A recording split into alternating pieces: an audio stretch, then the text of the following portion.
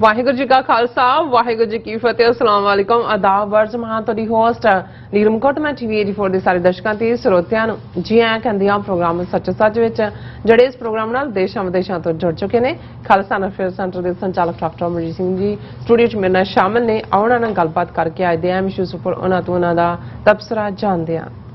ਜੀ ਡਾਕਟਰ ਸਾਹਿਬ ਵਾਹਿਗੁਰੂ ਜੀ का खालसा वाहिगुरू जी की फतेह। हाँ जी नीलम कौर जी ਤੁਹਾਨੂੰ भी ਤੇ ਦੁਨੀਆ ਭਰ ਚ ਬੈਠੇ ਸਾਡੇ ਬਹੁਤ ਹੀ ਪਿਆਰੇ ਸੋਹਣੇ ਸਿਆਣੇ ਟੀਵੀ 84 ਦੇ ਵਿਊਅਰਸ ਨੂੰ ਵੀ ਵਾਹਿਗੁਰੂ ਜੀ ਕਾ ਖਾਲਸਾ ਵਾਹਿਗੁਰੂ ਜੀ ਕੀ ਫਤਿਹ ਤੇ ਸਾਡੇ ਬਹੁਤ ਹੀ ਪਿਆਰੇ ਮੁਸਲਮਾਨ ਭੈਣਾਂ ਭਰਾਵਾਂ ਨੂੰ अस्सलाम वालेकुम। जी डॉक्टर साहब जी आनू प्रोग्राम सच सच विच बहुत मेहरबानी। जी डॉक्टर साहब आज 10 अगस्त 2022 26 सावन नानकशाही संमत 554 ਦਾ ਦਿਨ ਹੈ ਤੇ ਡਾਕਟਰ ਸਾਹਿਬ ਪ੍ਰੋਗਰਾਮ ਸ਼ੁਰੂ ਕਰਨ ਤੋਂ ਪਹਿਲਾਂ ਅਸੀਂ ਆਪਣੇ ਦਰਸ਼ਕਾਂ ਤੇ ਸਰੋਤਿਆਂ ਨੂੰ ਹਮੇਸ਼ਾ ਤੁਹਾਨੂੰ ਦੱਸਦੇ ਵਿਊਅਰਸ ਜੇ ਤੁਸੀਂ ਹੱਕ ਸੱਚ ਇਨਸਾਫ ਤੇ ਪੈਰਾ ਦਿੰਦਾ ਇੱਕ ਚੈਨਲ ਟੀਵੀ 84 ਨੂੰ ਦੇਖਣਾ ਚਾਹੁੰਦੇ ਹੋ ਤਾਂ ਤੁਸੀਂ ਦੇਖ ਸਕਦੇ ਹੋ ਸਪੈਕਟਰਮ ਕੇਬਲ ਆਚਿਨ ਕੇਬਲ ਬੈਲ ਫੈਵਕਨ ਕੈਨੇਡਾ roku ਜਾਦੂ ਬਾਕਸ ਸ਼ਾਵਾ ਫੇਸਬੁੱਕ ਟੀਵੀ 84 ਦੀ ਐਪ ਰਾਹੀਂ online streaming and IP box ਤੇ ਤੁਸੀਂ ਟੀਵੀ 84 ਨੂੰ ਦੇਖ ਸਕਦੇ ਹੋ। ਵਿਊਅਰਸ ਜੇ ਤੁਸੀਂ ਟੀਵੀ 84 ਨਾਲ ਜਾਂ ਪ੍ਰੋਗਰਾਮ ਸੱਚੋ ਸੱਚ ਨਾਲ ਫੇਸਬੁੱਕ ਰਾਹੀਂ ਜੁੜੇ ਤਾਂ ਵੱਧ ਲਾਈਕ ਕਰੋ ਤੇ ਸ਼ੇਅਰ ਕਰੋ ਅਤੇ ਨਾਲ ਹੀ YouTube ਤੇ ਸਬਸਕ੍ਰਾਈਬ ਵੀ ਕਰੋ। ਇਹ ਵੀ ਦੱਸ ਦਿਓ ਕਿ ਤੁਸੀਂ ਟੀਵੀ 84 ਦੀ ਐਪ ਨੂੰ ਐਂਡਰੋਇਡ ਐਂਡ ਐਪ ਸਟੋਰ ਤੇ ਡਾਊਨਲੋਡ ਕਰਕੇ ਜੋ ਟੀਵੀ 84 ਦੀ ਲਾਈਵ ਸਟ੍ਰੀਮ ਹੈ ਉਸ ਨੂੰ ਤੁਸੀਂ 24 ਆਵਰਸ ਦੇਖ ਸਕਦੇ ਹੋ। ਵਿਊਅਰਸ ਪ੍ਰੋਗਰਾਮ ਦੀ ਸ਼ੁਰੂਆਤ ਕਰਨ ਜਾ ਰਹੇ ਹਾਂ ਅੱਜ ਦੀ ਸਪਾਂਸਰਸ਼ਿਪ ਦੇ ਹਵਾਲੇ ਨਾਲ ਕਿ ਅੱਜ ਦੇ ਪ੍ਰੋਗਰਾਮ ਸੱਚੋ ਸੱਚ ਨੂੰ ਸਪਾਂਸਰ ਕੀਤਾ ਗਿਆ ਹੈ ਡਾਲਸ ਟੈਕਸਸ ਤੋਂ ਸਰਦਾਰ ਗੋਵਿੰਦਰ ਸਿੰਘ ਜੀ ਅਤੇ ਸਰਦਾਰ ਅਮਨਵੀਰ ਸਿੰਘ ਜੀ ਵੱਲੋਂ। ਸੋ ਇਹਨਾਂ ਨੇ ਬੇਨਤੀ ਕੀਤੀ ਹੈ ਕਿ ਜਿਹੜੇ ਸਾਡੇ ਵੀਰ ਭੈਣ ਅੱਜ ਵੀ ਭਾਰਤੀ ਕਹਾਉਣਾ ਪਸੰਦ ਕਰਦੇ ਹਨ ਉਹ ਹਕੂਮਤਾਂ ਅੱਜ ਤੱਕ ਲੱਗੀ ਫਰਮਾਨ ਜਿਹੜਾ ਜਾਰੀ ਕਰਕੇ ਗੁਰਦੁਆਰਾ ਸਾਹਿਬਾਨਾਂ ਤੇ ਤਿਰੰਗਾ ਲਹਿਰਾਉਣ ਦਾ ਹੁਕਮ ਕਰ ਰਹੀਆਂ ਹਨ। ਪੈਰ ਪੈਰ ਤੇ ਸਾਨੂੰ ਗੁਲਾਮੀ ਦਾ ਅਹਿਸਾਸ ਕਰਵਾਇਆ ਜਾ ਰਿਹਾ ਹੈ, ਕਕਾਰਾਂ ਤੇ ਪਾਬੰਦੀ ਲਾਈ ਜਾ ਰਹੀ ਹੈ। ਸਾਨੂੰ ਕੋਈ ਭੁਲੇਖਾ ਨਹੀਂ ਰਹਿਣਾ ਚਾਹੀਦਾ ਕਿ ਸਾਡਾ ਦੁਸ਼ਮਣ ਕੌਣ ਹੈ ਅਤੇ ਸਾਡੇ ਖਿਲਾਫ ਕੀ ਚਾਲ ਚੱਲ ਰਿਹਾ ਹੈ। ਸੋ 15 ਅਗਸਤ ਨੂੰ ਹਕੂਮਤ ਦੇ ਫਰਮਾਨ ਨੂੰ ਠੁੱਡ ਮਾਰੀਏ, ਤਿਰੰਗੇ ਦਾ ਬਾਈਕਾਟ ਕਰੀਏ ਅਤੇ ਨਿਸ਼ਾਨ ਸਾਹਿਬ ਜਿਹੜਾ ਹੈ ਉਹ ਲਹਿਰਾਈਏ। ਸੋ ਇਹ ਸਮਾਂ ਹੋਰ ਕਿਸੇ ਬੈਂਸ ਵਿੱਚ ਪੈਣ ਦੀ ਥਾਂ ਵੰਗਾਰਨ ਦਾ ਹੈ। ਸੋ ਅੱਜ ਦੀ ਸਪਾਂਸਰਸ਼ਿਪ ਲਈ ਅਸੀਂ ਸਰਦਾਰ ਗੋਵਿੰਦਰ ਸਿੰਘ ਜੀ ਅਤੇ ਸਰਦਾਰ ਅਮਨਵੀਰ ਸਿੰਘ ਜੀ ਦਾ ਤਹਿ ਦਿਲ ਤੋਂ ਧੰਨਵਾਦ ਕਰਦੇ ਹਾਂ। ਤੁਹਾਨੂੰ ਵੀ ਅਪੀਲ ਤੇ ਬੇਨਤੀ ਕਰਦੇ ਹਾਂ ਕਿ ਤੁਸੀਂ ਪ੍ਰੋਗਰਾਮ ਸੱਚੋ ਸੱਚ ਨੂੰ ਵੱਧ ਤੋਂ ਵੱਧ ਸਪਾਂਸਰ ਕਰੋ। ਸਪਾਂਸਰਸ਼ਿਪ ਲਈ ਤੁਸੀਂ ਸਾਨੂੰ ਕਾਲ ਕਰ ਸਕਦੇ ਹੋ ਸਾਡੇ ਫੋਨ ਨੰਬਰ ਤੇ 5166619184। ਤੁਸੀਂ ਸਾਨੂੰ ਈਮੇਲ ਵੀ ਕਰ ਸਕਦੇ ਹੋ info@tv84.tv ਤੇ। ਸੋ ਵਿਊਅਰਸ ਪਹਿਲੇ ਸੈਗਮੈਂਟ ਦੇ ਵਿੱਚ ਗੱਲਬਾਤ ਹੋਣ ਜਾ ਰਹੀ ਹੈ ਕਿ ਅੱਜ 10 ਅਗਸਤ 1986 ਨੂੰ ਭਾਰਤੀ ਫੌਜ ਦੇ ਰਿਟਾਇਰਡ ਜਨਰਲ ਵੈਦਿਆ ਨੂੰ ਪੂਨਾ ਸ਼ਹਿਰ ਵਿਖੇ ਦੋ ਸਿੱਖ ਗੱਭਰੂਆਂ ਭਾਈ ਹਰਜਿੰਦਰ ਸਿੰਘ ਜਿੰਦਾ ਤੇ ਭਾਈ ਸੁਖਦੇਵ ਸਿੰਘ ਸੁੱਖਾ ਨੇ ਉਸ ਦੇ ਕੀਤੇ ਦੀ ਉਸ ਨੂੰ ਸਜ਼ਾ ਦਿੱਤੀ। ਸੋ ਯਾਦ ਰਹੇ ਜੂਨ 84 ਦੇ ਘੱਲੂਘਾਰੇ ਲਈ ਇੰਦਰਾ ਗਾਂਧੀ ਤੋਂ ਬਾਅਦ ਦੂਸਰਾ ਜ਼ਿੰਮੇਵਾਰ ਸ਼ਖਸ ਜਨਰਲ ਵੈਦਿਆ ਸੀ। ਸੋ ਜੂਨੀਅਰ ਹੋਣ ਦੇ ਬਾਵਜੂਦ ਜਨਰਲ ਵੈਦਿਆ ਨੂੰ ਫੌਜ ਦਾ ਮੁਖੀ ਲਗਾਇਆ ਗਿਆ ਸੀ ਕਿਉਂਕਿ ਉਹ ਇੰਦਰਾ ਗਾਂਧੀ ਦੀ ਸਿੱਖ ਨਸਲਕੁਸ਼ੀ ਯੋਜਨਾ ਵਿੱਚ ਹਿੱਸੇਦਾਰ ਬਣਨ ਨੂੰ ਤਿਆਰ ਸੀ, ਜਦੋਂ ਕਿ ਸੀਨੀਅਰ ਜਨਰਲ ਸਿਨਹਾ ਨੇ ਇਨਕਾਰ ਕਰਦਿਆਂ ਅਸਤੀਫਾ ਦੇ ਦਿੱਤਾ ਸੀ। ਸੋ ਇਸ ਬਾਰੇ ਆਪਾਂ ਗੱਲਬਾਤ ਕਰਨ ਜਾ ਰਹੇ ਹਾਂ। ਸੋ ਅਸੀਂ ਚਾਹਾਂਗੇ ਕਿ ਤੁਸੀਂ ਇਸੇ ਤਰ੍ਹਾਂ ਬੜੇ ਰਹਿਣਾ ਦੇਖਣ ਸੁਣਨ ਲਈ ਤੁਹਾਡਾ ਸਭ ਦਾ ਬਹੁਤ ਬਹੁਤ ਧੰਨਵਾਦ। ਜੀ ਡਾਕਟਰ ਸਾਹਿਬ ਕੀ ਵਿਚਾਰਾਂ ਨੇ? ਦੇਖੋ ਸਭ ਤੋਂ ਪਹਿਲਾਂ ਤਾਂ ਅਸੀਂ ਆਪਣੇ ਉਹਨਾਂ ਸਾਰੇ ਹੀ ਵੀਰਾਂ ਭੈਣਾਂ ਦਾ ਸ਼ੁਕਰੀਆ ਅਦਾ ਕਰਦੇ ਹਾਂ ਜਿਨ੍ਹਾਂ ਨੇ ਕੱਲ ਦੇ ਪ੍ਰੋਗਰਾਮ ਦੇ ਆਲਮੋਸਟ ਸਾਰੇ ਹੀ ਸੈਗਮੈਂਟਸ ਦੀ ਬਹੁਤ ਸਰਾਹਨਾ ਕੀਤੀ ਜੀ। ਖਾਸ ਤੌਰ ਤੇ ਡਾਕਟਰ ਅਸਲਮ ਜਿਨ੍ਹਾਂ ਦਾ ਆਰਟੀਕਲ ਅਸੀਂ ਕੱਲ ਡਿਸਕਸ ਕੀਤਾ ਕਿ ਉਹਦੇ 'ਚ ਉਹਨਾਂ ਨੇ ਇੱਕ ਨਵਾਂ ਆਰਗੂਮੈਂਟ ਪੇਸ਼ ਕੀਤਾ ਖਾਲਿਸਤਾਨ ਦੇ ਹੱਕ 'ਚ। ਜਿਹੜਾ ਸਿੱਖਾਂ ਦੀ ਜਿਹੜੀ ਮੰਗ ਹੈ ਅਸੀਂ ਤਾਂ ਆਪਣੇ ਸੋਵਰਨ ਹੋਣ ਜਾਂ ਪਾਤਸ਼ਾਹਤ ਜਾਂ 1849 ਤੱਕ ਇੱਕ ਸੋਵਰਨ ਨੇਸ਼ਨ ਹੋਣ ਦੇ ਦਾਅਵੇ ਦੇ ਥੱਲੇ ਤੇ ਦੂਸਰਾ ਪਰਸੀਕਿਊਸ਼ਨ ਕਿ ਸਾਡੇ ਨਾਲ ਜ਼ੁਲਮ ਹੋ ਰਹੇ ਨੇ, ਜੈਨੋਸਾਈਡ ਹੋ ਰਹੇ ਨੇ, ਉਸ ਦੇ ਬਿਨਾਂ ਦੇ ਉੱਤੇ ਆਪਣਾ ਕੇਸ ਬਿਲਟ ਕਰਦੇ। ਪਰ ਉਹਨਾਂ ਨੇ ਇੱਕ ਨਵਾਂ ਐਂਗਲ ਇਹ ਸਾਰੇ ਦੇ ਵਿੱਚ ਦਿੱਤਾ ਕਿ ਜਿਵੇਂ ਸਿੱਖ ਧਰਮ ਦੇ ਅੰਦਰ ਸੇਵਾ ਭਾਵਨਾ ਹੈ, ਜਿਵੇਂ ਉਹਨਾਂ ਨੇ ਪਿਛਲੀ ਸਦੀ ਦੇ ਵਿੱਚ ਇਰਰਿਸਪੈਕਟਿਵ ਕਿ ਦੁਨੀਆ 'ਚ ਕੀ ਕ੍ਰਾਈਸਿਸ ਹੁੰਦਾ ਹੈ, ਉਹਨਾਂ ਦਾ ਮਜ਼ਹਬ ਕੀ ਹੈ, ਉਹਨਾਂ ਦੀ ਰੇਸ ਕੀ ਹੈ, ਉਹਨਾਂ ਦਾ ਜੈਂਡਰ ਕੀ ਹੈ, ਉਹ ਉੱਚੇ ਨੇ ਕਿ ਨੀਵੇਂ ਨੇ, ਸਭ ਨੂੰ ਸਰਵ ਕੀਤਾ। ਉਹਨਾਂ ਨੇ ਇਹ ਆਰਗੂਮੈਂਟ ਲਿਆ ਕਿ ਇਨਸਾਨੀਅਤ ਦੇ ਹਿਊਮਨ ਕਾਈਂਡ ਦੇ ਭਲੇ ਲਈ ਇਹ ਬੜਾ ਜ਼ਰੂਰੀ ਹੈ ਕਿ ਖਾਲਿਸਤਾਨ ਹੋਣ ਦੇ ਵਿੱਚ ਆਏ ਤਾਂ ਕਿ ਖਾਲਿਸਤਾਨ ਇੱਕ ਰੋਲ ਮਾਡਲ ਨੇਸ਼ਨ ਵਜੋਂ ਕੁੱਲ ਦੁਨੀਆ ਦੀ ਸਰਵਿਸ ਦੇ ਵਿੱਚ ਆਏ ਕਿ ਜੇ ਜਿਨ੍ਹਾਂ ਲੋਕਾਂ ਕੋਲ ਮੁਲਕ ਨਹੀਂ ਹੈ ਜੇ ਉਹ ਅੱਜ ਇਸ ਹੱਦ ਤੱਕ ਜਿਹੜੇ ਨੇ ਉਹ ਇਨਸਾਨੀਅਤ ਲਈ ਖਲੋਂਦੇ ਨੇ, ਇਕੁਆਲਿਟੀ ਲਈ ਖਲੋਂਦੇ ਨੇ, ਜਸਟਿਸ ਲਈ ਖਲੋਂਦੇ ਨੇ, ਕ੍ਰਾਈਸਿਸ ਵਿੱਚ ਖਲੋਂਦੇ ਨੇ। ਸੋ ਇਸ ਲਿਖਤ ਨੂੰ ਵੀ ਬਹੁਤ ਪਸੰਦ ਕੀਤਾ ਗਿਆ ਔਰ ਸਾਡੇ ਇਸ ਸੈਗਮੈਂਟ ਦੇ ਉੱਤੇ ਬਹੁਤ ਸਾਰੇ ਕਮੈਂਟ ਵੀ ਨੇ, ਸਾਨੂੰ ਬਹੁਤ ਸਾਰੇ ਜਿਹੜੇ ਨੇ ਨਿੱਜੀ ਮੈਸੇजेस ਵੀ ਆਏ ਨੇ।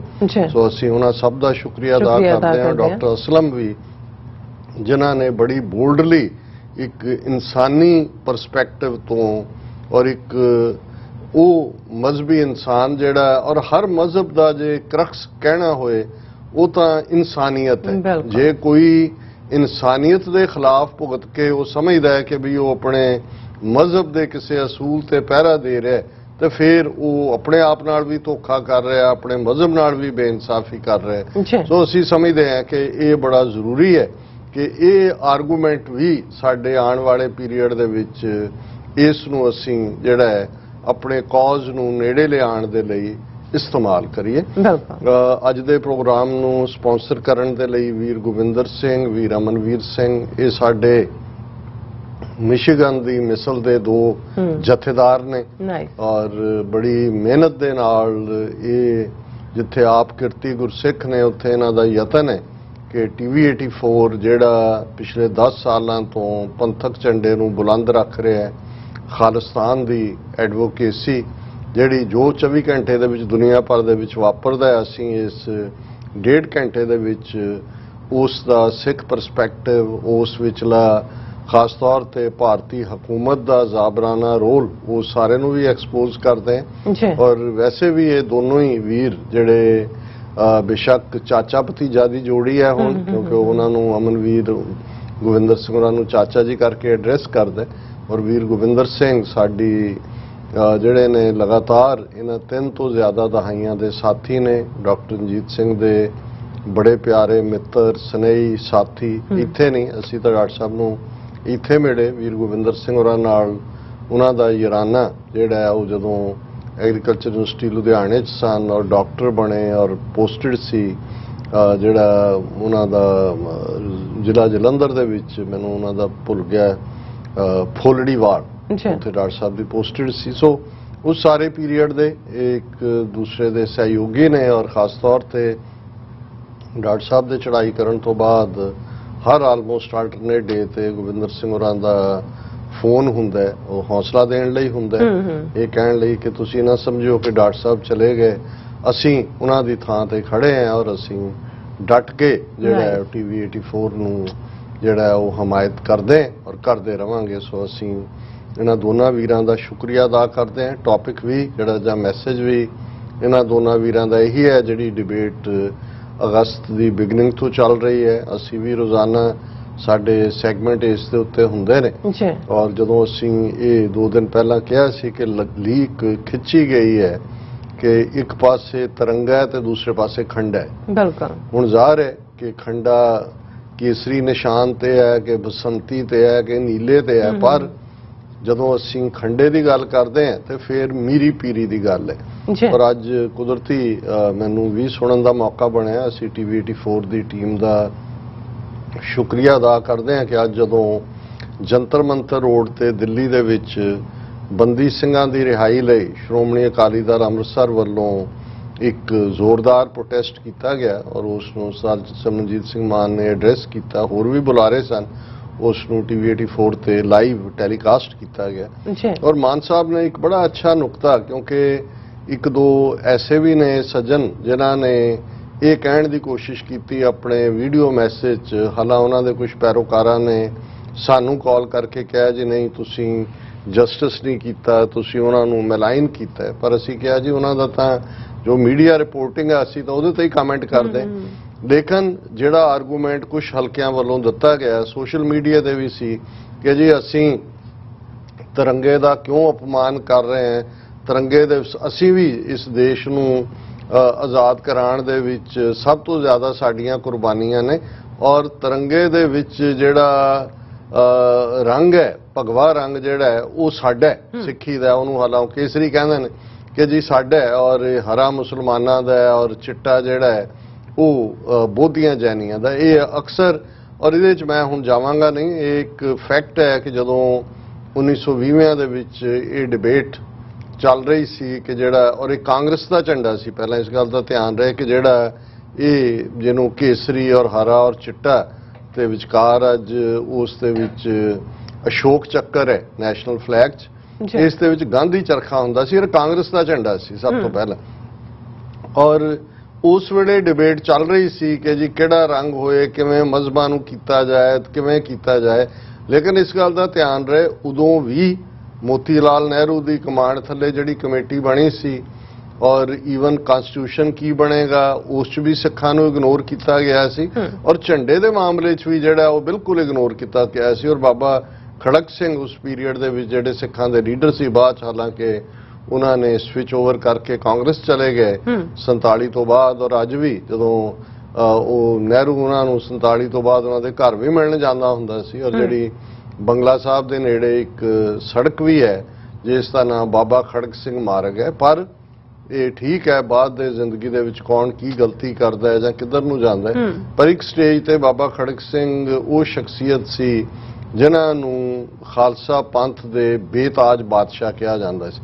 ਔਰ ਇਹੀ ਬਾਬਾ ਖੜਕ ਸਿੰਘ ਗੁਰਦੁਆਰਾ ਸੁਧਾਰ ਲਹਿਰ ਦੇ ਵੇਲੇ ਵੀ ਇਹਨਾਂ ਦਾ ਵੱਡਾ ਰੋਲ ਸੀ। ਔਰ ਜਦੋਂ ਇਹਨਾਂ ਨੂੰ ਗੁਰੂ ਕੇ ਬਾਗ ਦੇ ਮੋਰਚੇ 'ਚ ਦਾ ਅਸੀਂ ਕੱਲ੍ਹ ਜ਼ਿਕਰ ਕੀਤਾ ਸੀ ਔਰ ਸਾਡੇ ਕੁਝ ਵੀਰਾਂ ਨੇ ਖਾਸ ਤੌਰ ਤੇ ਸਾਡੇ ਮਿੱਤਰ ਮਲਕ ਸਾਹਿਬ ਉਹਨਾਂ ਨੇ ਅੱਜ ਕਾਲ ਕਰਕੇ ਸ਼ੁਕਰੀਆ ਵੀ ਅਦਾ ਕੀਤਾ ਔਰ ਉਹਨਾਂ ਨੇ ਕਿਹਾ ਜੀ ਤੁਸੀਂ ਗੁਰੂ ਕੇ ਬਾਗ ਦਾ ਮੋਰਚਾ ਡਿਸਕਸ ਕੀਤਾ ਔਰ ਸਾਡੇ ਲਈ ਉਹ ਪਰਸਨਲੀ ਬੜਾ ਜ਼ਰੂਰੀ ਹੈ, ਬੜਾ ਸਾਨੂੰ ਟੱਚਿੰਗ ਸੀ ਕਿਉਂਕਿ ਉਹਨਾਂ ਨੇ ਕਿਹਾ ਕਿ ਮੇਰੇ ਦਾਦਾ ਜੀ ਵੀ ਉਸ ਮੋਰਚੇ ਦੇ ਵਿੱਚ ਸ਼ਾਮਲ ਹੋਏ ਸੀ ਔਰ ਉਹਨਾਂ ਦੀ ਕਾਲਰ ਬੋਨ ਜਿਹੜੀ ਹੈ ਉਹ ਡਾਂਗਾਂ ਦੇ ਨਾਲ ਤੋੜੀ ਗਈ ਸੀ। ਔਰ ਇਸ ਗੱਲ ਦਾ ਧਿਆਨ ਰਹੇ ਕਿ ਉਸ ਮੋਰਚੇ 'ਚੋਂ ਜਿਹੜੀਆਂ ਗ੍ਰਿਫਤਾਰੀਆਂ ਲਈਆਂ ਕੀਤੀਆਂ ਗਈਆਂ ਉਹਨਾਂ ਨੂੰ ਬਹੁਤ ਦੂਰ ਦੁਰਾਡੇ ਜਿਵੇਂ ਅਟਕ ਦੀਆਂ ਜੇਲ੍ਹਾਂ 'ਚ ਭੇਜਿਆ ਗਿਆ ਸੀ ਔਰ ਉੱਥੇ ਵੀ ਜੇਲ੍ਹ ਦੇ ਮੁਖੀਆਂ ਦਾ ਇਹ ਫਰਮਾਨ ਸੀ ਕਿ ਕਿਸੇ ਨੂੰ ਵੀ ਸਿਰ ਢੱਕਣ ਲਈ ਜਿਹੜਾ ਉਹ ਕੁਝ ਨਹੀਂ ਦਿੱਤਾ ਜਾਏਗਾ ਔਰ ਉਹਨਾਂ ਨੇ ਦਸਤਾਰਾਂ ਜਿਹੜੀਆਂ ਨੇ ਉਹ ਰਖਵਾ ਲਈਆਂ ਸੀ। ਔਰ ਬਾਬਾ ਖੜਕ ਸਿੰਘ ਜਿਹੜੇ ਖੁਦ ਸਿਆਲਕੋਟ ਦੇ ਉਸ ਵੇਲੇ ਬਾਰ ਐਟ ਲਾਇਰ ਸੀ, ਬੜੇ ਖਾਨਦਾਨੀ ਸਰਦਾਰ ਬਹਾਦਰ ਦਾ ਖਿਤਾਬ ਸੀ ਉਹਨਾਂ ਦੇ ਖਾਨਦਾਨ ਕੋਲ, ਉਹਨਾਂ ਨੇ ਇਸ ਰਸਤੇ ਨੂੰ ਚੁਣਿਆ ਸੀ। ਉਹਨਾਂ ਨੇ ਆਪਣੇ ਸਰੀਰ ਦੇ ਵੀ ਸਾਰੇ ਕੱਪੜੇ ਲਾ ਕੇ ਸਿਰਫ ਕਸ਼ਹਿਰਾ ਰੱਖਿਆ ਸੀ। ਉਹਨਾਂ ਨੇ ਕਿਹਾ ਸੀ ਵੀ ਜਦੋਂ ਤੱਕ ਦਸਤਾਰ ਦਾ ਹੱਕ ਸਾਨੂੰ ਨਹੀਂ ਮਿਲਦਾ ਜੇਲ੍ਹ 'ਚ ਮੈਂ ਕੱਪੜੇ ਵੀ ਨਹੀਂ ਪਾਉਣੇ। ਔਰ ਉਹ ਬੜਾ ਠੰਡਾ ਇਲਾਕਾ ਉਹਦੇ 'ਚ ਉਹਨਾਂ ਨੇ ਕਿਵੇਂ ਸਰਦੀਆਂ ਗੁਜ਼ਾਰੀਆਂ ਔਰ ਦੂਜਾ ਬਾਅਦ ਦੇ ਵਿੱਚ ਉਹ ਹੱਕ ਮਿਲਿਆ ਵੀ ਜੇਲ੍ਹ 'ਚ। ਔਰ ਇਹਨਾਂ ਨੂੰ ਵੀ ਜਿਹੜੇ ਕਾਂਗਰਸੀ ਅੱਜ ਗਾਂਧੀ ਟੋਪੀਆਂ ਪਾ ਕੇ ਕੇਜਰੀਵਾਲ ਐਂਡ ਕੰਪਨੀ ਆਪਣੇ ਆਪ ਨੂੰ ਰਾਸ਼ਟਰਵਾਦੀ ਸਾਬਤ ਕਰਦੇ ਨੇ, ਇਨਫੈਕਟ ਇਹਨਾਂ ਨੂੰ ਵੀ ਜਦੋਂ ਸਿੱਖਾਂ ਨੇ ਮੋਰਚਾ ਲਾਇਆ ਬਾਬਾ ਖੜਕ ਸਿੰਘ ਦੀ ਕਮਾਂਡ ਥੱਲੇ ਤੇ ਇਹਨਾਂ ਨੂੰ ਵੀ ਆਪਣੀ ਉਹ ਜਿਹੜੀ ਕਿਸ਼ਤੀਨੁਮਾ ਟੋਪੀ ਹੈ ਜਿਹਦਾ ਨਾਂ ਗਾਂਧੀ ਟੋਪੀ ਰੱਖਿਆ ਉਹ ਇੱਥੇ ਵੈਸੇ ਬਹਿਰੇ ਪਾਉਂਦੇ ਨੇ ਉਹ ਪਾਉਣ ਦਾ ਜਿਹੜਾ ਇਹਨਾਂ ਨੂੰ ਹੱਕ ਮਿਲਿਆ। ਸੋ ਅਸੀਂ ਇਹ ਸਮਝਦੇ ਹਾਂ ਕਿ ਇਸ ਸਾਰੇ ਪੀਰੀਅਡ 'ਚ ਉਦੋਂ ਵੀ ਬਾਬਾ ਖੜਕ ਸਿੰਘ ਨੇ ਮੋਤੀ ਲਾਲ ਨਹਿਰੂ ਨੂੰ ਗਾਂਧੀ ਨੂੰ ਭੰਨਿਆ ਸੀ ਕਿ ਤੁਸੀਂ ਸਿੱਖਾਂ ਤੋਂ ਕੁਰਬਾਨੀਆਂ ਤਾਂ ਚਾਹੁੰਦੇ ਹੋ ਪਰ ਤੁਸੀਂ ਉਹਨਾਂ ਦਾ ਰੰਗ ਵੀ ਝੰਡੇ 'ਚ ਸ਼ਾਮਲ ਨਹੀਂ ਕਰਨਾ ਚਾਹੁੰਦੇ ਔਰ ਨਹੀਂ ਸੀ ਕੀਤਾ ਗਿਆ। ਇਸ ਗੱਲ ਦਾ ਧਿਆਨ ਰਹੇ ਕਿ ਇਸ ਝੰਡੇ ਦੇ ਵਿੱਚ ਔਰ ਹਾਲਾਂ ਬਾਅਦ ਕਾਂਗਰਸ ਨੇ ਕਿਹਾ ਔਰ ਜਦੋਂ ਕਨਸਟੀਟਿਊਸ਼ਨ ਦੇ ਥੱਲੇ ਇਸ ਝੰਡੇ ਨੂੰ ਜਿਹੜਾ ਕਾਂਗਰਸ ਦਾ ਝੰਡਾ ਸੀ ਉਹਦੇ 'ਚ ਰਿਪਲੇਸਮੈਂਟ ਸਿਰਫ ਉਹਨਾਂ ਨੇ ਚਰਖੇ ਦੀ ਥਾਂ ਅਸ਼ੋਕ ਚੱਕਰ ਲਿਆਂਦਾ ਔਰ ਇਹ ਕਿਹਾ ਗਿਆ ਜੀ ਇਹਦਾ ਧਰਮ ਦੇ ਨਾਲ ਇਹਨਾਂ ਰੰਗਾਂ ਦਾ ਕੋਈ ਨਹੀਂ ਹੈ। ਔਰ ਇਹਦੇ 'ਚ ਜ਼ਾਹਰ ਹੈ ਕਿ ਜਿਵੇਂ ਸਿਮਰਨਜੀਤ ਸਿੰਘ ਮਾਨ ਉਹਨੇ ਤਾਂ ਇੰਟਰਪ੍ਰੀਟ ਕੀਤਾ ਕਿ ਭਗਵਾ ਜਿਹੜਾ ਉਹ ਹਿੰਦੂਆਂ ਦਾ ਹੈ ਔਰ ਹਰਾ ਮੁਸਲਮਾਨਾਂ ਦਾ ਹੈ, ਚਿੱਟਾ ਬੋਧੀਆਂ ਜੈਨੀਆਂ ਦਾ ਹੈ ਤੇ ਵਿਚਕਾਰ ਜਿਹੜਾ ਚੱਕਰ ਹੁਣ ਘੁੰਮ ਰਿਹਾ ਉਹ ਬੁੱਧ ਧਰਮ ਦਾ ਹੈ ਕਿਉਂਕਿ ਜਿਹੜਾ ਉਹ ਉਹਨਾਂ ਦਾ ਧਰਮ ਹੈ ਜਿਹਦੇ ਅਸ਼ੋਕ ਚੱਕਰ ਅਸ਼ੋਕਾ ਨੇ ਬੁੱਧ ਧਰਮ ਐਮਬਰੇਸ ਕਰ ਲਿਆ ਸੀ ਵੀ ਸਾਡੀ ਤਾਂ ਵੈਸੇ ਨਹੀਂ। ਔਰ ਮੈਂ ਤਾਂ ਖੈਰ ਇਸ ਤੋਂ ਵੀ ਬਿਯੋਂਡ ਜਿਵੇਂ ਅਸੀਂ ਕੱਲ ਡਿਸਕਸ ਕੀਤਾ ਸੀ ਕਿ ਜਦੋਂ ਅਸੀਂ ਕਨਸਟੀਟਿਊਸ਼ਨ ਨੂੰ ਹੀ ਨਹੀਂ ਮੰਨਿਆ, ਸਾਡੇ ਨੁਮਾਇੰਦਿਆਂ ਨੇ ਦਸਤਖਤ ਨਹੀਂ ਕੀਤੇ, ਕਨਸਟੀਟਿਊਸ਼ਨ ਦੇ ਨਾਲ ਝੰਡਾ ਹੁੰਦਾ। ਸੋ ਅੱਜ ਜੰਤਰ ਮੰਤਰ ਤੇ ਬੜਾ ਜ਼ਬਰਦਸਤ ਇਕੱਠ ਸੀ ਔਰ ਜਿਹੜਾ ਇਹ ਮੈਸੇਜ ਦਿੱਤਾ ਗਿਆ ਭਾਰਤੀ ਹਾਕਮਾਂ ਨੂੰ, ਹਿੰਦੂ ਤਵੀਆਂ ਨੂੰ ਕਿ ਅਸੀਂ ਇਹ ਤਿਰੰਗੇ ਵਾਲੇ ਜਿਹੜੇ ਨੇ ਉਹਨਾਂ ਦੇ ਨਾਲ ਇੱਕ ਲੀਕ ਖਿੱਚੀ ਹੋਈ ਹੈ, ਸਾਡਾ ਕੇਸਰੀ ਨਿਸ਼ਾਨ ਹੈ ਔਰ ਮਾਨ ਸਾਹਿਬ ਨੇ ਤਾਂ ਉਹਨਾਂ ਨੂੰ ਵੰਗਾਰਿਆ ਕਿ ਜੀ ਤੁਸੀਂ ਕਹਿੰਦੇ ਹੋ ਜੀ ਸੰਵਿਧਾਨ ਦੀ ਸਹੁੰ ਚੁੱਕੀ, ਇਹ ਕੀਤਾ ਉਹ ਕੀਤਾ, ਚੁੱਕੀ ਹੈ ਠੀਕ ਹੈ, ਤੁਸੀਂ ਵੀ ਚੁੱਕੀ ਹੈ, ਮੋਦੀ ਨੇ, ਅਮਿਤ ਸ਼ਾਹ ਨੇ, ਚੀਨ ਨੇ ਤੁਹਾਡਾ ਪਹਿਲਾਂ 40,000 ਸਕੁਅਰ ਕਿਲੋਮੀਟਰ ਏਰੀਆ ਲਿਆ ਬਾਅਦ ਤੁਹਾਡੇ ਕਹਿਣ ਮੁਤਾਬਕ ਕਿਉਂਕਿ ਤੁਸੀਂ ਮਤਾ ਪਾਸ ਕੀਤਾ ਪਾਰਲੀਮੈਂਟ। ਹੁਣ ਜੂਨ 2020 ਤੱਕ ਪਹੁੰਚਦੇ ਆ ਤੁਹਾਡਾ 1000 ਸਕੁਅਰ ਕਿਲੋਮੀਟਰ ਟੈਰੀਟਰੀ ਲੈ ਉਹਨਾਂ ਕਿਹਾ ਤੁਸੀਂ ਅੱਗੇ ਲੱਗੋ ਮੈਂ ਅੱਗੇ ਲੱਗਦਾ ਆਓ ਚੀਨ ਤੋਂ ਉਹਨੂੰ ਖਾਲੀ ਕਰਾਈਏ ਤਾਂ ਹੋਇਆ ਵੀ ਤੁਸੀਂ ਸਹੁੰ ਚੁੱਕੀ ਹੈ। ਸੋ ਮੈਂ ਸਮਝਦਾ ਵੀ ਇਹ ਜਿਹੜੇ ਬੇਸ਼ਰਮ ਕਿਸਮ ਦੇ ਸਾਡੇ 'ਚ ਵੀ ਵੜੇ ਹੋਏ ਇਹਨਾਂ ਦੇ ਰੈਂਟਾ ਸਿੱਖ ਨੇ ਉਹਨਾਂ ਨੂੰ ਤਾਂ ਤੁਸੀਂ ਕੋਈ ਨਹੀਂ ਕਨਵਿੰਸ ਕਰਵਾ ਸਕਦੇ। ਪਰ ਇਹ ਇੱਕ ਬਹੁਤ ਚੰਗੀ ਗੱਲ ਹੈ ਕਿ ਇੱਕ ਪਾਸੇ ਜਿੱਥੇ ਭਾਰਤ ਦੇ ਵਿੱਚ ਆਲਮੋਸਟ 20 ਕਰੋੜ ਮੁਸਲਮਾਨ ਆਲਮੋਸਟ ਉਹਨਾਂ ਨੇ ਡਰਾ ਕੇ ਬਿਠਾਏ ਹੋਏ ਨੇ, ਇਹੀ ਨਹੀਂ ਕਿ ਪੰਜਾਬ ਦੇ ਵਿੱਚ ਖਲੋ ਕੇ ਜਿਹੜੇ ਨੇ ਸਿੱਖਾਂ ਨੇ ਚੈਲੰਜ ਕੀਤਾ ਔਰ ਜ਼ਾਹਰ ਹੈ ਸਿਮਰਨਜੀਤ ਸਿੰਘ ਮਾਨ ਦੀ ਜਿੱਤ ਸੰਗਰੂਰ ਪਾਰਲੀਮੈਂਟਰੀ ਹਲਕੇ ਤੋਂ ਇਹ ਇਸ ਗੱਲ ਦਾ ਸਬੂਤ ਹੈ ਕਿ ਭਾਈ ਕੌਮ ਕਿੱਥੇ ਖੜੀ ਹੈ। ਪਰ ਦਿੱਲੀ ਜਾ ਕੇ ਵੀ ਵੰਗਾਰਨਾ ਉਹਨਾਂ ਦਿਨਾਂ 'ਚ ਜਦੋਂ ਕਿ ਸਾਰੇ ਭਾਰਤ ਦੇ ਵਿੱਚ ਘਰ ਘਰ ਤਿਰੰਗਾ ਦੇ ਨਾਂ ਥੱਲੇ ਲੋਕਾਂ ਨੂੰ ਜਿਹੜਾ ਫੋਰਸ ਕੀਤਾ ਜਾ ਰਿਹਾ ਵੇਚੇ ਜਾ ਰਹੇ ਨੇ ਤਿਰੰਗੇ ਉਹ ਕਿਹਾ ਜਾ ਰਿਹਾ ਕਿ ਤੁਸੀਂ ਜਿਹੜਾ ਉਹ ਹਰ ਰਾਸ਼ਨ ਕਾਰਡ ਵਾਲਾ ਅਸੀਂ ਗੱਲ ਕਰਾਂਗੇ ਇਹਨਾਂ ਸੈਗਮੈਂਟਸ ਦੇ ਵਿੱਚ ਕਿ ਕਿਵੇਂ ਚੱਲ ਰਿਹਾ ਉੱਥੇ ਜਾ ਕੇ ਸਿੱਖਾਂ ਨੇ ਵੰਗਾਰਿਆ ਔਰ ਅਸੀਂ ਸਮਝਦੇ ਹਾਂ ਕਿ ਇਸ ਵੇਲੇ ਉਹਨਾਂ ਨੇ ਤਾਂ ਜੇ 13 ਤੋਂ ਲਹਿਰਾਣਾ ਕਿ ਨਹੀਂ ਲਹਿਰਾਣਾ ਸਰਕਾਰੀ ਆਰਡਰ ਤੇ ਦੂਜੇ ਦੁਨੀਆ ਭਰ 'ਚ ਸਿੱਖਾਂ ਨੇ ਆਲਰੇਡੀ ਜਿਹੜੇ ਨੇ ਉਹ ਖਾਲਸਾਈ ਝੰਡੇ ਆਪਣੇ ਘਰਾਂ ਦੇ ਉੱਤੇ ਔਰ ਦੂਸਰੇ ਲਾਉਣੇ ਸ਼ੁਰੂ ਕੀਤੇ ਹੋਏ ਨੇ। ਸੋ ਇਹ ਵੰਗਾਰ ਹੈ। ਸੋ ਅਸੀਂ ਵੀਰ ਗੋਬਿੰਦਰ ਸਿੰਘ ਅਮਨਵੀਰ ਸਿੰਘ ਹੋਰਾਂ ਦਾ ਸ਼ੁਕਰੀਆ ਅਦਾ ਕਰਦੇ ਹਾਂ। ਉਹ ਸਾਡੇ ਨਾਲ ਕੰਧ ਵਾਂਗ ਰੌਕ ਵਾਂਗ ਖੜੇ ਨੇ ਔਰ ਅਸੀਂ ਆਸ ਕਰਦੇ ਹਾਂ ਕਿ ਇਵੇਂ ਹੀ ਮਹਾਰਾਜ ਉਹਨਾਂ ਨੂੰ ਹਿੰਮਤ ਦੇਣ ਔਰ ਉਹ ਹਰ ਪੰਥਕ ਕਾਰਜ ਦੇ ਲਈ ਇਵੇਂ ਹੀ ਤਤਪਰ ਰਹਿਣ। ਬਿਲਕੁਲ ਅੱਜ ਦਾ ਦਿਨ ਇੱਕ ਇਤਿਹਾਸਕ ਦਿਨ ਹੈ।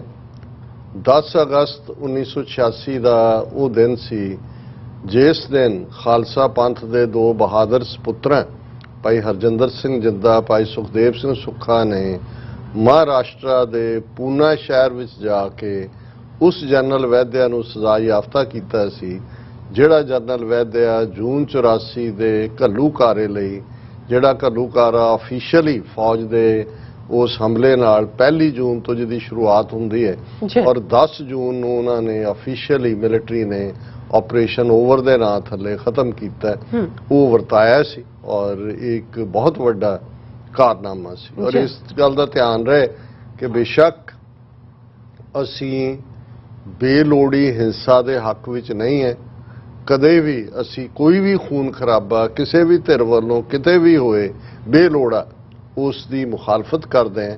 ਪਰ ਦੂਸਰੇ ਪਾਸੇ ਜੇ ਅਸੀਂ ਇਹ ਦੇਖੀਏ ਅੱਜ ਵੀ ਇੱਕ ਤਬਕਾ ਇਸ ਗੱਲ ਨੂੰ ਜਸਟੀਫਾਈ ਕਰਦਾ ਹੈ। ਇੱਕ ਪਾਸੇ ਉਹ ਜਦੋਂ ਸ਼ਹੀਦ ਬੇਅੰਤ ਸਿੰਘ ਸਤਵੰਤ ਸਿੰਘ ਜਿਨ੍ਹਾਂ ਨੇ ਇੰਦਰਾ ਗਾਂਧੀ ਨੂੰ ਸਜ਼ਾ ਯਾਫਤਾ ਕੀਤਾ ਉਹਨਾਂ ਦੇ ਉੱਤੇ ਇਤਰਾਜ਼ ਕਰਨ ਵਾਲਾ ਇੱਕ ਤਬਕਾ ਹੈ ਕਿ ਜੀ ਦੇਖੋ ਉਹ ਤਾਂ ਸਿਕਿਉਰਿਟੀ ਗਾਰਡ ਤਾਂ ਉਹਦੀ ਰੱਖਿਆ ਲਈ ਸੀ ਔਰ ਉਹਨਾਂ ਨੇ ਆਪਣਾ ਸਿਕਿਉਰਿਟੀ ਕਰਨ ਦਾ ਜਿਹੜਾ ਹੈ ਉਹ ਫਰਜ਼ ਨਹੀਂ ਨਿਭਾਇਆ। ਹੁਣ ਇਹੀ ਕਲਾਸ ਜਦੋਂ ਕਿ ਜਿਹੜੇ ਫੌਜ ਜਾਂ ਪੁਲਿਸ ਵਾਲੇ ਜ਼ੁਲਮ ਕਰਦੇ ਨੇ ਜਾਂ ਕੀਤੇ ਨੇ ਜਿਨ੍ਹਾਂ ਨੇ ਉਹਨਾਂ ਨੂੰ ਵੀ ਇਹ ਕਹਿ ਕੇ ਜਸਟੀਫਾਈ ਕਰਦੇ ਨੇ ਜੀ ਉਹ ਤਾਂ ਆਪਣੀ ਡਿਊਟੀ ਕਰ ਰਹੇ ਸੀ। ਹੁਣ ਇਹਦੇ 'ਚ ਦੇਖਣ ਵਾਲੀ ਗੱਲ ਇਹ ਹੈ ਕਿ ਭਾਈ ਤੁਹਾਡਾ ਕਿੱਥੇ ਤੁਹਾਡੀ ਡਿਊਟੀ ਤੁਹਾਡਾ ਇਖਲਾਕ ਤੁਹਾਨੂੰ ਖੜਾ ਕਰਦਾ ਹੈ ਤੇ ਕਿੱਥੇ ਜਦੋਂ ਕਿ ਸਿਰਫ ਬਦਨੀਤੀ ਨਾਲ ਕਿਸੇ ਕੌਮ ਦਾ ਸਰਬਨਾਸ਼ ਕਰਨ ਦੇ ਲਈ ਕੋਈ ਨੀਤੀ ਬਣਾਈ ਜਾਂਦੀ ਹੈ ਤੇ ਤੁਸੀਂ ਉਸ ਦੇ ਵੋਲੰਟੈਰੀਲੀ ਜਾਂ ਆਪਣੇ ਮੁਫਾਦ ਨੂੰ ਦੇਖ ਕੇ ਉਹਦਾ ਹਿੱਸਾ ਬਣਦੇ ਹੋ। ਇਹਨਾਂ ਦੋ ਚੀਜ਼ਾਂ 'ਚ ਫਰਕ ਹੁੰਦਾ ਹੈ ਔਰ ਇਹ ਜੇ ਅਸੀਂ ਜਨਰਲ ਵੈਦਿਆ ਦੇ ਹਵਾਲੇ ਨਾਲ ਹੀ ਗੱਲ ਕਰੀਏ ਬੇਸ਼ੱਕ ਇਹ ਹੁਣ ਇੱਕ ਨੋਨ ਫੈਕਟ ਹੈ ਕਿ ਭਾਰਤ ਦੀਆਂ ਜਿੰਨੀਆਂ ਵੀ ਫੌਜੀ ਕਮਾਂਡਸ ਨੇ ਸਭ ਤੋਂ ਜਿਹੜੀ ਸੀਰੀਅਸ ਜਾਂ ਪਾਵਰਫੁਲ ਜਾਂ ਜਿਹਦੇ 'ਚ ਬਹੁਤ ਐਕਸਪੀਰੀਅੰਸਡ ਜਨਰਲ ਨੂੰ ਲੈਫਟੀਨੈਂਟ ਜਨਰਲ ਨੂੰ ਜਿਹੜਾ ਉਹ ਉਸ ਕਮਾਂਡ ਦਾ ਇੰਚਾਰਜ ਲਾਇਆ ਜਾਂਦਾ ਉਹ ਵੈਸਟਰਨ ਕਮਾਂਡ ਹੈ ਔਰ ਇਹ ਇੱਕ ਰਵਾਇਤ ਰਹੀ ਕਿ ਜਿਹੜਾ ਵੈਸਟਰਨ ਕਮਾਂਡ ਦਾ ਜਨਰਲ ਲੱਗਦਾ ਉਹ ਸੀਨੀਅਰ ਮੋਸਟ ਹੁੰਦਾ ਹੈ ਭਾਰਤੀ ਲੈਫਟੀਨੈਂਟ ਜਨਰਲਾਂ 'ਚੋਂ ਔਰ ਉਸੇ ਨੇ ਹੀ ਅਲਟੀਮੇਟਲੀ ਫੌਜ ਦਾ ਜਨਰਲ ਬਣਨਾ ਹੁੰਦਾ। ਸੋ 1980ਵਿਆਂ ਦੇ ਦੌਰ ਦੇ ਵਿੱਚ ਜਦੋਂ ਕਿ ਸੰਤ ਭਿੰਡਰਾਂ ਵਾਲਿਆਂ ਦਾ ਉਭਾਰ ਹੁੰਦਾ ਹੈ ਜਦੋਂ ਕਿ ਧਰਮ ਯੁੱਧ ਮੋਰਚੇ ਦੀ ਸ਼ੁਰੂਆਤ ਹੁੰਦੀ ਹੈ ਉਸ ਤੋਂ ਵੀ ਪਹਿਲਾਂ ਵੈਸਟਰਨ ਕਮਾਂਡ ਦਾ ਜਿਹੜਾ ਸੀਨੀਅਰ ਮੋਸਟ ਜਨਰਲ ਸੀ ਲੈਫਟੀਨੈਂਟ ਜਨਰਲ ਸਿਨਹਾ ਔਰ ਇਸੇ ਹੀ ਲੈਫਟੀਨੈਂਟ ਜਨਰਲ ਸਿਨਹਾ ਨੇ ਅਲਟੀਮੇਟਲੀ ਫੌਜ ਦਾ ਮੁਖੀ ਬਣਨਾ ਸੀ। ਹੁਣ ਇਹ ਗੱਲ ਅਸੀਂ ਕੋਈ ਹਵਾ 'ਚ ਨਹੀਂ ਹੈ ਜਿਨ੍ਹਾਂ ਨੂੰ ਸ਼ੌਕ ਹੈ ਰਿਸਰਚ ਕਰਨ ਦਾ ਜਨਰਲ ਸਿਨਹਾ ਦੇ ਇੰਟਰਵਿਊ ਵੀ ਦੇਖ ਲੈਣ ਜਿਹੜੇ ਉਹਨਾਂ ਨੇ ਜਿਹੜੇ ਅੱਡ-ਅੱਡ ਮੀਡੀਆ ਚੈਨਲਸ ਨੂੰ ਦਿੱਤੇ उन्होंने अपनी किताब भी लिखी जिस 'ਚ उन्होंने जिक्र किया कि जदों 81-82 के दौर दे विच ਲੈਫਟੀਨੈਂਟ ਜਨਰਲ ਸਨ ਔਰ ਵੈਸਟਰਨ ਕਮਾਂਡ ਦੇ ਇੰਚਾਰਜ ਸੀ, ਉਦੋਂ ਹੀ ਲਾਲਾ ਜਗਤ ਨਰਾਇਣ ਵਾਲਾ ਵਾਕਿਆ ਹੁੰਦਾ ਹੈ 81 ਦੇ ਵਿੱਚ। ਸੰਤ ਭਿੰਡਰਾਂਵਾਲਿਆਂ ਦੀ ਗ੍ਰਿਫਤਾਰੀ ਦੇ ਲਈ ਵਾਰੰਟ ਕੱਢੇ ਜਾਂਦੇ ਨੇ ਔਰ ਉਹ ਜਿਹੜੇ ਨੇ ਐਲਾਨ ਕਰਦੇ ਨੇ ਕਿ ਭਾਈ ਮੈਂ 20 ਸਤੰਬਰ 1981 ਦਾ ਜਿਹੜਾ ਦਿਨ ਸੀ ਮੈਂ ਗ੍ਰਿਫਤਾਰੀ ਦਿਆਂਗਾ।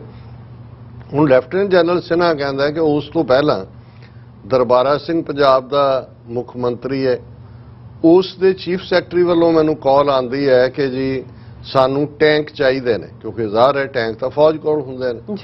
ਫਿਰ ਉਹਨਾਂ ਨੇ ਕਿਹਾ ਕਿ ਜੀ ਈਵਨ ਡਿਫੈਂਸ ਮੈਂ ਨਾ ਕੀਤੀ ਕਿ ਭਾਈ ਇਹ ਟੈਂਕ ਤਾਂ ਦੁਸ਼ਮਣ ਨਾਲ ਲੜਨ ਲਈ ਹੁੰਦੇ ਨੇ, ਦੂਜਾ ਕਿਉਂਕਿ ਉਹ ਚੌਂਕ ਮਹਿਤੇ ਦੇ ਲਈ ਵੀ ਟੈਂਕ ਵਰਤਣਾ ਚਾਹੁੰਦੇ ਸੀ, ਉੱਥੇ ਵੀ ਤਬਾਹੀ ਕਰਨਾ ਚਾਹੁੰਦੇ ਸੀ ਉਵੇਂ ਹੀ। ਸੋ ਇਹ ਜਦੋਂ ਅਸੀਂ ਇਹ ਦੇਖਦੇ ਹਾਂ ਵੀ ਕਿਵੇਂ ਪ੍ਰੀ ਪਲਾਨਡ ਇਹ ਸਾਰੀ ਫੌਜੀ ਐਕਸ਼ਨ ਸੀ। ਔਰ ਫਿਰ ਉਹ ਕਹਿੰਦੇ ਨੇ ਕਿ ਵੀ ਮੈਨੂੰ ਡਿਫੈਂਸ ਮਿਨਿਸਟਰ ਦਾ ਜਿਹੜਾ ਉਸ ਦੀ ਕਾਲ ਆਈ, ਮੇਰੇ ਖਿਆਲ ਕੇਰਲਾ ਦਾ ਡਿਫੈਂਸ ਮਿਨਿਸਟਰ ਸੀ, ਮੇਰੇ ਜ਼ਿਹਨ 'ਚ ਉਹਦਾ ਨਾਮ ਭੁੱਲ ਗਿਆ ਹੁਣ, ਉਹਦੀ ਮੈਨੂੰ ਕਾਲ ਆਈ ਕਿ ਜੀ ਜਿਹੜਾ ਇੰਦਰਾ ਗਾਂਧੀ ਨੇ ਕਿਹਾ ਕਿ ਵੀ ਤੁਸੀਂ ਟੈਂਕ ਪ੍ਰੋਵਾਈਡ ਕਰੋ ਪੰਜਾਬ ਸਰਕਾਰ ਨੂੰ। ਉਹਨੇ ਕਿਹਾ ਜੀ ਇਹ ਜਨਰਲ ਸਿਨਹਾ ਦਾ ਉਸ ਵੇਲੇ ਦੀ ਕੋਟ ਹੈ ਇੰਟਰਵਿਊ ਦੇ ਵਿੱਚ ਕਿ ਫੌਜ ਜਿਹੜੀ ਹੈ ਇਹ ਦੁਸ਼ਮਣ ਦੇ ਨਾਲ ਲੜਨ ਲਈ ਬਣੀ ਹੁੰਦੀ ਹੈ। 92,000 ਸਿੱਖ ਆਫੀਸਰ ਔਰ ਸੋਲਜਰ ਫੌਜ ਦੇ ਵਿੱਚ ਨੇ, ਜੇ ਅਗੇਂਸਟ ਟੈਂਕਾਂ ਦਾ ਇਸਤੇਮਾਲ ਕਰਾਂਗੇ ਉਹਨਾਂ ਦੇ ਮਨੋਬਲ ਤੇ ਕੀ ਅਸਰ ਹੋਏਗਾ, ਉਹ ਕਿਵੇਂ ਰਿਐਕਟ ਕਰਨਗੇ। ਇਸ ਲਈ ਕਹਿੰਦੇ ਉਹਨੇ ਫਿਰ ਜਦੋਂ ਇਨਸਿਸਟ ਕੀਤਾ, ਉਹਨੇ ਕਿਹਾ ਜੀ ਮੈਨੂੰ ਇਹ ਕਿਹਾ ਗਿਆ, ਮੈਂ ਉਹਨੂੰ ਕਿਹਾ ਵੀ ਜੇ ਇਹੀ ਗੱਲ ਹੈ ਤੇ ਇੰਦਰਾ ਗਾਂਧੀ ਮੇਰੇ ਨਾਲ ਸਿੱਧੀ ਗੱਲ ਕਰ ਲੈ, ਜੇ ਉਹ ਕਹੇਗੀ ਤਾਂ ਮੈਂ ਕਰਾਂਗਾ। ਔਰ ਉਹਨੇ ਕਿਹਾ ਜੀ ਵਾਪਸ ਇੰਦਰਾ ਗਾਂਧੀ ਦੀ ਕਾਲ ਨਹੀਂ ਆਈ। ਲੇਕਿਨ ਇਸ ਤੋਂ ਇਹ ਜ਼ਾਹਰ ਹੋ ਗਿਆ ਕਿ ਉਹਨਾਂ ਨੂੰ ਇਹ ਨਜ਼ਰ ਆਇਆ ਕਿ ਜਨਰਲ ਸਿਨਹਾ ਸਾਡੇ ਕੰਮ ਦਾ ਨਹੀਂ ਹੈ, ਇਹ ਜਿਹੜਾ ਉਹਨਾਂ ਦਾ ਨਸਲਕੁਸ਼ੀ ਦਾ ਪਲਾਟ ਸੀ, ਸਿੱਖ ਨਸਲਕੁਸ਼ੀ ਦਾ, ਉਹਦਾ ਉਹ ਸਹਿਯੋਗੀ ਨਹੀਂ ਬਣੇਗਾ। ਇਸ ਲਈ ਸਿਨਹਾ ਨੂੰ ਬਾਈਪਾਸ ਕਰਕੇ ਜਿਹੜਾ ਜਨਰਲ ਵੈਦ ਹੈ ਜਿਸ ਨੇ ਫਿਰ ਜੂਨ 84 ਦਾ ਘੱਲੂਘਾਰਾ ਵਰਤਾਇਆ, ਇਸ ਨੇ ਵਲੰਟੀਅਰ ਕੀਤਾ ਔਰ ਇਹ ਜਿਹੜਾ ਸਿਨਹਾ ਰਿਜ਼ਾਈਨ ਕਰਕੇ ਚਲਾ ਗਿਆ ਔਰ ਉਹ ਅਖੀਰ ਤੱਕ 90 ਸਾਲ ਦੀ ਉਮਰ 'ਚ ਉਹਦੀ ਡੈਥ ਹੋਈ ਹੈ। ਉਹਨੇ ਜਿਹੜਾ ਅੱਡ-ਅੱਡ ਇੰਟਰਵਿਊ ਵੀ ਦਿੱਤੇ। ਸੋ ਅਸੀਂ ਪਹਿਲਾਂ ਤਾਂ ਤਾਰੀਫ ਕਰਦੇ ਹਾਂ ਇਸ ਕਿਸਮ ਦੇ, ਹਾਲਾਂਕਿ ਉਹ ਵੀ ਡਿਊਟੀ ਕਰ ਰਿਹਾ ਸੀ, ਫੌਜ ਦਾ ਜਨਰਲ ਸੀ, ਉਹਨੇ ਕੋਈ ਜਿਹੜਾ ਉਹ ਘੱਟ ਨਹੀਂ ਸੀ ਕੀਤੀ ਹੋਣੀ ਜਿੱਥੇ ਵੀ ਦੇਸ਼ ਦੀਆਂ ਦੇ ਲਈ ਸੇਵਾਵਾਂ ਦੀ ਲੋੜ ਹੋਏਗੀ। ਪਰ ਅਸੀਂ ਐਕਨੋਲੇਜ ਕਰਨਾ ਚਾਹੁੰਦੇ ਹਾਂ ਜਦੋਂ ਕਿ ਅਸੀਂ ਇੱਕ ਪਾਸੇ ਅੱਜ ਦੇ ਦਿਨ ਨੂੰ ਆਪਣੇ ਦੋ ਯੋਧਿਆਂ ਦੇ ਨਾਂ ਕਰਦੇ ਹਾਂ, ਭਾਈ ਹਰਜਿੰਦਰ ਸਿੰਘ ਜਿੰਦਾ, ਭਾਈ ਸੁਖਦੇਵ ਸਿੰਘ ਸੁੱਖਾ। ਫਿਰ ਇਸ ਗੱਲ ਦਾ ਧਿਆਨ ਰਹੇ ਕਿ ਵੈਦਿਆ ਨੇ ਕਿਵੇਂ ਅੱਗੇ ਵੱਧ ਕੇ ਇਸ ਸਾਰੇ ਨੂੰ ਪਲਾਨ ਕੀਤਾ, ਕਿਵੇਂ ਇੱਕ ਮੁਕੱਦਸ ਥਾਂ ਦੇ ਉੱਤੇ ਟੈਂਕਾਂ ਤੋਪਾਂ ਦੇ ਨਾਲ ਹਮਲਾ ਕੀਤਾ, ਉਹਨੂੰ ਕਮਾਂਡ ਕੀਤਾ। ਜ਼ਾਹਰ ਹੈ ਮੌਕੇ ਤੇ ਭਾਵੇਂ ਜਿਹੜਾ ਉਹ ਜਨਰਲ ਸੁੰਦਰ ਜੀ ਲਾਇਆ ਹੋਇਆ ਔਰ ਸਿੰਘ ਲਾਇਆ ਹੋਇਆ ਜਾਂ ਬਰਾੜ ਲਾਇਆ ਹੋਇਆ ਮੇਜਰ ਜਨਰਲ, ਔਰ ਇਹ ਸਾਰੇ, ਲੇਕਿਨ ਉਹਦੀ ਕਮਾਂਡ ਥੱਲੇ ਇੰਦਰਾ ਗਾਂਧੀ ਦੀ ਪਲੈਨਿੰਗ। ਸੋ ਇੰਦਰਾ ਗਾਂਧੀ ਨੂੰ ਤਾਂ 31 ਅਕਤੂਬਰ ਨੂੰ ਸਜ਼ਾ ਯਾਫਤਾ ਕੀਤਾ ਹੈ ਸ਼ਹੀਦ ਬਿਆਨ ਸਿੰਘ ਸਤਵੰਤ ਸਿੰਘ। ਹੁਣ ਇਸ ਗੱਲ ਦਾ ਵੀ ਧਿਆਨ ਰਹੇ ਕਿ ਜਦੋਂ ਅਸੀਂ ਇਹਨਾਂ ਕੁਰਬਾਨੀਆਂ ਦੀ ਗੱਲ ਕਰਦੇ ਹਾਂ, ਇਹ ਦਹਿਸ਼ਤਗਰਦੀ ਦੇ ਖਾਤੇ 'ਚ ਨਹੀਂ ਆਉਂਦੀਆਂ, ਇਹ ਸਿਆਸੀ ਵਾਇਲੈਂਸ ਦੇ ਖਾਤੇ 'ਚ ਨਹੀਂ ਆਉਂਦੀਆਂ, ਕਿਉਂਕਿ ਕੋਈ ਪਰਸਨਲ ਰਿਵੈਂਜ ਨਹੀਂ ਹੈ, ਇੱਥੇ ਕੌਮੀ ਆਨਰ ਦੀ ਗੱਲ ਹੈ। ਔਰ ਇਹੀ ਆਰਗੂਮੈਂਟ ਜਦੋਂ ਜੂਨ 84 ਦੇ ਹਮਲੇ ਤੋਂ ਬਾਅਦ ਹਜ਼ਾਰਾਂ ਧਰਮੀ ਫੌਜੀ ਜਿਨ੍ਹਾਂ ਨੇ ਆਪਣੀਆਂ ਬੈਰਕਾਂ ਛੱਡੀਆਂ, ਸਭ ਤੋਂ ਜ਼ਿਆਦਾ ਰਾਮਗੜ੍ਹ ਬਿਹਾਰ 'ਚੋਂ ਜਿੱਥੇ ਇੱਕ ਅੰਦਾਜ਼ੇ ਮੁਤਾਬਕ 4000 ਦੇ ਕਰੀਬ ਸਿੱਖ ਫੌਜੀ ਨਿਕਲੇ।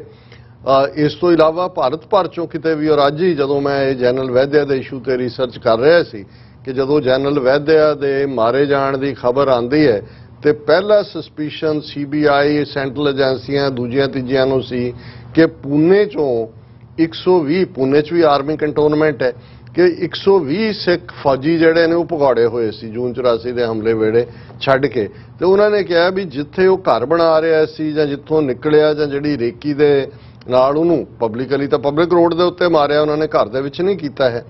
ਔਰ ਉਹਨਾਂ ਨੇ ਕਿਹਾ ਜੀ ਇਹ ਜਿਹੜਾ ਪਹਿਲਾ ਸ਼ੱਕ ਜਾਂ ਪਹਿਲੇ ਦੋਸ਼ੀ ਉਹਨਾਂ ਨੇ ਸਮਝਿਆ ਵੀ ਇਹ ਜਿਹੜੇ 120 ਦੇ ਕਰੀਬ ਸਿੱਖ ਫੌਜੀ ਇੱਥੋਂ ਉਹਨਾਂ 'ਚੋਂ ਹੀ ਕੋਈ ਹੋਏਗਾ। ਲੇਕਿਨ ਬਾਅਦ ਦੇ ਵਿੱਚ ਕਿਉਂਕਿ 2 ਦਿਨ ਬਾਅਦ ਖਾਲਿਸਤਾਨ ਕਮਾਂਡੋ ਫੋਰਸ ਨੇ ਇਸ ਦੀ ਜ਼ਿੰਮੇਵਾਰੀ ਲਈ ਔਰ ਉਹਨਾਂ ਨੇ ਬੜਾ ਕਲੀਅਰਲੀ ਕਿਹਾ ਕਿ ਭਾਈ ਅਸੀਂ ਇਹਨੂੰ ਕਿਉਂ ਸਜ਼ਾ ਯਾਫਤਾ ਕੀਤਾ ਜੀ। ਲੇਕਿਨ ਇਸ ਗੱਲ ਦਾ ਧਿਆਨ ਰਹੇ ਕਿ ਜਦੋਂ ਈਵਨ ਧਰਮੀ ਫੌਜੀ ਜਿਹੜੇ ਫੜੇ ਵੀ ਗਏ ਔਰ ਜਦੋਂ ਉਹਨਾਂ ਦਾ ਮੁਕੱਦਮਾ ਚੱਲਿਆ ਤੇ ਉਹਨਾਂ ਦੇ ਹੱਕ ਦੇ ਵਿੱਚ ਸਭ ਤੋਂ ਵੱਡੀ ਗਵਾਹੀ ਜਾਂ ਜਿਹੜੀ ਸਭ ਤੋਂ ਪਾਵਰਫੁਲ ਗਵਾਹੀ ਸੀ ਉਹ ਲੈਫਟੀਨੈਂਟ ਜਨਰਲ ਹਰਬਖਸ਼ ਸਿੰਘ ਦੀ ਸੀ।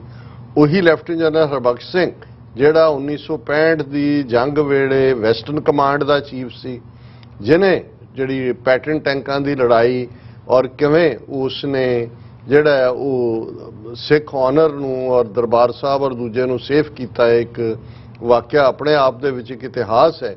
ਹੁਣ ਉਹੀ ਜਨਰਲ ਹਰਬਖਸ਼ ਸਿੰਘ ਧਰਮੀ ਫੌਜੀਆਂ ਦੇ ਹੱਕ ਦੇ ਵਿੱਚ ਉਸਨੇ ਟੈਸਟੀਫਾਈ ਕੀਤਾ ਸੀ। ਉਸਨੇ ਕਿਹਾ ਦੇਖੋ ਸਿੱਖ ਰੈਜੀਮੈਂਟਾਂ ਦੇ ਵਿੱਚ ਜਦੋਂ ਸਹੁੰ ਚੁਕਾਈ ਜਾਂਦੀ ਹੈ ਕਿ ਬਈ ਵਫਾਦਾਰੀ ਹੋਏਗੀ ਮੁਲਕ ਨਾਲ, ਝੰਡੇ ਨਾਲ, ਫਲਾਣੇ ਟਮਕੇ ਨਾਲ, ਤਾਂ ਗੁਰੂ ਗ੍ਰੰਥ ਸਾਹਿਬ ਦੀ ਹਜ਼ੂਰੀ 'ਚ ਹੁੰਦੀ ਹੈ ਕਿ ਉਹਨਾਂ ਦੀ ਮੁਲਕ ਦੇ ਨਾਲ ਵਫਾ ਤਾਂ ਸੈਕੰਡਰੀ ਹੈ, ਪਹਿਲੀ ਤਾਂ ਉਹਨਾਂ ਦੀ ਆਪਣੇ ਗੁਰੂ ਨਾਲ ਹੈ, ਗੁਰੂ ਗ੍ਰੰਥ ਸਾਹਿਬ ਨਾਲ ਹੈ। ਤੇ ਜੇ ਸਿੱਖ ਨੂੰ ਪਤਾ ਲੱਗਦਾ ਹੈ ਕਿ ਉਸਦੇ ਸਭ ਤੋਂ ਮੁਕੱਦਸ ਥਾਂ ਦਰਬਾਰ ਸਾਹਿਬ ਔਰ ਉਸਦੇ ਇਸ਼ਟ ਗੁਰੂ ਗ੍ਰੰਥ ਸਾਹਿਬ ਉਹ ਟੈਂਕਾਂ ਤੋਪਾਂ ਦੇ ਹਮਲੇ ਦੀ ਮਾਰ ਥੱਲੇ ਨੇ ਤੇ ਉਹਨਾਂ ਨੇ ਜਿਹੜਾ ਉਹ ਕੋਈ ਜਿਹੜਾ ਉਹ ਉਲੰਘਣਾ ਨਹੀਂ ਕੀਤੀ ਉਹਨਾਂ ਦੇ, ਕਿਉਂਕਿ ਉਹਨਾਂ ਨੇ ਮੁਲਕ ਦੀ ਵਫਾਦਾਰੀ ਦੀ ਸਹੁੰ ਜਿਸ ਗੁਰੂ ਦੇ ਨਾਂ ਤੇ ਲਈ ਹੋਈ ਹੈ, ਜੇ ਉਸ ਗੁਰੂ ਦੇ ਘਰ ਤੇ ਹਮਲਾ ਹੈ ਤੇ ਉਹਨਾਂ ਦਾ ਹੱਕ ਬਣਦਾ ਹੈ ਕਿ ਉਹ ਆਵਾਜ਼ ਚੁੱਕਣ।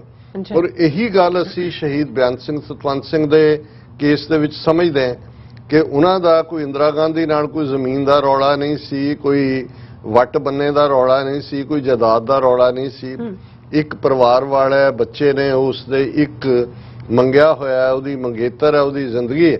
ਹੁਣ ਉਹ ਇਸ ਲਈ ਹਿਫਾਜ਼ਤ ਕਰ ਰਹੇ ਸੀ ਉਹਨਾਂ ਦੀ ਜਾਂ ਉਹਦੇ ਸਿਕਿਉਰਿਟੀ ਗਾਰਡ ਨੇ ਕਿ ਉਹ ਮੁਲਕ ਦੇ ਲੋਕਾਂ ਦੀ ਨੁਮਾਇੰਦਾ ਪ੍ਰਾਈਮ, ਪਰ ਜੇ ਉਹੀ ਮੁਲਕ ਉਹੀ ਹਕੂਮਤ ਇਹ ਫੈਸਲਾ ਕਰੇ ਕਿ ਜਿਸ ਕੌਮ ਜਿਸ ਵਿਰਸੇ ਚੋਂ ਇਹ ਨੌਜਵਾਨ ਆਏ ਨੇ ਬੇਅੰਤ ਸਿੰਘ ਸਤਵੰਤ ਸਿੰਘ, ਉਹਨਾਂ ਦਾ ਨਾਮੋ ਨਿਸ਼ਾਨ ਮਿਟਾ ਦੇਣਾ, ਉਹਨਾਂ ਦੇ ਮੁਕੱਦਸ ਗੁਰਧਾਮ ਨੂੰ ਟੈਂਕਾਂ ਤੋਪਾਂ ਦੇ ਹਮਲੇ ਦਾ ਸ਼ਿਕਾਰ ਬਣਾਉਣਾ, ਫਿਰ ਉਹਨਾਂ ਦਾ ਹੱਕ ਸੀ ਕਿ ਉਹਨਾਂ ਨੇ ਧਰਮ ਤੋਂ ਜਿਹੜਾ ਆਪਣਾ ਆਪ ਕੁਰਬਾਨ ਕੀਤਾ। ਸੋ ਅਸੀਂ ਸਮਝਦੇ ਹਾਂ ਔਰ ਇਹ ਹੀ ਆਰਗੂਮੈਂਟ ਜਦੋਂ ਬਾਅਦ ਦੇ ਵਿੱਚ ਹਾਲਾਂ ਮੌਕੇ ਤੇ ਵਿਦਿਨ 30 ਮਿੰਟ ਦੇ ਵਿੱਚ ਪੂਨਾ ਸ਼ਹਿਰ ਦੀ ਨਾਕਾਬੰਦੀ ਹੋ ਜਾਂਦੀ ਹੈ, 4 ਚੁਫੇਰੇ ਐਗਜ਼ਿਟ ਰੂਟ ਦੂਜੇ ਤੀਜੇ, ਪਰ ਇਹ ਦੋਵੇਂ ਹੀ ਬਹਾਦਰ ਯੋਧੇ ਔਰ ਜਿਵੇਂ ਕਿਹਾ ਤਾਂ 4 ਗਿਆ ਸੀ ਕਿ ਜੀ 2 ਮੋਟਰਸਾਈਕਲਸ ਤੇ ਦੂਜੇ, ਮੈਂ ਉਸ ਡਿਟੇਲ 'ਚ ਨਹੀਂ ਜਾਵਾਂਗਾ, ਉਹ ਸ਼ਹਿਰ 'ਚੋਂ ਨਿਕਲ ਜਾਂਦੇ ਨੇ। ਇਹ ਵੱਖਰੀ ਗੱਲ ਹੈ ਕਿ ਉਸ ਤੋਂ ਕੁਝ ਸਮਾਂ ਬਾਅਦ ਅਗਲੇ ਸਾਲ 'ਚ ਭਾਈ ਹਰਜਿੰਦਰ ਸਿੰਘ ਜਿੰਦਾ ਮਜਨੂ ਟਿੱਲਾ ਗੁਰਦੁਆਰਾ ਸਾਹਿਬ 'ਚ ਜਿਹੜੇ ਨੇ ਉਹ ਇੱਕ ਮੁਖਬਰੀ ਦੇ ਥੱਲੇ ਫੜੇ ਜਾਂਦੇ ਨੇ ਔਰ ਸੁਖਦੇਵ ਸਿੰਘ ਸੁੱਖਾ ਜਿਹੜੇ ਕਿ ਆਪਣੇ ਕੁਝ ਹਥਿਆਰ ਔਰ ਕੁਝ ਚੀਜ਼ਾਂ ਉੱਥੇ ਛੱਡ ਗਏ ਸੀ, ਉਹ ਜਦੋਂ ਕੁਝ ਸਮੇਂ ਬਾਅਦ ਵਾਪਸ ਲੈਣ ਆਉਂਦੇ ਨੇ ਆਪਣੇ ਕਿਸੇ ਹੋਰ ਟਿਕਾਣੇ ਤੋਂ, ਉਹਨਾਂ ਦੇ ਔਰ ਉਹੀ ਮੋਟਰਸਾਈਕਲ ਇਸਤੇਮਾਲ ਹੁੰਦਾ ਜਿਹੜਾ ਪਹਿਲਾਂ ਕੀਤਾ, ਉਹਦਾ ਇੱਕ ਟਰੱਕ ਦੇ ਨਾਲ ਜਾਂ ਕਿਤੇ ਐਕਸੀਡੈਂਟ ਹੁੰਦਾ ਉਹ ਵੀ ਫੜੇ ਜਾਂਦੇ ਨੇ। ਔਰ ਇਹਨਾਂ ਦੋਨਾਂ ਦੇ ਉੱਤੇ ਜਦੋਂ ਟ੍ਰਾਇਲ ਚੱਲਦਾ ਜਿਵੇਂ ਉਹਨਾਂ ਨੇ ਇਹ ਨਹੀਂ ਕਿਹਾ ਕਿ ਜੀ ਅਸੀਂ ਆਪਣਾ ਗੁਨਾਹ ਕਬੂਲਦੇ ਹਾਂ, ਉਹਨਾਂ ਨੇ ਕਿਹਾ ਜੀ ਹਾਂ ਅਸੀਂ ਜਨਰਲ ਵੈਦਿਆ ਨੂੰ ਮਾਰਿਆ, ਪਰ ਸਾਨੂੰ ਫਖਰ ਹੈ ਕਿ ਅਸੀਂ ਇਹ ਸਾਨੂੰ ਗੁਰੂ ਨੇ ਹਿੰਮਤ ਦਿੱਤੀ। ਔਰ ਜਿਹੜਾ ਆਰਗੂਮੈਂਟ ਉਹਨਾਂ ਨੇ ਨਾ ਸਿਰਫ ਅਦਾਲਤ ਦੇ ਵਿੱਚ ਦਿੱਤਾ ਹੈ, ਜਿਹੜਾ ਇੱਕ ਵੱਡਾ ਓਪਨ ਲੈਟਰ ਉਹਨਾਂ ਨੇ ਵੇਲੇ ਦੇ ਪ੍ਰੈਜ਼ੀਡੈਂਟ ਦੇ ਨਾਂ ਲਿਖਿਆ, ਜਿਹਦੇ 'ਚ ਉਹਨਾਂ ਨੇ ਫਿਰ ਅਕਾਲ ਤਖਤ ਵਰਸਸ ਦਿੱਲੀ ਤਖਤ ਜਿਵੇਂ ਉਹਨੂੰ ਡਿਫਾਈਨ ਕੀਤਾ ਕਿ ਭਾਈ ਦਿੱਲੀ ਤਖਤ ਨੂੰ ਇਹ ਰਿਪਰੈਜ਼ੈਂਟ ਕਰਦਾ ਜਰਨੈਲ, ਇਹ ਸਾਡੇ ਅਕਾਲ ਤਖਤ ਤੇ ਜਿਹੜਾ ਹਮਲਾਵਰ ਹੋਇਆ ਤੇ ਅਕਾਲ ਤਖਤ ਸਾਨੂੰ ਕੀ ਸਿਖਾਉਂਦਾ, ਅਸੀਂ ਉਸੇ ਹੀ ਅਕਾਲ ਤਖਤ ਦੀ ਤਾਬਿਆ ਪ੍ਰਣ ਕੀਤਾ ਔਰ ਇਸ ਨੂੰ ਸਜ਼ਾ ਯਾਫਤਾ ਕੀਤਾ। ਔਰ ਉਹ ਮੈਂ ਸਮਝਦਾ ਵੀ ਇੱਕ ਹਿਸਟੋਰੀਕਲ ਡਾਕੂਮੈਂਟ ਹੈ। ਜਿੰਦਾ ਸੁੱਖਾ ਦੇ ਤਾਂ ਇੰਨੇ ਕਾਰਨਾਮੇ ਨੇ, ਹਾਲਾਂ ਇੱਕ ਫਿਲਮ ਭਾਰਤ ਦੇ ਵਿੱਚ ਹੀ ਬਣਾਈ ਗਈ ਸੀ ਮਾਸਟਰਮਾਈਂਡ ਜਿੰਦਾ ਸੁੱਖਾ, ਪਹਿਲੀ ਸਟੇਜ ਤੇ ਸੈਂਸਰ ਬੋਰਡ ਨੇ ਕਲੀਅਰ ਕਰਤੀ, ਲੇਕਿਨ ਬਾਅਦ ਦੇ ਵਿੱਚ ਹਿੰਦੂ ਤਵੀਆਂ ਨੇ ਦੂਜਿਆਂ ਨੇ ਕਰਕੇ ਉਹਨੂੰ ਕਦੇ ਉੱਥੇ ਚੱਲਣ ਨਹੀਂ ਦਿੱਤਾ ਹੈ। ਮੈਂ ਸਮਝਦਾ ਵੀ ਇਹ ਸਾਡੇ ਕਿਰਦਾਰ ਇਹੀ ਨਹੀਂ ਕਿ ਭਾਈ ਸੁੱਖਾ ਸਿੰਘ ਮਤਾਬ ਸਿੰਘ ਦੇ ਜਾਨਸ਼ੀਨ ਉਸ ਲੜੀ ਦੇ ਵਿੱਚ ਪਰੋਏ ਹੋਏ ਸ਼ਹੀਦ ਬੇਅੰਤ ਸਿੰਘ ਸਤਵੰਤ ਸਿੰਘ ਦਾ ਕਾਰਨਾਮਾ ਸੀ ਕਿ ਉਹਨਾਂ ਨੇ ਇੰਦਰਾ ਗਾਂਧੀ ਜਿਹਨੇ ਮਾਸਟਰਮਾਈਂਡ ਟੋਟਲ ਵਾਰ ਸਿੱਖਾਂ ਤੇ ਥੋਪੀ, ਉਸ ਦੇ ਲਈ ਬ੍ਰਿਟਨ ਦੀਆਂ ਖੁਫੀਆ ਏਜੰਸੀਆਂ KGB ਮੋਸਾਦ ਪਤਾ ਨਹੀਂ ਹੋਰ ਕਿਹਦੀ ਮਦਦ ਲਈ, ਔਰ ਇਹ ਜਨਰਲ ਵੈਦਿਆ ਜਿਹੜਾ ਕਿ ਬਿਲਕੁਲ, ਜਿਹਨੂੰ ਮੈਂ ਦੇਖ ਰਿਹਾ ਸੀ ਕਿ ਮੋਸਟ ਡੈਕੋਰੇਟਡ ਜਿਹੜੇ ਅੱਜ ਤੱਕ ਭਾਰਤ ਦੇ ਜਨਰਲ ਹੋਏ ਨੇ, 20 ਤੋਂ ਜ਼ਿਆਦਾ ਮੈਡਲ ਉਹਨੂੰ ਦਿੱਤੇ ਗਏ ਔਰ 2 ਵਾਰ ਉਹਨੂੰ ਮਹਾਂਵੀਰ ਚੱਕਰ ਦਿੱਤਾ ਗਿਆ ਔਰ ਉਹਦੇ ਮਰਨ ਤੋਂ ਬਾਅਦ ਜਦੋਂ ਜਿਹਨੂੰ ਸਜ਼ਾ ਯਾਫਤਾ ਕਰਨਾ ਗਿਆ, ਹਾਲਾਂ ਉਦੋਂ ਰਾਜੀਵ ਗਾਂਧੀ ਪ੍ਰਾਈਮ ਮਿਨਿਸਟਰ ਸੀ ਜਦੋਂ ਇਹਨੂੰ ਸਜ਼ਾ ਯਾਫਤਾ ਕੀਤਾ ਗਿਆ ਔਰ ਰਾਜੀਵ ਗਾਂਧੀ ਚੈਕੋਸਲੋਵਾਕੀਆ ਦੇ ਦੌਰੇ ਤੇ ਸੀ, ਲਾਸਟ ਲੈਗ ਸੀ, ਇੱਕ ਹਫ਼ਤੇ ਦਾ ਉਹਦਾ ਦੌਰਾ ਸੀ, ਉੱਥੋਂ ਵੀ ਉਹਨੂੰ ਟ੍ਰਿਬਿਊਟ ਦਿੱਤੀ ਕਿ ਜੀ ਬਹੁਤ ਵੱਡਾ ਜਨਰਲ, ਭਾਰਤ ਮਾਂ ਦੀ ਸਰਵਿਸ ਕੀਤੀ, ਢਮਕਾ ਕੀਤਾ, ਫਲਾਣਾ ਕੀਤਾ ਔਰ ਇਹਨੂੰ ਈਵਨ ਮਰਨ ਤੋਂ ਬਾਅਦ ਵੀ ਪਦਮ ਵਿਭੂਸ਼ਣ ਦਾ ਜਿਹੜਾ ਉਹ ਅਵਾਰਡ ਦਿੱਤਾ ਗਿਆ ਸੀ। ਔਰ ਇਹ ਕੋਈ ਛੋਟੀ ਖਬਰ ਨਹੀਂ ਸੀ। ਅਸੀਂ ਕਿਉਂਕਿ ਸਾਡੀਆਂ ਬਹੁਤ ਸਾਰਿਆਂ ਦੀਆਂ ਯਾਦਾਂ 'ਚ 9 ਅਕਤੂਬਰ 1992 ਜ਼ਿਆਦਾ ਮਕਬੂਲ ਹੈ ਕਿਉਂਕਿ ਅਸੀਂ ਜਿਸ ਦਿਨ ਭਾਈ ਹਰਜਿੰਦਰ ਸਿੰਘ ਜਿੰਦਾ, ਭਾਈ ਸੁਖਦੇਵ ਸਿੰਘ ਸੁੱਖਾ ਨੂੰ ਪੂਨੇ ਦੀ ਯਾਰਦਾ ਜੇਲ੍ਹ ਦੇ ਵਿੱਚ ਫਾਂਸੀ ਦਿੱਤੀ ਗਈ ਸੀ, 9 ਅਕਤੂਬਰ ਨੂੰ ਸੈਲੀਬ੍ਰੇਟ ਕੀਤਾ ਜਾਂਦਾ ਹੈ। ਪਰ ਮੈਂ ਸਮਝਦਾ ਵੀ ਅੱਜ 10 ਅਕਤੂਬਰ ਜਿਹੜਾ ਅਗਸਤ ਦਾ ਦਿਨ ਵੀ ਇੱਕ ਅਹਿਮੀਅਤ ਵਾਲਾ ਦਿਨ ਹੈ ਕਿਉਂਕਿ ਇੱਕ ਪਾਸੇ ਇਹ ਤਿਰੰਗੇ ਵਾਲੇ ਜਿਹੜੇ ਨੇ 15 ਅਗਸਤ ਵੱਲ ਵੱਧ ਰਹੇ ਸੀ ਔਰ 1986 ਚ ਇਮੇਜਿਨ ਕਰੋ ਕਿ ਵੀ ਜੂਨ 84 ਦੇ ਘੱਲੂਘਾਰੇ ਤੋਂ ਬਾਅਦ ਨਵੰਬਰ 84 ਸਿੱਖਾਂ ਦੀ ਨਸਲਕੁਸ਼ੀ ਭਾਰਤ ਭਰ 'ਚ ਕੀਤੀ ਗਈ। ਕਿੰਨੀ ਡੀਮੋਰਲਾਈਜੇਸ਼ਨ ਸਿੱਖਾਂ 'ਚ ਹੋਏਗੀ। ਪੰਜਾਬ ਫੌਜ ਦੇ ਹਵਾਲੇ ਸੀ, 85 ਸਾਲ ਦੇ ਚੱਲਦੇ ਆ ਇਹਨਾਂ ਨੇ ਕਾਲਾ ਮਾਲਾ ਕਰਕੇ ਰਾਜੀਵ ਲੌਂਗੋਵਾਲ ਕਾਰਡ 85 'ਚ ਕਰ ਲਿਆ ਸੀ, ਪੰਜਾਬ ਦੇ ਵਿੱਚ ਲਿਆ ਕੇ ਬਰਨਾਲੇ ਦੀ ਸਰਕਾਰ ਬਿਠਾ ਦਿੱਤੀ ਸੀ ਤੇ ਇਸ ਸਭ ਦੇ ਚੱਲਦੇ ਆ ਪੰਜਾਬ 'ਚ ਰਿਬੇਰੋ ਨੂੰ ਲਿਆਂਦਾ ਸੀ। A कैटेगरी इन्ने, B कैटेगरी इन्ने, C कैटेगरी A ने और उस डीमोरलाइजेशन दे चलते हैं इन्होंने। और इस गल का ध्यान रहे कि 10 अगस्त तो ठीक 2 दिन पहला खालिस्तान कमांडो फोर्स के जनरल उस वेले भाई मनवीर सिंह चहेड़ू जिहड़े ने जिन्होंने खालिस्तान के ऐलाननामे दे विच जिहड़ा ऐलाननामा 29 अप्रैल 1986 ਨੂੰ ਹੋਇਆ ਸੀ, जनरल हरी सिंह का नाम दिता गया ਸੀ। ਉਹਨਾਂ ਨੂੰ ਜਲੰਧਰ ਦੇ ਵਿੱਚ ਕਰਨਲ ਘੁੰਮਣ ਦੀ ਕੋਠੀ ਚੋਂ ਗ੍ਰਿਫਤਾਰ ਕੀਤਾ ਗਿਆ ਸੀ। ਸੋ ਇਹ ਵੀ ਇੱਕ ਪਾਸੇ ਕਿਤੇ ਨਾ ਕਿਤੇ ਡੀਮੋਰਲਾਈਜੇਸ਼ਨ ਸੀ ਔਰ ਮੁਖਬਰੀ ਦੇ ਥੱਲੇ ਕਿ ਜੀ ਅਸੀਂ ਫੜ ਲਿਆ ਇਹਨਾਂ ਦਾ ਵੱਡਾ ਫੋਰਸ ਦਾ। ਔਰ ਇਸ ਤੋਂ 2 ਦਿਨ ਬਾਅਦ ਖਾਲਿਸਤਾਨ ਕਮਾਂਡੋ ਫੋਰਸ ਦੇ ਯੋਧੇ ਪੂਨੇ 'ਚ ਪਹੁੰਚ ਕੇ ਵੈਦਿਆ ਨੂੰ ਜਿਹੜਾ ਉਹ ਸਜ਼ਾ ਯਾਫਤਾ ਕਰਕੇ ਮੈਸੇਜ ਦਿੰਦੇ ਨੇ ਕਿ ਭਾਈ ਅਸੀਂ। ਔਰ ਇਹ ਕਿੰਨੀ ਵੱਡੀ ਖਬਰ ਹੋਏਗੀ, ਮੈਂ ਕੁਦਰਤੀ उस पीरीयड दी न्यूयॉर्क टाइम्स अखबार देख रहा सी। उस न्यूयॉर्क टाइम्स दे जिहड़ा दिल्ली बेस स्पैशल कॉरस्पॉन्डेंट सी स्टीवन आर विजमैन, उहदी स्टोरी नैक्सट डे दी है 11 अगस्त 1986 दी। 4 gunman kill ex commander of Indian army. और ये बड़ी डिटेल्ड स्टोरी है सारी स्ट्रगल दी गल। और उहदे च एक लाइन जिहड़ी मैनूं लगदा भी बड़ी पावरफुल सी, the killing of general Vaidya who was 60 years old stunned and dismayed Indian leaders। ਉਹਨਾਂ ਨੇ ਕਿਹਾ ਵੀ ਇਹ ਜਿਹੜੇ ਇੰਡੀਅਨ ਲੀਡਰ ਜਿਹੜੇ ਸਮਝਦੇ ਸੀ ਵੀ ਅਸੀਂ ਤਾਂ ਇਹਨਾਂ ਨੂੰ ਐਸੀ ਮਾਰ ਮਾਰੀ ਹੈ, ਇਹ ਤਾਂ ਪੜ੍ਹਦੇ ਸੀ ਰਾਜ ਕਰੇਗਾ ਖਾਲਸਾ, ਇਹਨਾਂ ਨੂੰ ਐਸਾ ਜਿਹੜੀਆਂ ਇਹਨਾਂ ਦੀ ਅਸੀਂ ਨਸਲਕੁਸ਼ੀਆਂ ਕਰ ਰਹੇ ਹਾਂ ਕਿ ਯਾਦ ਕਰੇਗਾ ਖਾਲਸਾ। ਉਹਨਾਂ ਨੇ ਕਿਹਾ ਜੀ ਜਿੱਦਣ ਜਨਰਲ ਵੈਦਿਆ, ਇਹ ਨਿਊਯਾਰਕ ਟਾਈਮਸ ਕਹਿ ਰਿਹਾ, the killing of General Vaidya who was 60 years old stunned and dismayed Indian leaders। ਉਹਨਾਂ ਨੂੰ ਜਿਹੜਾ ਸਟਨ ਕਰਤਾ ਇਹਨੇ ਔਰ ਉਹਨਾਂ ਨੂੰ ਲੱਗਾ ਵੀ ਇਹ ਕੀ ਹੋ ਗਿਆ, ਇਹਨਾਂ ਨੂੰ ਕਿਵੇਂ ਅਸੀਂ ਕਾਬੂ ਕਰਾਂਗੇ। ਔਰ 38 ਸਾਲ ਬਾਅਦ ਵੀ ਅੱਜ ਵੀ ਜਦੋਂ ਜੰਤਰ ਮੰਤਰ ਤੇ ਕੇਸਰੀ ਲਹਿਰਾ ਕੇ ਹਜ਼ਾਰਾਂ ਸਿੰਘ ਦਹਾੜ ਰਹੇ ਸੀ ਉੱਥੇ ਕਿ ਅਸੀਂ ਤਿਰੰਗੇ ਵਾਲੇ ਨਹੀਂ ਹੈ, ਅਸੀਂ ਆਪਣਾ ਰਾਜ ਕਾਇਮ ਕਰਨਾ। ਔਰ ਉਹ ਕਿਹਾ ਜਾ ਰਿਹਾ, ਮਾਨ ਸਾਹਿਬ ਨੇ ਵੀ ਕਿਹਾ ਕਿ ਭਾਈ ਅਸੀਂ ਇਹ ਜਿਹੜੇ ਵੱਡੇ ਵੱਡੇ ਢਿੱਡਾਂ ਵਾਲੇ ਅੱਜ ਬੀਜੇਪੀ ਵਾਲੇ ਨੇ ਜਿਨ੍ਹਾਂ ਦੇ ਢਿੱਡ ਕਿੰਨੇ ਫੈਲੇ ਨੇ, ਇਹਨਾਂ ਸਾਰਿਆਂ ਨੂੰ ਨਾਲ ਲੈ ਕੇ ਲਦਾਖ ਜਾਵਾਂਗੇ ਜਦੋਂ ਸਾਡਾ ਰਾਜ ਆਇਆ ਕਿ ਚਲੋ ਸੇਵਾ ਕਰੋ, ਪਾਣੀ ਪਿਆਓ ਦੂਜਿਆਂ ਨੂੰ। ਸੋ ਇਹ ਹੈ, ਦੇਖੋ ਲੜਾਈ ਜਿਹੜੀ ਹੈ ਉਹ 2 ਚੀਜ਼ਾਂ ਪੰਜਾਬੀ ਤਹਿਜ਼ੀਬ ਦੇ ਬੜੇ ਰਿਚ ਅਖਾਣ ਨੇ। ਜਦੋਂ ਇਹ ਕਿਹਾ ਜਾਂਦਾ ਹੈ ਕਿ ਲੜਾਈ ਹੱਲੇ ਦੀ, ਹੁਣ ਹੱਲਾ ਕੀ ਹੁੰਦਾ, ਬਸ ਦੂਜੇ ਪਾਸੇ ਭਾਵੇਂ 30 40 50 ਦਾ ਗਰੋਹ ਵੀ ਹੋਏ, ਇੱਧਰ 4-5 ਜਦੋਂ ਤੁਸੀਂ ਇੱਕ ਵਾਰੀ ਜਾ ਵੱਜੇ ਵਿੱਚ ਉਹ ਤੁਹਾਨੂੰ ਪਹਿਲਾਂ ਹੀ ਜਿਹੜਾ ਉਹ ਐਡਵਾਂਟੇਜ ਦੇ ਦਿੰਦੀ ਹੈ। ਦੂਸਰਾ ਡਿਫਾਈਂਸ ਹੁੰਦੀ ਹੈ ਜਦੋਂ ਤੁਸੀਂ ਬੇੜੀਆਂ 'ਚ ਜਕੜਦੇ ਹੋ, ਹੱਥਕੜੀਆਂ ਲਾਉਂਦੇ ਹੋ।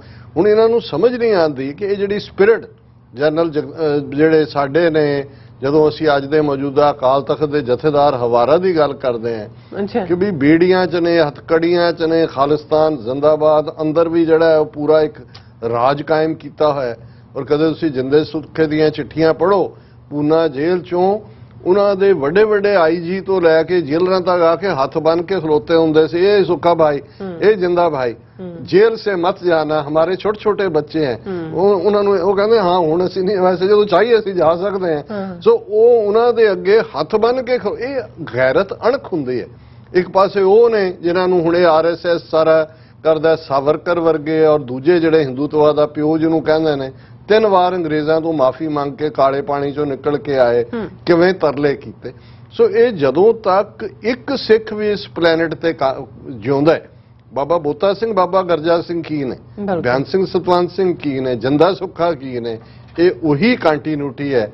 और असीं अज दा इस मुच्चा प्रोग्राम भी कौम दे इन्हां अणखी गैरतमंद साडे उन्हां बहादुर योधियां भाई हरजिंदर सिंह जंदा, भाई सुखदेव सिंह सुखा दे नाम करते हैं। जी डॉक्टर साहब, तुहाडा बहुत बहुत शुक्रिया, तुसीं अपने विचार दर्शकों नाल सांझे कीते ने। सो इत्थे लेने ब्रेक, और ब्रेक ते जाण तों पहिलां असीं अपने दर्शकों ते ਸਰੋਤਿਆਂ ਨੂੰ अपील ते बेनती करदी व्यूअर्स, जिस तरह कि तुसीं जाणदे हो कि TV 84 एक पंथक चैनल है। TV 84 ਦੀ ਚੜ੍ਹਦੀ ਕਲਾ ਲਈ ਵੱਧ ਤੋਂ ਵੱਧ ਡੋਨੇਟ ਕਰੋ। ਡੋਨੇਟ ਕਰਨ ਲਈ ਸਾਡੀ ਵੈਬਸਾਈਟ tv84.tv ਤੇ ਜਾ ਕੇ ਪੇਪਲ ਦੀ ਵਰਤੋਂ ਕਰਕੇ ਵਨ ਟਾਈਮ ਡੋਨੇਟ ਕਰ ਸਕਦੇ ਹੋ, ਮੰਥਲੀ ਡੋਨੇਟ ਵੀ ਕਰ ਸਕਦੇ ਹੋ। ਤੁਸੀਂ TV 84 ਦੇ ਨਾਮ ਤੇ ਚੈੱਕ ਬਣਾ ਕੇ ਸਾਨੂੰ ਮੇਲ ਵੀ ਕਰ ਸਕਦੇ ਹੋ ਸਾਡੇ ਇਸ ਪਤੇ ਤੇ 36-01 37th Avenue, Long Island City, New York 11101 USA, ਜਾਂ ਫਿਰ ਤੁਸੀਂ ਸਾਨੂੰ ਫੋਨ ਰਾਹੀਂ ਵੀ ਸੰਪਰਕ ਕਰ ਸਕਦੇ ਹੋ ਸਾਡੇ ਫੋਨ ਨੰਬਰ ਤੇ 516661911984। ਤੁਸੀਂ ਸਾਨੂੰ ਈਮੇਲ ਵੀ ਕਰ ਸਕਦੇ ਹੋ info@tv84.tv ਤੇ। ਅਸੀਂ ਤੁਹਾਡੇ ਤਹਿ ਦਿਲ ਤੋਂ ਸ਼ੁਕਰਗੁਜ਼ਾਰ ਹੋਵਾਂਗੇ। ਸੋ ਇੱਥੇ ਲੈਣੇ ਬ੍ਰੇਕ ਵਿਊਅਰਸ, ਤੁਸੀਂ ਸਾਨੂੰ ਇਸ ਤਰ੍ਹਾਂ ਹੀ ਬਣੇ ਰਹਿਣਾ। ਮਿਲਦੇ ਹਾਂ ਆਫਟਰ ਦਿਸ ਸ਼ਾਰਟ ਬ੍ਰੇਕ।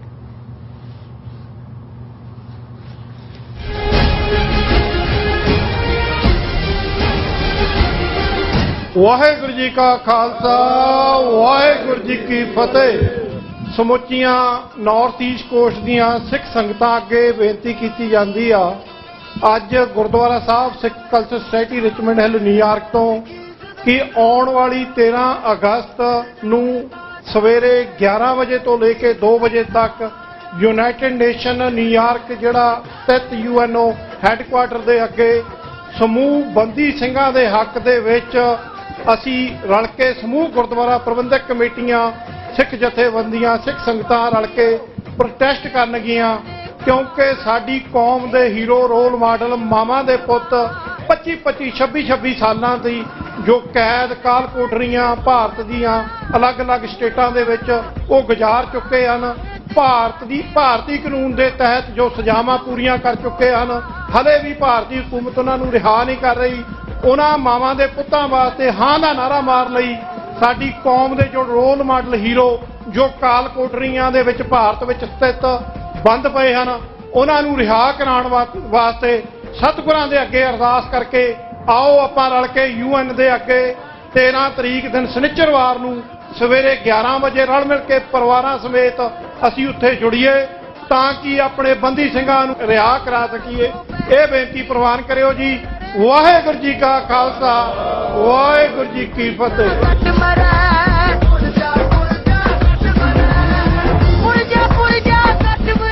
ਬਾਬਾ ਬੰਦਾ ਸਿੰਘ ਬਹਾਦਰ ਇੰਟਰਨੈਸ਼ਨਲ ਸਿੱਖ ਸਟੱਡੀ ਨਿਊਯਾਰਕ ਵੱਲੋਂ ਹਰੇਕ ਸਾਲ ਦੀ ਤਰ੍ਹਾਂ ਬਾਬਾ ਬੰਦਾ ਸਿੰਘ ਜੀ ਬਹਾਦਰ ਦਾ ਸ਼ਹੀਦੀ ਦਿਹਾੜਾ ਤੇ ਸਮੂਹ ਸਿੰਘਾਂ ਦੀ ਯਾਦ ਵਿੱਚ 14 ਅਗਸਤ ਦਿਨ ਐਤਵਾਰ ਨੂੰ ਸ਼ਹੀਦੀ ਦਿਹਾੜਾ ਗੁਰਦੁਆਰਾ ਰਿਚਮੰਡ ਹਿੱਲ ਵਿਖੇ ਮਨਾਇਆ ਜਾ ਰਿਹਾ ਹੈ।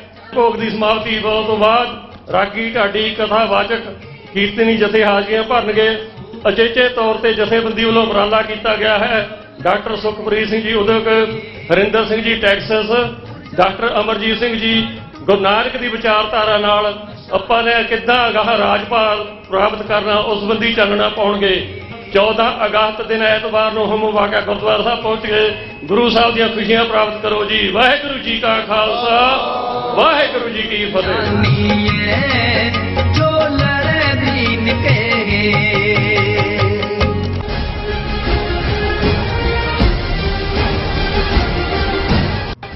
ਦਰਸ਼ਕੋ, ਬ੍ਰੇਕ ਤੋਂ ਬਾਅਦ ਤੁਹਾਡਾ ਸਭ ਦਾ ਭਰਪੂਰ ਸਵਾਗਤ ਹੈ। ਸੋ ਵਿਊਅਰਸ, ਪ੍ਰੋਗਰਾਮ ਦੇ ਦੂਸਰੇ ਸੈਗਮੈਂਟ ਵਿੱਚ ਆਪਾਂ ਗੱਲਬਾਤ ਕਰਨ ਜਾ ਰਹੇ ਹਾਂ ਕਿ ਮੀਡੀਆ ਰਿਪੋਰਟਾਂ ਅਨੁਸਾਰ ਘਰ ਘਰ ਤਿਰੰਗਾ ਮੁਹਿੰਮ ਥੱਲੇ ਆਮ ਸ਼ਹਿਰੀਆਂ ਨੂੰ ਜ਼ਬਰਦਸਤੀ ਤਿਰੰਗੇ ਖਰੀਦਣ ਤੇ ਮਜਬੂਰ ਕੀਤਾ ਜਾ ਰਿਹਾ ਹੈ ਔਰ ਸਰਕਾਰੀ ਮੁਲਾਜ਼ਮਾਂ ਨੂੰ ਆਪਣੇ ਘਰਾਂ ਤੇ ਤਿਰੰਗਾ ਲਹਿਰਾਉਣ ਦੇ ਹੁਕਮ ਦਿੱਤੇ ਜਾ ਰਹੇ ਨੇ ਔਰ ਇਸ ਦੇ ਉਲਟ ਦੁਨੀਆ ਭਰ ਵਿੱਚ ਬੈਠੇ ਸਿੱਖਾਂ ਵੱਲੋਂ 15 ਅਗਸਤ ਤੋਂ ਪਹਿਲਾਂ ਹੀ ਆਪਣੇ ਘਰਾਂ ਤੇ ਕਾਰੋਬਾਰੀ ਅਦਾਰਿਆਂ ਤੇ ਨਿਸ਼ਾਨ ਸਾਹਿਬ ਚੁਲਾਏ ਜਾ ਰਹੇ ਨੇ। ਸੋ ਇਸ ਬਾਰੇ ਆਪਾਂ ਗੱਲਬਾਤ ਕਰਨ ਜਾ ਰਹੇ ਹਾਂ। ਸੋ ਅਸੀਂ ਚਾਹਾਂਗੇ ਕਿ ਤੁਸੀਂ ਇਸੇ ਤਰ੍ਹਾਂ ਬਣੇ ਰਹਿਣਾ, ਦੇਖਣ ਸੁਣ ਲਈ ਐਂਡ ਲਿਖਣ ਲਈ ਤੁਹਾਡਾ ਸਭ ਦਾ ਬਹੁਤ ਸ਼ੁਕਰੀਆ ਜੀ। ਰਾਜ ਸਾਹਿਬ ਕੀ ਕਹਿਣਾ ਚਾਹੋਗੇ? ਦੇਖੋ, ਅਕਸਰ ਜਦੋਂ ਬੀਤੇ ਪੀਰੀਅਡ ਦੀਆਂ ਜੰਗਾਂ ਦੀ ਗੱਲ ਹੁੰਦੀ ਹੈ ਔਰ ਜਿਹੜੇ ਇਧਰੋਂ ਵੈਸਟ ਵੱਲੋਂ ਆਉਣ ਵਾਲੇ ਹਮਲਾਵਰ ਸੀ, ਬੇਸ਼ੱਕ ਇਹ ਜ਼ਮਾਨਾ ਮੁਹੰਮਦ ਬਿਨ ਕਾਸਮ ਦਾ ਹੋਏ ਜਾਂ ਉਸ ਤੋਂ ਬਾਅਦ ਜਦੋਂ ਕਿ ਬਾਬਰ ਹਮਲਾਵਰ ਹੁੰਦਾ ਹੈ 16ਵੀਂ ਸਦੀ 'ਚ 1526 ਦੇ ਵਿੱਚ, ਪਹਿਲਾਂ 1521 'ਚ ਵੀ ਆਇਆ ਔਰ ਇਸ ਤੋਂ ਇਲਾਵਾ ਵੀ ਜਿਹੜੇ ਹਿਸਟਰੀ ਦੇ ਵੱਡੇ ਵੱਡੇ ਕਿਰਦਾਰ ਹੋਏ ਨੇ, ਉਹਨਾਂ ਨੇ ਬੇਸ਼ੱਕ ਉਹ ਅਲੈਗਜ਼ੈਂਡਰ ਦਾ ਗ੍ਰੇਟ ਹੋਏ ਜਿਹਨੂੰ ਸਿਕੰਦਰ ਆਜ਼ਮ ਕਹਿੰਦੇ ਨੇ, ਜਾਂ ਚੰਗੇਜ਼ ਖਾਨ, ਹਲਾਕੂ ਜਾਂ ਦੂਜਾ। ਹੁਣ ਬਹੁਤ ਵਾਰ ਇਹ ਹੁੰਦਾ ਹੈ ਵੀ ਉਹਨਾਂ ਦੇ ਕੋਲ ਜਿਹੜੀ ਉਹਨਾਂ ਦੀ ਜਿਹੜੇ ਜਿਨ੍ਹਾਂ ਨੇ ਇਲਾਕੇ ਜਿੱਤੇ ਜਾਂ ਜਿਹੜੇ ਡਿਫੀਟ ਕਰਦੇ ਸੀ, ਉਹਨਾਂ ਦੀਆਂ ਫੌਜਾਂ ਦੀ ਗਿਣਤੀ ਜਿਹੜੇ ਆਪਣੀ ਟੈਰੀਟਰੀ ਨੂੰ ਡਿਫੈਂਡ ਕਰਨ ਵਾਲੇ ਸੀ ਉਹਦਾ ਕਈ ਵਾਰੀ 20ਵਾਂ ਹਿੱਸਾ ਵੀ ਨਹੀਂ ਸੀ ਹੁੰਦੀ। ਲੇਕਿਨ ਉਹ ਕਿਉਂਕਿ ਇੱਕ ਪਹਾੜੇ ਦੇ ਟੱਟੂ ਹੁੰਦੇ ਸੀ ਜਿਹੜੇ ਡਿਫੈਂਡ ਕਰ ਰਹੇ ਨੇ, ਤੇ ਜਿਹੜੇ ਹਮਲਾਵਰ ਨੇ ਉਹ ਜ਼ਾਹਰ ਹੈ ਉਹਨਾਂ 'ਚੋਂ ਲੁਟੇਰਾਪਨ ਵੀ ਹੈ ਔਰ ਹਮਲੇ ਦਾ ਐਗਰੈਸ਼ਨ ਵੀ ਹੈ ਔਰ ਉਹਨਾਂ ਦੇ ਵਿੱਚ ਇੱਕ ਸਪਿਰਿਟ ਵੀ ਹੈ, ਤੇ ਉਹ ਇਵੇਂ ਰੋਂਦ ਕੇ ਚਲੇ ਜਾਂਦੇ ਸੀ ਔਰ ਲੱਗਦਾ ਸੀ ਕਿ ਵੀ ਇੰਨੀ ਲੱਖਾਂ ਦੀ ਫੌਜ। ਔਰ ਜਦੋਂ ਅਸੀਂ ਈਵਨ ਪਾਣੀਪਤ ਦੀਆਂ ਲੜਾਈਆਂ ਪੜ੍ਹਦੇ ਸੀ ਉਦੋਂ ਵੀ ਹੁੰਦਾ ਸੀ ਕਿ ਭਾਈ ਜਿਹੜੀ ਡਿਫੈਂਡਿੰਗ ਫੋਰਸ ਹੈ ਉਹਦੇ ਕੋਲ ਤਾਂ ਬਹੁਤ ਜਵਾਨ ਸੀ। ਤੇ ਇਹ ਹੋਇਆ ਕੀ ਹੁੰਦਾ, ਕਿਉਂਕਿ ਇਹ ਜਦੋਂ ਤੁਸੀਂ ਪਹਾੜੇ ਦਾ ਟੱਟੂ ਦੇਖਦੇ ਹੋ ਤੇ ਫਿਰ ਜਿਹੜਾ ਕਿਸੇ ਆਪਣੇ ਕਾਜ਼ ਲਈ ਲੜ ਰਿਹਾ, ਔਰ ਸਿੱਖ ਇਤਿਹਾਸ ਦੇ ਹਵਾਲੇ ਨਾਲ ਤਾਂ ਅਸੀਂ ਗੱਲ ਕਰਦੇ ਹੀ ਹਾਂ ਕਿ ਵੀ ਜਦੋਂ ਅਸੀਂ 18ਵੀਂ ਸਦੀ ਦਾ ਆਪਣਾ ਇਤਿਹਾਸ ਦੁਹਰਾਉਂਦੇ ਹਾਂ ਕਿ ਭਾਈ ਉਹ ਭਾਵੇਂ ਮੁਗਲਾਂ ਦੇ ਖਿਲਾਫ ਹੈ ਜਾਂ ਦਰਾ ਖੈਬਰ ਪਾਰ ਦੇ ਆਂਦੇ ਹੈ ਜਾਂ ਦੂਜਾ ਕਿ ਕਿਵੇਂ ਮੁੱਠੀ ਭਰ ਸਿੱਖਾਂ ਨੇ ਹਮੇਸ਼ਾ ਹੀ ਲੋਹੇ ਦੇ ਚਣੇ ਚਬਾਏ ਔਰ ਕਿਸ ਬਹਾਦਰੀ ਗੈਰਤ ਦੇ ਨਾਲ ਉਹ ਇਸ ਸਪਿਰਿਟ ਦੇ ਨਾਲ ਹੀ ਜੂਝਦੇ ਸੀ ਕਿ ਨਿਸ਼ਚੈ ਕਰ ਆਪਣੀ ਜੀਤ ਕਰੋ, ਇਸ ਗੱਲ ਦੇ ਉੱਤੇ ਫੇਥ ਕਿ ਅਸੀਂ ਜਿੱਤਣਾ। ਔਰ ਜਦੋਂ ਤੁਸੀਂ ਉਹ ਲਾਸਟ ਮੂਮੈਂਟ ਆ ਜਾਂਦੀ ਹੈ ਵੀ ਜਿੱਤਣ ਦਾ ਤੁਹਾਡੇ ਮੁਕਾਮ ਨਹੀਂ ਹੈ, ਫਿਰ ਪਿੱਠ ਨਹੀਂ ਦਿਖਾਣੀ, ਫਿਰ ਅੱਤ ਹੀ ਰਣ ਮੈਂ ਤਬ ਜੂਝ ਮਰੋ। ਪਹਿਲਾਂ ਜਿਹੜਾ ਫਾਈਟ ਟੂ ਵਿਨ ਬਿਲਕੁਲ ਤੇ ਨਹੀਂ ਹੈ, ਦੈਨ ਮਾਰਟੀਅਰਡਮ ਸ਼ਹੀਦੀ ਗ੍ਰੇਸਫੁਲੀ ਅਡਾਪਟ ਕਰਨਾ। ਇਹ ਸਿੱਖਾਂ ਦੇ ਵਿੱਚ ਜਾਂ ਜਿਹੜੀ ਸਵਾ ਲੱਖੀ ਸਪਿਰਿਟ ਹੈ, ਉਹ ਜਦੋਂ ਗੁਰੂ ਕਲਗੀਧਰ ਪਾਤਸ਼ਾਹ ਦਾ ਇਹ ਅਸੀਂ ਫਰਮਾਨ ਕੋਟ ਕਰਦੇ ਹਾਂ ਕਿ चिड़ियों से मैं बाज तोड़ाऊं, 1.25 लाख से एक लड़ाऊं, तब है गोबिंद सिंह नाम कहूं।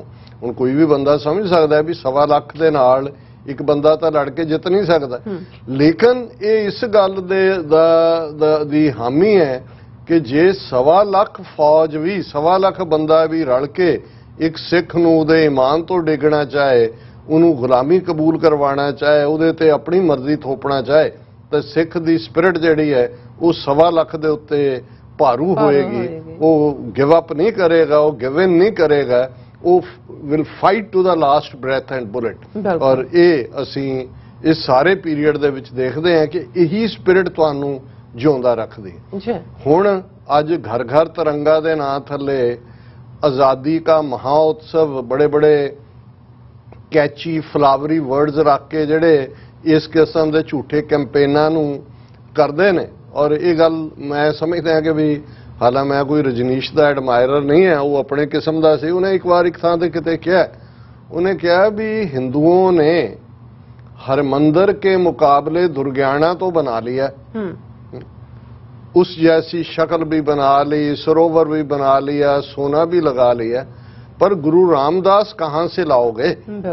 और अज भी जाके देखो उत्थे काई जमी हुंदी है पानी दे विच, उल्लू उत्थे बोलण वाला काम हुंदा है। हाँ जदों किसी VIP नूं उन्हां ने दरबार साहब दे बराबर ले आके खड़ा करना हुंदा दुर्गियाने नूं, उस दिन उत्थे लै जांदे ने, उत्थे दिने भी उल्लू बोलदे ने, तुहानूं कोई उत्थे लंगर जां दूजी तां दूर दी गल कुछ भी नहीं हुंदा। हुण मतलब ये है कि भी तुसीं अज तुहाडे हत्थ अंग्रेज आण लगे, तुहानूं ताकत दे गए 1000 साल की गुलामी चों निकल के, ते तुसीं तिरंगे चला के अपना इतिहास बदलना चाहो कि जी तुसीं बहुत वड्डियां कुर्बानियां कीतियां ने, ते वो तिरंगे भी लैण वाले। देखो ये जिहड़ी पैट्रियोटिज्म हुंदा है जां वतन परस्ती हुंदी है, हालां सिख वतन परस्त नालों असीं इंसानियत पसंद है, और साडा कानसैप्ट जदों असीं राज की गल करदे ਅਸੀਂ ਰਾਜ ਭਾਗ ਇਸ ਲਈ ਉਸ ਦੇ ਮੁਦਈ ਹੈ ਕਿਉਂਕਿ ਰਾਜ ਸਰਬੱਤ ਦੇ ਭਲੇ ਲਈ ਹੈ। ਬਿਲਕੁਲ ਵੱਖਰਾ ਕਨਸੈਪਟ ਹੈ।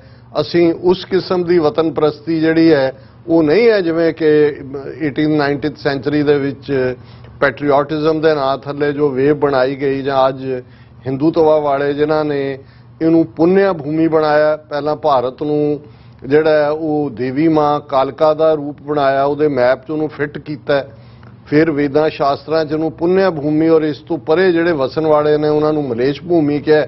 ਔਰ ਇਹ ਪੁੰਨਿਆ ਭੂਮੀ ਭਾਰਤ ਦਾ ਕਨਸੈਪਟ ਉਹਨੂੰ ਗੋਡੈਸ ਦੇ ਨਾਲ ਜੋੜ ਕੇ ਉਹਨੂੰ ਫਿਰ ਜਿਹੜਾ ਉਹ ਅਟੂਟ ਅੰਗ ਦੇ ਨਾਂ ਥੱਲੇ ਇੱਕ ਡਿਫਰੈਂਟ ਡੈਫੀਨੇਸ਼ਨ, ਅਸੀਂ ਇਸ ਕਿਸਮ ਦੀ ਡੈਫੀਨੇਸ਼ਨ ਯਕੀਨ ਨਹੀਂ ਰੱਖਦੇ। ਅਸੀਂ ਜਦੋਂ ਪੰਜਾਬ ਦੀ ਧਰਤੀ, ਪੰਜਾਬ ਦੀ ਆਜ਼ਾਦੀ ਜਾਂ ਖਾਲਿਸਤਾਨ ਦੀ ਗੱਲ ਕਰਦੇ ਤੇ ਸਾਡੇ ਸਾਹਮਣੇ ਇਹ ਉਹ ਧਰਤੀ ਹੈ ਜਿੱਥੇ ਸਾਡੇ ਗੁਰੂਆਂ ਦੇ ਚਰਨ ਛੋਹ ਹੈ, ਜਿਸ ਧਰਤੀ ਤੇ ਨੀਲੇ ਦੇ ਸ਼ਾਹ ਸਵਾਰ ਨੇ ਜਿਹੜਾ ਉਹ ਜ਼ਾਲਮ ਨੂੰ ਵੰਗਾਰਿਆ ਹੋਇਆ ਹੈ, ਜਿਸ ਧਰਤੀ ਦੇ ਉੱਤੇ ਅਸੀਂ ਪੰਜਾਬ ਦੌਲਤ ਯਾਹੀ ਤੇ ਸਿੱਖ ਖਾਹੇ ਦੱਖਣੀ ਪੱਛਮੀ ਕਿਮ ਲੈ ਜਾਹੇ, ਉਸ ਨੂੰ ਅਸੀਂ ਬਿਆਨਿਆ ਹੋਇਆ। ਸੋ ਸਾਡੀ ਜਿਹੜੀ ਵਤਨ ਪ੍ਰਸਤੀ ਹੈ ਉਹ ਇਸ ਕਿਸਮ ਦੀ ਨਹੀਂ ਹੈ, ਉਹਦਾ ਇੱਕ ਬਿਲਕੁਲ ਡਿਫਰੈਂਟ ਸਾਡਾ ਆਧਾਰ ਹੈ। ਲੇਕਿਨ ਜਿਨ੍ਹਾਂ ਦਾ ਕਦੇ ਭਾਰਤ ਨਾਂ ਦਾ ਮੁਲਕ ਹੀ ਨਹੀਂ ਰਿਹਾ, ਹੁਣ ਜਦੋਂ ਅਸੀਂ ਨਿਸ਼ਾਨ ਸਾਹਿਬ ਦੀ ਗੱਲ ਕਰਦੇ ਹਾਂ ਲਹਿਰਾਣ ਦੀ, ਸਾਡਾ ਤਾਂ 4 ਸਦੀਆਂ ਦਾ ਇਤਿਹਾਸ ਹੈ। ਗੁਰੂ ਅਰਜਨ ਸਾਹਿਬ ਦੀ ਸ਼ਹਾਦਤ ਤੋਂ ਬਾਅਦ ਮੀਰੀ ਪੀਰੀ ਦੀਆਂ 2 ਤਲਵਾਰਾਂ ਆਉਂਦੀਆਂ ਨੇ, ਮੀਰੀ ਪੀਰੀ ਦੇ ਝੰਡੇ ਝੂਲਦੇ ਨੇ, ਫਿਰ ਇਹ ਨਿਸ਼ਾਨ ਕੱਲਾ ਇੱਕ ਉਹਦੇ ਤੇ ਫਲੈਗ ਪੋਲ ਦੇ ਉੱਤੇ ਝੂਲਣ ਵਾਲਾ ਨਹੀਂ ਹੈ। ਫਿਰ 18ਵੀਂ ਸਦੀ ਦੇ ਜੰਗ ਦੇ ਮੈਦਾਨਾਂ ਦੇ ਵਿੱਚ ਅਸੀਂ ਦੇਖਿਆ ਕਿ ਕਿਵੇਂ ਘੋੜਿਆਂ ਤੇ ਸਵਾਰ ਔਰ ਪੂਰਾ, ਜਦੋਂ ਅਸੀਂ 12 ਮਿਸਲਾਂ ਦਾ ਗੱਲ ਕਰਦੇ ਹਾਂ, ਇੱਕ ਮਿਸਲ ਹੀ ਮਿਸਲ ਨਿਸ਼ਾਨਚੀਆਂ ਸੀ। ਉਹ ਮਿਸਲ ਸੀ ਜਿਹਦੇ ਜਥੇਦਾਰ ਜਿਹੜੇ ਨੇ ਜੰਗ ਦੇ ਮੈਦਾਨ ਦੇ ਵਿੱਚ ਜਿਹੜਾ ਉਹ ਖਾਲਸਾਈ ਝੰਡਾ ਲੈ ਕੇ ਲੀਡ ਕਰਦੇ ਸੀ, ਉਹ ਝੰਡੇ ਨੂੰ ਕਦੇ ਡਿੱਗਣ ਨਹੀਂ ਸੀ ਦਿੰਦੇ। ਔਰ ਕੱਲਾ ਜਿਹੜਾ ਸਿੱਖ ਹੈ ਉਹ ਸੋਵਰਨਿਟੀ ਦੇ ਲਈ ਉਹਦਾ ਜਿਹੜਾ ਫਰਲ ਹੈ, ਉਹਦੀ ਦਸਤਾਰ ਹੀ ਇਹ ਸੀ ਜਿਹੜੀ ਫਰਲਾ ਯਾਦ ਕਰਵਾਉਂਦੀ ਸੀ ਕਿ ਭਾਈ ਇਹ ਅਸੀਂ ਸੋਵਰਨ ਲੋਕ। ਹੁਣ ਤੁਸੀਂ ਇੱਕ ਆਰਟੀਫੀਸ਼ੀਅਲੀ ਤੁਹਾਨੂੰ ਮਿਲਿਆ ਮੁਲਕ ਹੈ, ਭਾਰਤ ਨਾਂ ਦਾ ਕੋਈ ਮੁਲਕ ਅੱਜ ਜਿਵੇਂ ਇਹਨਾਂ ਨੇ ਜੀਓਗ੍ਰਾਫੀਕਲ ਬਾਉਂਡਰੀਜ਼ ਬਣਾਈਆਂ, ਕੋਈ ਭਾਰਤ ਮਾਤਾ ਕਦੇ ਐਗਜ਼ਿਸਟ ਹੀ ਨਹੀਂ ਕਰਦੀ ਹੈ। ਉਹਦੇ ਨਾਲ ਤੁਸੀਂ ਫਿਰ ਇਹ ਤਿਰੰਗਾ ਜਿਹੜਾ ਕਾਂਗਰਸ ਦਾ ਝੰਡਾ ਬੋਰੋ ਕੀਤਾ ਜੀ, ਚਰਖਾ ਬਾਹਰ ਕੀਤਾ, ਚੱਕਰ ਅੰਦਰ ਕੀਤਾ, ਤੇ ਉਹਨੂੰ ਤਾਂ ਤੁਸੀਂ ਨਹੀਂ ਮੰਨਦੇ, ਆਰਐਸਐਸ ਵਾਲੇ ਨਾਗਪੁਰ ਨੇ ਤੁਸੀਂ ਚਲਾਇਆ ਹੈ। ਹੁਣ ਤੁਸੀਂ ਇਹ ਦੱਸਣ ਦੇ ਲਈ ਕਿ ਜੀ ਅਸੀਂ ਇਸ ਤਿਰੰਗੇ ਦੀ ਆੜ ਦੇ ਥੱਲੇ ਸਾਰਿਆਂ ਨੂੰ ਗੁਲਾਮ ਬਣਾ ਲਿਆ, ਖਾਸ ਤੌਰ ਤੇ ਪੰਜਾਬ ਔਰ ਕਸ਼ਮੀਰ 'ਚ ਇਸ ਤਿਰੰਗੇ ਨੂੰ ਤੁਸੀਂ ਜਿਹੜਾ ਉਹ ਕਰੋੜਾਂ ਦੀ ਗਿਣਤੀ ਦੇ ਵਿੱਚ ਥਰੋ ਕਰਕੇ ਜੀ 20 ਕਰੋੜ ਘਰ ਕਰਨ ਦੇ ਲਈ, ਪਰ ਇੰਨੇ ਜੋਗੇ ਵੀ ਨਹੀਂ ਤੁਸੀਂ ਕਿ ਤੁਹਾਡੇ ਕੋਲ ਇੰਨਾ ਤੁਸੀਂ ਫੰਡ ਵੀ ਨਹੀਂ ਪ੍ਰੋਵਾਈਡ ਕਰ ਸਕੇ ਕਿ ਜੀ ਤੁਸੀਂ 20 ਕਰੋੜ ਜਿਹੜਾ ਹੈ ਉਹ ਮੁਫਤ ਕਰੋ। ਹਾਲ ਕੀ ਹੁਣ ਅੱਜ ਦੀਆਂ ਖਬਰਾਂ ਕੱਲਾ ਸੋਸ਼ਲ ਮੀਡੀਆ ਹੀ ਨਹੀਂ, ਤੁਸੀਂ ਓਵਰਆਲ ਵੀ ਦੇਖਦੇ ਹੋ ਕਿ ਇੱਕ ਜਿਹੜੀ ਵੀਡੀਓ ਵਾਇਰਲ ਹੁੰਦੀ ਹੈ ਕਿ ਕਰਨਾਲ ਦੇ ਹਰਿਆਣੇ ਦੇ ਕਰਨਾਲ ਜ਼ਿਲ੍ਹੇ ਦੇ ਵਿੱਚ ਇੱਕ ਰਾਸ਼ਨ ਦੀ ਦੁਕਾਨ ਦੇ ਉੱਤੇ ਜਿਹੜਾ ਰਾਸ਼ਨ ਦੇ ਰਿਹਾ ਉਹ ਕਹਿ ਰਿਹਾ ਜੀ ਹਰ ਰਾਸ਼ਨ ਕਾਰਡ ਤੇ ਤਿਰੰਗਾ ਮਿਲੇਗਾ, 20 ਰੁਪਏ ਜਮ੍ਹਾਂ ਕਰਾਓ, 20 ਰੁਪਏ ਕਰਨਾ ਨਹੀਂ ਤਾਂ ਤੁਹਾਡਾ ਅਸੀਂ ਰਾਸ਼ਨ ਕਾਰਡ ਕੈਂਸਲ ਕਰ ਦੇਵਾਂਗੇ। ਔਰ ਇਹਨਾਂ ਦੀ ਰਿਪੋਰਟ ਹੈ, fair price shop in Haryana's Karnal district was forcing customers to buy a flag of ₹20 each before being able to get their rations under the public distribution system ਕਿ ਜਿਹੜਾ ਤੁਹਾਨੂੰ ਮਿਲਣਾ ਤੁਹਾਨੂੰ ਤਾਂ ਮਿਲੇਗਾ, ਪਹਿਲਾਂ 20 ਰੁਪਏ ਦਾ ਤੁਸੀਂ ਇਹ ਦੇ ਕੇ। ਔਰ ਇਹ ਜਦੋਂ ਵੀਡੀਓ ਵਾਇਰਲ ਹੋਈ ਫਿਰ ਹਰਿਆਣਾ ਗਵਰਨਮੈਂਟ ਨੂੰ ਹੱਥਾਂ ਪੈਰਾਂ ਦੀ ਪੈ ਗਈ ਵੀ ਅਸੀਂ ਤਾਂ ਜੋ ਕਰ ਰਹੇ ਹਾਂ ਐਕਸਪੋਜ਼ ਹੋ ਰਹੇ ਹਾਂ। ਉਹਨਾਂ ਨੇ ਕਿਹਾ ਜੀ ਅਸੀਂ ਸਸਪੈਂਡ ਕਰਤਾ, ਅਸੀਂ ਇਹ ਕਰਤਾ, ਅਸੀਂ ਉਹ ਕਰਤਾ। ਔਰ ਇਹਦੇ ਨਾਲ ਹੀ ਰਾਹੁਲ ਗਾਂਧੀ ਨੇ ਟਵੀਟ ਕਰ ਦਿੱਤਾ, ਉਹਨੇ ਕਿਹਾ ਕਿ ਭਾਈ ਇਹ ਤੁਹਾਡਾ ਕਿਸ ਕਿਸਮ ਦਾ ਆਜ਼ਾਦੀ ਦਾ ਮਹੋਤਸਵ ਹੈ ਕਿ ਜਿੱਥੇ ਤੁਸੀਂ ਗਰੀਬਾਂ ਨੂੰ ਫੋਰਸ ਕਰ ਰਹੇ ਹੋ। Congress leader Rahul Gandhi alleged ration card holders were being forced to buy the national flag by shopkeepers and accused the BJP of selling nationalism and hurting the poor's self-respect ਕਿ ਇਹ ਨਹੀਂ ਹੈ ਵੀ ਤੁਸੀਂ ਨੈਸ਼ਨਲ, ਤੁਹਾਡੇ ਅੰਦਰ ਕੋਈ ਵਤਨ ਪ੍ਰਸਤੀ ਹੈ, ਤੁਸੀਂ ਵੇਚ ਰਹੇ ਹੋ ਪੈਸਿਆਂ ਦਾ ਔਰ ਫੋਰਸ ਕਰ ਰਹੇ ਹੋ ਦੂਜਿਆਂ ਨੂੰ ਕਿ ਭਾਈ ਇਸ। ਔਰ ਇਹ ਗੱਲ ਗੱਲੀ ਰਾਹੁਲ ਗਾਂਧੀ ਨੇ ਨਹੀਂ, ਕਿ ਵਰੁਣ ਗਾਂਧੀ ਮੇਨਕਾ ਗਾਂਧੀ ਦਾ ਪੁੱਤਰ ਬੀਜੇਪੀ ਦਾ MP, ਉਹ ਇਹ ਕਹਿੰਦਾ ਹੈ ਕਿ ਵੀ ਉਹਨੇ ਕਿਹਾ ration card holders were being forced to buy the national flag as a condition to avail the ration. कि जी ਤੁਹਾਨੂੰ ਰਾਸ਼ਨ ਤਾਂ ਮਿਲੇਗਾ ਪਹਿਲਾਂ ਇਹ ਖਰੀਦੋ। ਹੁਣ ਪੰਜਾਬ ਦਾ ਹਾਲ ਦੇਖ ਲਓ, ਇਹ ਝੰਡੇ ਦੀ ਸਰਕਾਰ। ਮੈਂ ਕਿਸੇ ਨੂੰ ਕਿਹਾ, ਮੈਂ ਕਿਹਾ ਉਹਨੂੰ ਭਗਵੰਤ ਮਾਨ ਨੂੰ ਝੰਡਾ ਕਿਉਂ ਕਹਿੰਦੇ ਜਦੋਂ ਕਾਮੇਡੀ ਕਰਦਾ ਹੁੰਦਾ ਸੀ ਇੱਕ ਵੀਡੀਓ ਇਹਦੀ ਆਈ ਸੀ ਜਿਹੜੀ ਕੈਸਟ, ਉਹਦੇ 'ਚ ਝੰਡਾ ਬਣਿਆ ਸੀ। ਹੁਣ ਇਹ ਆਪਣਾ ਹੀ ਝੰਡਾ ਬਣਾ ਲਏ, ਉਹਨੂੰ ਹੀ ਵੇਚ। ਪਰ ਹੁਣ ਕੀ ਹੈ, ਕੱਲ ਅਸੀਂ ਪੜ੍ਹਿਆ ਸੀ ਕਿ ਬਈ ਕਿਵੇਂ ਮਾਤਾ ਗੁਜਰੀ ਕਾਲਜ ਫਤਿਹਗੜ੍ਹ ਸਾਹਿਬ ਦਾ ਪ੍ਰਿੰਸੀਪਲ ਕਸ਼ਮੀਰ ਸਿੰਘ ਆਰਡਰ ਕੱਢ ਰਿਹਾ ਹੈ ਕਿ ਜੀ ਆਪਣੇ ਘਰਾਂ ਦੇ ਉੱਤੇ ਚੜ੍ਹ ਕੇ ਪ੍ਰੋਫੈਸਰਾਂ ਨੂੰ ਕਹਿ ਰਿਹਾ ਜੀ ਸੈਲਫੀ ਖਿੱਚੋ ਟੱਬਰ ਨੂੰ ਤਿਰੰਗਾ ਝੁਲਾਉਂਦੇ ਦੀ, ਔਰ ਉਹ ਜਿਹੜਾ ਉਹਨਾਂ ਦੇ ਆਪਣੇ ਹਾਇਰ ਅਪਸ ਦੇ ਆਰਡਰ ਨੂੰ ਕੋਟ ਕਰ ਰਿਹਾ। ਹੁਣ ਅੱਜ ਜਿਹੜੀ ਇੱਕ ਅੱਜ ਕੱਲ੍ਹ ਜ਼ਮਾਨਾ ਕੱਢ ਕੇ ਲਿਆਉਣ ਵਾਲੇ ਸਬੂਤ ਨੇ। ਪੰਜਾਬ ਹੈਲਥ ਸਿਸਟਮ ਕਾਰਪੋਰੇਸ਼ਨ ਦੀ ਜਿਹੜੀ ਹੈ senior medical officer Nathana Bathinda ਦੀ, ਉਹਦਾ ਦਫ਼ਤਰੀ ਹੁਕਮ, ਮੈਂ ਕਹਾਂਗਾ ਆਪਣੀ ਟੈਕਨੀਕਲ ਟੀਮ ਨੂੰ ਜੇ ਇਹਨੂੰ ਦਿਖਾ ਵੀ, ਦਫ਼ਤਰੀ ਹੁਕਮ, ਇਸ ਦਫ਼ਤਰੀ ਹੁਕਮ ਰਾਹੀਂ ਬਲਾਕ ਨਥਾਣਾ ਦੇ ਸਮੂਹ ਅਧਿਕਾਰੀਆਂ ਕਰਮਚਾਰੀਆਂ ਨੂੰ ਭੇਜ ਕੇ ਲਿਖਿਆ ਜਾਂਦਾ ਹੈ ਕਿ ਪੰਜਾਬ ਸਰਕਾਰ ਦੀਆਂ ਹਦਾਇਤਾਂ ਅਨੁਸਾਰ ਆਜ਼ਾਦੀ ਦਾ ਅੰਮ੍ਰਿਤ ਮਹੋਤਸਵ ਪ੍ਰੋਗਰਾਮ ਤਹਿਤ ਸਰਕਾਰੀ ਦਫ਼ਤਰਾਂ ਤੇ ਘਰ ਘਰ ਤਿਰੰਗਾ ਝੰਡਾ ਲਹਿਰਾਉਣ ਦੇ ਹੁਕਮ ਪ੍ਰਾਪਤ ਹੋਏ ਹਨ। ਇਹ ਹੁਣ ਸੀਨੀਅਰ ਮੈਡੀਕਲ ਜਿਹੜੀ ਹੈ ਸਿਸਟਮ ਕਹਿ ਰਿਹਾ। ਸੋ ਆਪ ਜੀ ਨੂੰ ਲਿਖਿਆ ਜਾਂਦਾ ਹੈ ਕਿ CHC ਨਥਾਣਾ ਵਿਖੇ ਸ਼੍ਰੀਮਤੀ ਰਜਿੰਦਰ ਕੌਰ ਨਰਸਿੰਗ ਸਿਸਟਰ ਤੇ ਰਮਨਦੀਪ ਸਿੰਘ ਫਾਰਮੇਸੀ ਅਫਸਰ ਤੋਂ ਤਿਰੰਗਾ ਝੰਡਾ ਮਿਤੀ ਇੰਨੀ ਨੂੰ ਪ੍ਰਾਪਤ ਕਰ ਲਿਆ ਜਾਏ। ਇਹ ਹੁਕਮ ਤੁਰੰਤ ਲਾਗੂ ਹੋਣਗੇ। ਸੀਨੀਅਰ ਮੈਡੀਕਲ ਹੁਣ ਮਤਲਬ ਇਹ ਕਿਉਂ ਜਿਹਾ ਪੈਟਰੀਓਟਿਜ਼ਮ ਹੈ ਜਿਹੜਾ 20-20 ਰੁਪਏ 'ਚ ਰਾਸ਼ਨ ਦੀਆਂ ਦੁਕਾਨਾਂ ਤੇ ਵੇਚਿਆ ਜਾ ਰਿਹਾ ਗਰੀਬਾਂ ਨੂੰ, ਇਹ ਕਹਿ ਕੇ ਨਹੀਂ ਤਾਂ ਤੁਹਾਨੂੰ ਰਾਸ਼ਨ ਨਹੀਂ ਮਿਲੇਗਾ। ਉਹਨਾਂ ਦਾ ਕਾਲਜਾਂ ਦੇ DGP ਲਿਖ ਰਹੇ ਨੇ, ਹੈਲਥ ਆਫੀਸ਼ੀਅਲ ਲਿਖ ਰਹੇ ਨੇ, ਤੇ ਕਿਸ ਕਿਸਮ ਦੀ ਦੇਸ਼ ਭਗਤੀ ਜਾਗ ਰਹੀ ਹੈ ਉਹਨਾਂ ਦੀ। ਦੂਸਰੇ ਪਾਸੇ ਅਸੀਂ ਦੇਖ ਰਹੇ ਹਾਂ ਦੁਨੀਆ ਭਰ ਤੋਂ ਖਬਰਾਂ ਨੇ ਕਿ ਆਲਰੇਡੀ ਥਾਂ ਹੀ ਨਿਸ਼ਾਨ ਸਾਹਿਬ ਘਰਾਂ ਦੇ ਬਾਹਰ, ਕਾਰੋਬਾਰਾਂ ਦੇ ਬਾਹਰ ਲਹਿਰਾਏ ਜਾ ਰਹੇ ਨੇ। ਔਰ ਜਿਵੇਂ ਮੈਂ ਪਹਿਲੇ ਸੈਗਮੈਂਟ 'ਚ ਵੀ ਦੱਸਿਆ ਕਿ ਅੱਜ ਜੰਤਰ ਮੰਤਰ ਰੋਡ ਦੇ ਉੱਤੇ ਜਿਹੜਾ ਬੰਦੀ ਸਿੰਘਾਂ ਦੀ ਰਿਹਾਈ ਲਈ ਸ਼੍ਰੋਮਣੀ ਅਕਾਲੀ ਦਲ ਵੱਲੋਂ ਪ੍ਰੋਟੈਸਟ ਕੀਤਾ ਗਿਆ, 4 ਚਫੇਰੇ ਖਾਲਸਾਈ ਝੰਡੇ ਲਹਿਰਾ ਰਹੇ ਸੀ। ਔਰ ਅਸੀਂ ਸਮਝਦੇ ਹਾਂ ਕਿ ਆਉਣ ਵਾਲਾ ਇਹ ਹੈ ਨੈਸ਼ਨਲਿਜ਼ਮ। ਜੇ ਕਿਸੇ ਨੂੰ ਕਹਿਣਾ ਹੋਏ ਕਿ ਸਿੱਖ ਕੌਮ ਦੇ ਨਾਲ ਵਫਾਦਾਰੀ, ਨਿਸ਼ਾਨ ਸਾਹਿਬ ਦੇ ਨਾਲ ਵਫਾਦਾਰੀ। ਜੀ ਡਾਕਟਰ ਸਾਹਿਬ ਤੁਹਾਡਾ ਬਹੁਤ ਬਹੁਤ ਸ਼ੁਕਰੀਆ। ਸਾਥ ਲੈਣੇ ਬ੍ਰੇਕ ਫਿਅਰਸ ਤੋਂ ਸਾਨੂੰ ਇਸੇ ਤਰ੍ਹਾਂ ਬਣੇ ਰਹਿਣਾ। ਮਿਲਦੇ ਹਾਂ after this short break.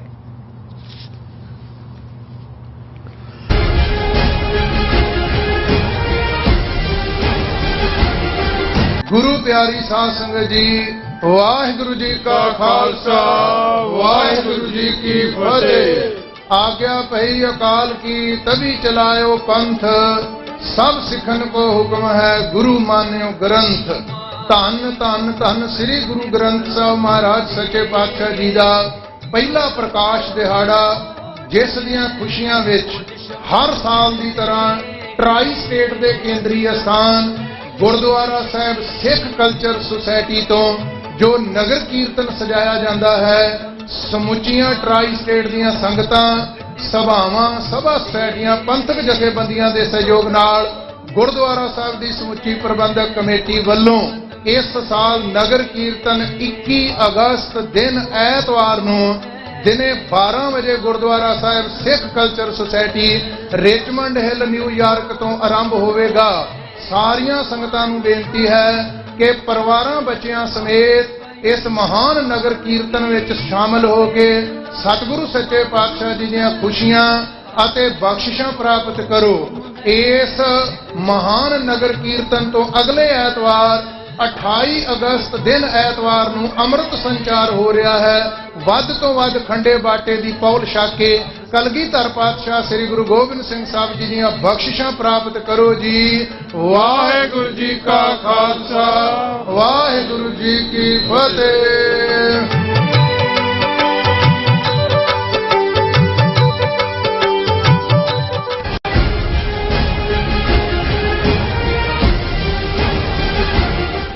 Viewers welcome back our programme. So viewers ਗੱਲਬਾਤ ਕਰਨ ਜਾ ਰਹੇ ਹਾਂ ਕਿ 15 ਅਗਸਤ ਨੂੰ ਖਾਲਸਾ ਨਿਸ਼ਾਨ ਸਾਹਿਬ ਲਹਿਰਾਉਣ ਤੋਂ ਗੌੜੀ ਸ਼੍ਰੋਮਣੀ ਕਮੇਟੀ ਹੁਣ ਸਿੱਖ ਸਿਆਸੀ ਕੈਦੀਆਂ ਦੇ ਮੁੱਦੇ ਪਿੱਛੇ ਛੁਪਣ ਦਾ ਯਤਨ ਕਰ ਰਹੀ ਹੈ ਔਰ ਸ਼੍ਰੋਮਣੀ ਕਮੇਟੀ ਐਗਜ਼ੈਕਟਿਵ ਨੇ 13 ਅਗਸਤ ਨੂੰ ਜ਼ਿਲ੍ਹਾ ਹੈੱਡਕੁਆਰਟਰਸ ਤੇ ਸਿੱਖ ਕੈਦੀਆਂ ਦੀ ਰਿਹਾਈ ਲਈ ਪ੍ਰੋਟੈਸਟ ਕਰਨ ਦਾ ਐਲਾਨ ਕੀਤਾ ਹੈ। ਸੋ ਇਸ ਬਾਰੇ ਆਪਾਂ ਗੱਲਬਾਤ ਕਰਨ ਜਾ ਰਹੇ ਹਾਂ। ਸੋ ਅਸੀਂ ਚਾਹਾਂਗੇ ਕਿ ਤੁਸੀਂ ਇਸੇ ਤਰ੍ਹਾਂ ਬਣੇ ਰਹਿਣਾ, ਦੇਖਣ ਸੁਣ ਲਈ ਐਂਡ ਲਿਖਣ ਲਈ ਤੁਹਾਡਾ ਸਭ ਦਾ ਬਹੁਤ ਬਹੁਤ ਧੰਨਵਾਦ ਜੀ। ਰਾਜ ਸਾਹਿਬ ਕੀ ਵਿਚਾਰਾਂ ਨੇ? ਦੇਖੋ, ਵੈਸੇ ਤਾਂ ਇਹਨਾਂ ਤੇ ਤਰਸ ਵੀ ਆਉਂਦਾ ਹੈ ਔਰ ਇਹਨਾਂ ਨੂੰ ਬੇਹਿਆ ਬੇਸ਼ਰਮ ਕਹਿਣ ਨੂੰ ਵੀ ਚਿੱਤ ਕਰਦਾ ਹੈ। ਤਰਸ ਇਸ ਲਈ ਕਿ ਕਿੱਥੇ ਇਹ ਦਮਗਜ਼ੇ ਮਾਰਨ ਵਾਲਾ ਸੁਖਬੀਰ ਬਾਦਲ ਔਰ ਵਿਕਰਮ ਮਜੀਠੀਆ ਕਿ ਅਗਲੇ 25 ਸਾਲ ਅਸੀਂ ਰਾਜ ਕਰਾਂਗੇ, ਅੱਜ ਰੋਂਦੇ ਮੂੰਹ ਵਾਲੀ ਹਰਸਿਮਰਤ ਬਾਦਲ ਜਿਹੜੀ ਹੈ ਉਹ ਕਹਿੰਦੀ ਕਿ ਜੀ ਕਿਉਂਕਿ ਵਿਕਰਮ ਮਜੀਠੀਆ ਨੂੰ ਅੱਜ ਹਾਈ ਕੋਰਟ ਤੋਂ ਜ਼ਮਾਨਤ ਮਿਲੀ ਹੈ ਵੀ ਪਤਾ ਨਹੀਂ ਕੋਈ ਡੀਲ ਬਣਾ ਕੇ ਨਿਕਲਿਆ ਹੋਣਾ, ਤਾਂ ਉਹਨੇ ਕਿਹਾ ਜੀ ਮੈਂ ਤਾਂ ਰੱਖੜੀ ਬੰਨਣ ਆਪਣੇ ਵੀਰ ਨੂੰ ਚੱਲੀ ਸੀ, ਮੈਂ ਉਸ ਤੋਂ ਪਹਿਲਾਂ ਹਰਮੰਦਰ ਸਾਹਿਬ 'ਚ ਅਰਦਾਸ ਕੀਤੀ ਕਿ ਮੈਂ ਉੱਥੇ ਜਾ ਕੇ ਬੰਨਣੀ ਹੈ, ਫਿਰ ਥੋੜੀ ਦੇਰ ਬਾਅਦ ਹੀ ਪਤਾ ਲੱਗਾ ਕਿ ਉਹਦੀ ਜ਼ਮਾਨਤ ਮਨਜ਼ੂਰ ਹੋ ਗਈ, ਮੇਰੀ ਅਰਦਾਸ ਤਾਂ ਨਾਲ ਦੀ ਨਾਲ ਸੁਣੀ ਗਈ। ਹੁਣ ਇਹਨਾਂ ਦੀ ਅਰਦਾਸ ਵੀ ਔਰ ਇਹਨਾਂ ਦਾ ਦਾਇਰਾਕਾਰ ਵੀ ਇੰਨਾ ਕੁ ਰਹਿ ਗਿਆ। ਇਹ ਇਹਨਾਂ ਦੀ ਦੌੜ ਹੈ ਜਿਨ੍ਹਾਂ ਨੇ 25 ਸਾਲ ਰਾਜ ਕਰਨਾ ਸੀ। ਅੱਜ ਡਰੱਗ ਮਾਮਲੇ ਦੇ ਵਿੱਚ ਜ਼ਮਾਨਤ ਮਿਲਣ ਦੇ ਉੱਤੇ ਬੀਬੀ ਜਿਹੜੀ ਹੈ ਉਹ ਬੜੀ ਭਾਵਕ ਹੋ ਕੇ ਜਿਹੜੀ ਹੈ ਕਿ ਜੀ ਮੈਂ ਹੁਣ ਆਪਣੇ ਆਜ਼ਾਦ ਵੀਰ ਨੂੰ ਰੱਖੜੀ ਬੰਨਾਂਗੀ, ਨਾ ਰੱਖੜੀ ਸਾਡੀ ਨਾ ਵੀਰ ਸਾਡਾ, ਨਾ ਕੋਈ ਕੌਮੀ ਕੌਜ਼ ਲਈ। ਜੇ ਅੱਗੇ ਤਾਂ ਹੁੰਦਾ ਸੀ ਕਿ ਭਾਈ ਕਿਸ ਗੱਲ ਲਈ ਜੇਲ੍ਹ ਗਏ, ਸਾਡੇ ਬਜ਼ੁਰਗ ਕਹਿੰਦੇ ਹੁੰਦੇ ਸੀ ਕਿ ਭਾਈ ਸਿੱਖ ਬਣਦਾ ਹੀ ਜੇਲ੍ਹ ਜਾ ਕੇ ਹੈ। ਸੋ ਜ਼ਾਹਰ ਹੁੰਦਾ ਸੀ ਕਿ ਮੋਰਚਿਆਂ ਦੇ ਵਿੱਚ ਤੁਸੀਂ ਗ੍ਰਿਫਤਾਰੀਆਂ, ਔਰ ਸਿੱਖ ਬਣਨ ਦਾ ਮਤਲਬ ਹੁੰਦਾ ਸੀ ਵੀ ਜੇਲ੍ਹ 'ਚ ਫਿਰ ਨਾਮ ਬਾਣੀ ਨਾਲ ਵੀ ਜੁੜਦਾ ਹੈ ਬੰਦਾ ਔਰ ਉਹ ਸਾਰਾ ਜਿਹੜਾ ਤੁਹਾਨੂੰ ਤੁਸੀਂ ਅੰਦਰੋਂ ਫਿਰ ਪੱਕੇ ਹੋ ਕੇ ਨਿਕਲਦੇ ਹੋ।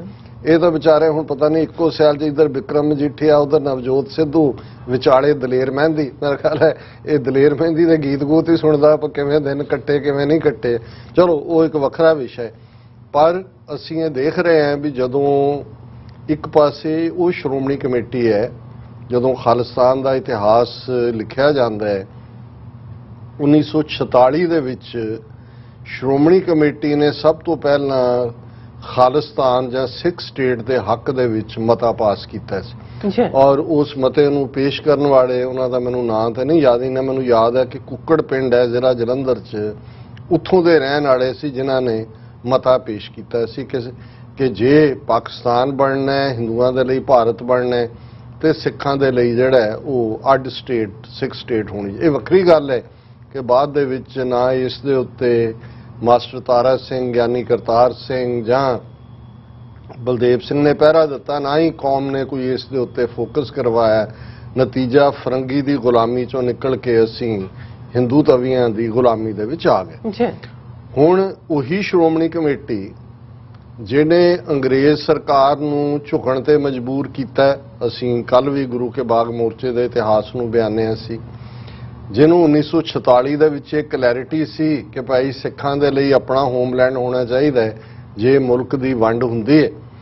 ਹੁਣ 76 ਸਾਲ ਬਾਅਦ ਉਹ ਸ਼੍ਰੋਮਣੀ ਕਮੇਟੀ ਜਿੱਥੇ ਹੁਣ ਜਿਹੜੀ ਟੀਮ ਲਿਆਂਦੀ ਹੋਈ ਹੈ ਰੈਲੇਟਿਵਲੀ ਇਹ ਬਿਹਤਰ ਟੀਮ ਹੈ। ਪੁਰਾਣਾ ਇਹਨਾਂ ਨੂੰ ਜਿਹੜੇ ਫ੍ਰੀ ਕਿਸਮ ਦੇ ਲੋਕ ਜਿਵੇਂ ਕਰਨੈਲ ਸਿੰਘ ਪੰਜੋਲੀ ਜਨਰਲ ਸੈਕਟਰੀ ਦਾ ਅਸੀਂ ਜ਼ਿਕਰ ਕੀਤਾ ਸੀ, ਜਾਂ ਹਰਚਰਨ ਸਿੰਘ ਧਾਮ ਜਿਹੜੇ ਨੇ ਉਹ ਵੀ ਇਹ ਸਾਰੇ ਦੇ ਵਿੱਚ ਕੋਈ ਉਹਨਾਂ ਦਾ ਇਸ ਕਿਸਮ ਦਾ ਉਹ ਬਾਦਲਾਈਟ ਕਿਸਮ ਦੇ ਨਹੀਂ ਮੰਨੇ ਜਾਂਦੇ, ਲੇਕਿਨ ਕਿਉਂਕਿ ਇੰਸਟਰਕਸ਼ਨਸ ਤਾਂ ਆਪਣੇ ਆਕਾਵਾਂ ਤੋਂ ਲੈਣੀ ਹੈ।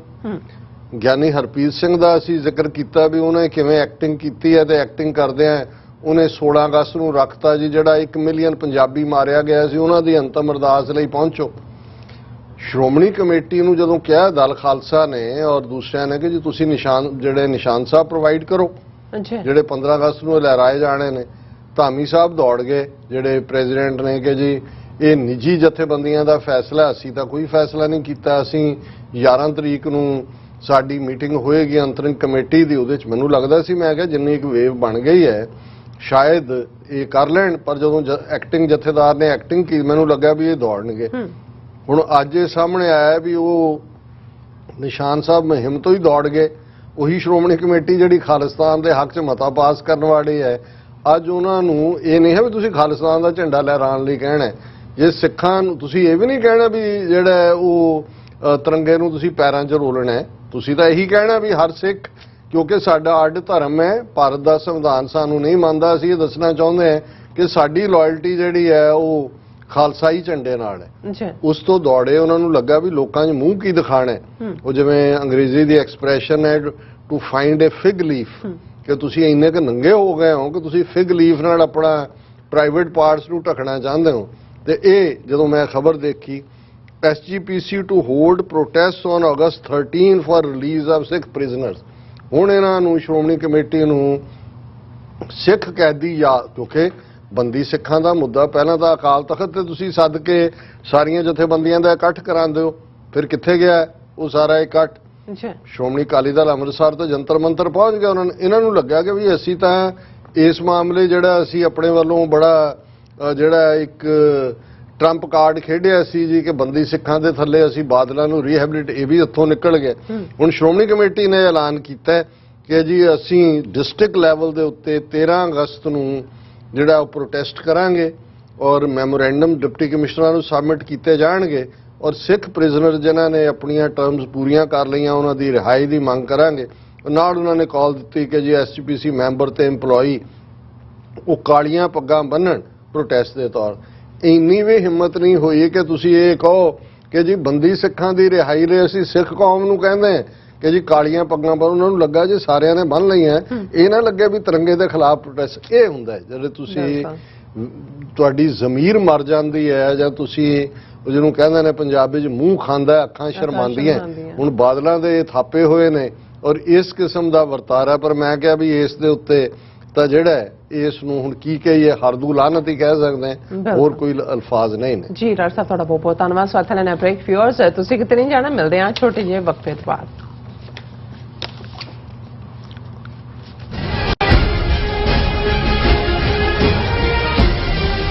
ਗੁਰੂ ਪਿਆਰੀ ਸਾਧ ਸੰਗਤ ਜੀ, ਵਾਹਿਗੁਰੂ ਜੀ ਕਾ ਖਾਲਸਾ ਵਾਹਿਗੁਰੂ ਜੀ ਕੀ ਫਤਿਹ। आज्ञा पई अकाल की तभी चलायो पंथ, सब सिखन को हुक्म है गुरु मान्यो ग्रंथ।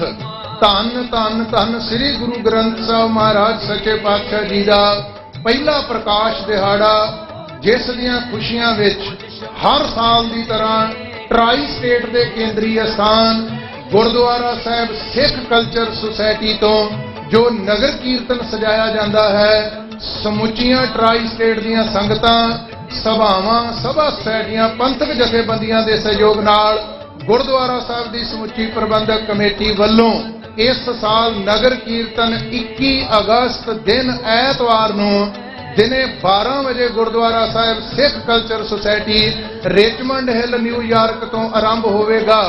ਸਾਰੀਆਂ ਸੰਗਤਾਂ ਨੂੰ ਬੇਨਤੀ ਹੈ ਕਿ ਪਰਿਵਾਰਾਂ ਬੱਚਿਆਂ ਸਮੇਤ इस महान नगर कीर्तन विच शामिल हो के सतगुरु सच्चे पातशाह जी ਦੀਆਂ खुशियां ਅਤੇ ਬਖਸ਼ਿਸ਼ਾਂ प्राप्त करो।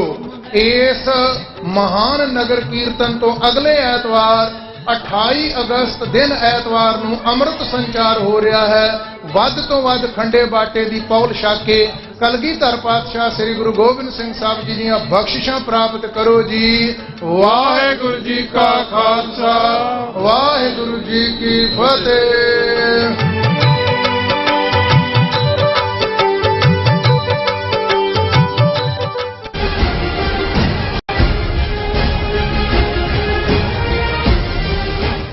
ਦਰਸ਼ਕੋ ਬ੍ਰੇਕ ਤੋਂ ਬਾਅਦ ਆਪਾਂ ਤੁਹਾਨੂੰ ਸਭ ਨੂੰ ਜੀ ਆਇਆਂ ਕਹਿੰਦੇ ਹਾਂ। ਸੋ ਗੱਲਬਾਤ ਕਰਨ ਜਾ ਰਹੇ ਹਾਂ ਕਿ ਬਿਹਾਰ ਵਿੱਚ ਮੰਤਰੀ ਨਿਤੀਸ਼ ਕੁਮਾਰ ਵੱਲੋਂ ਬੀਜੇਪੀ ਵੱਲੋਂ ਨਾਤਾ ਤੋੜ ਕੇ ਲਾਲੂ ਯਾਦਵ ਦੀ ਪਾਰਟੀ ਨਾਲ ਸਾਂਝ ਪਾ ਲਈ ਗਈ ਹੈ ਔਰ 8ਵੀਂ ਵਾਰ ਮੁੱਖ ਮੰਤਰੀ ਵਜੋਂ ਸਹੁੰ ਚੁੱਕਦਿਆਂ ਨਿਤੀਸ਼ ਕੁਮਾਰ ਨੇ ਕਿਹਾ ਹੈ ਕਿ ਜਿਹੜੀ ਬੀਜੇਪੀ 2014 ਵਿੱਚ ਸੱਤਾ ਵਿੱਚ ਆਈ ਸੀ, ਜ਼ਰੂਰੀ ਨਹੀਂ ਕਿ 2024 ਵਿੱਚ ਵੀ ਉਹ ਸੱਤਾ ਵਿੱਚ ਹੋਵੇ।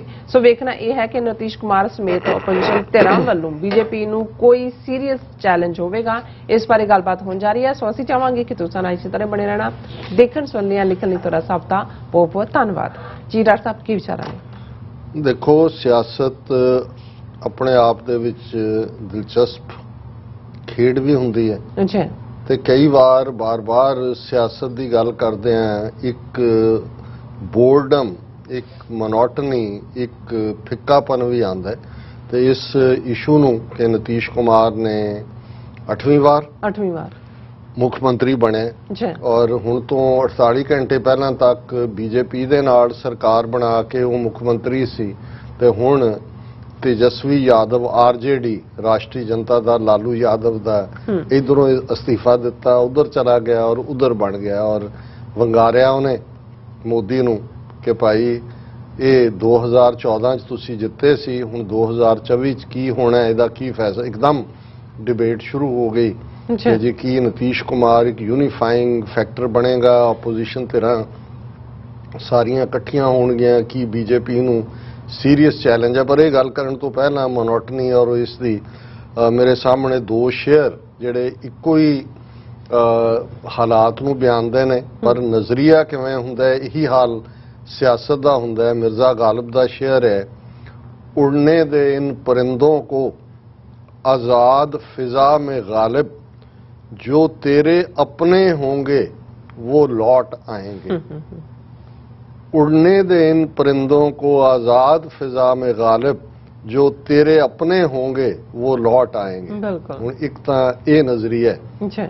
हुण अलामा इकबाल,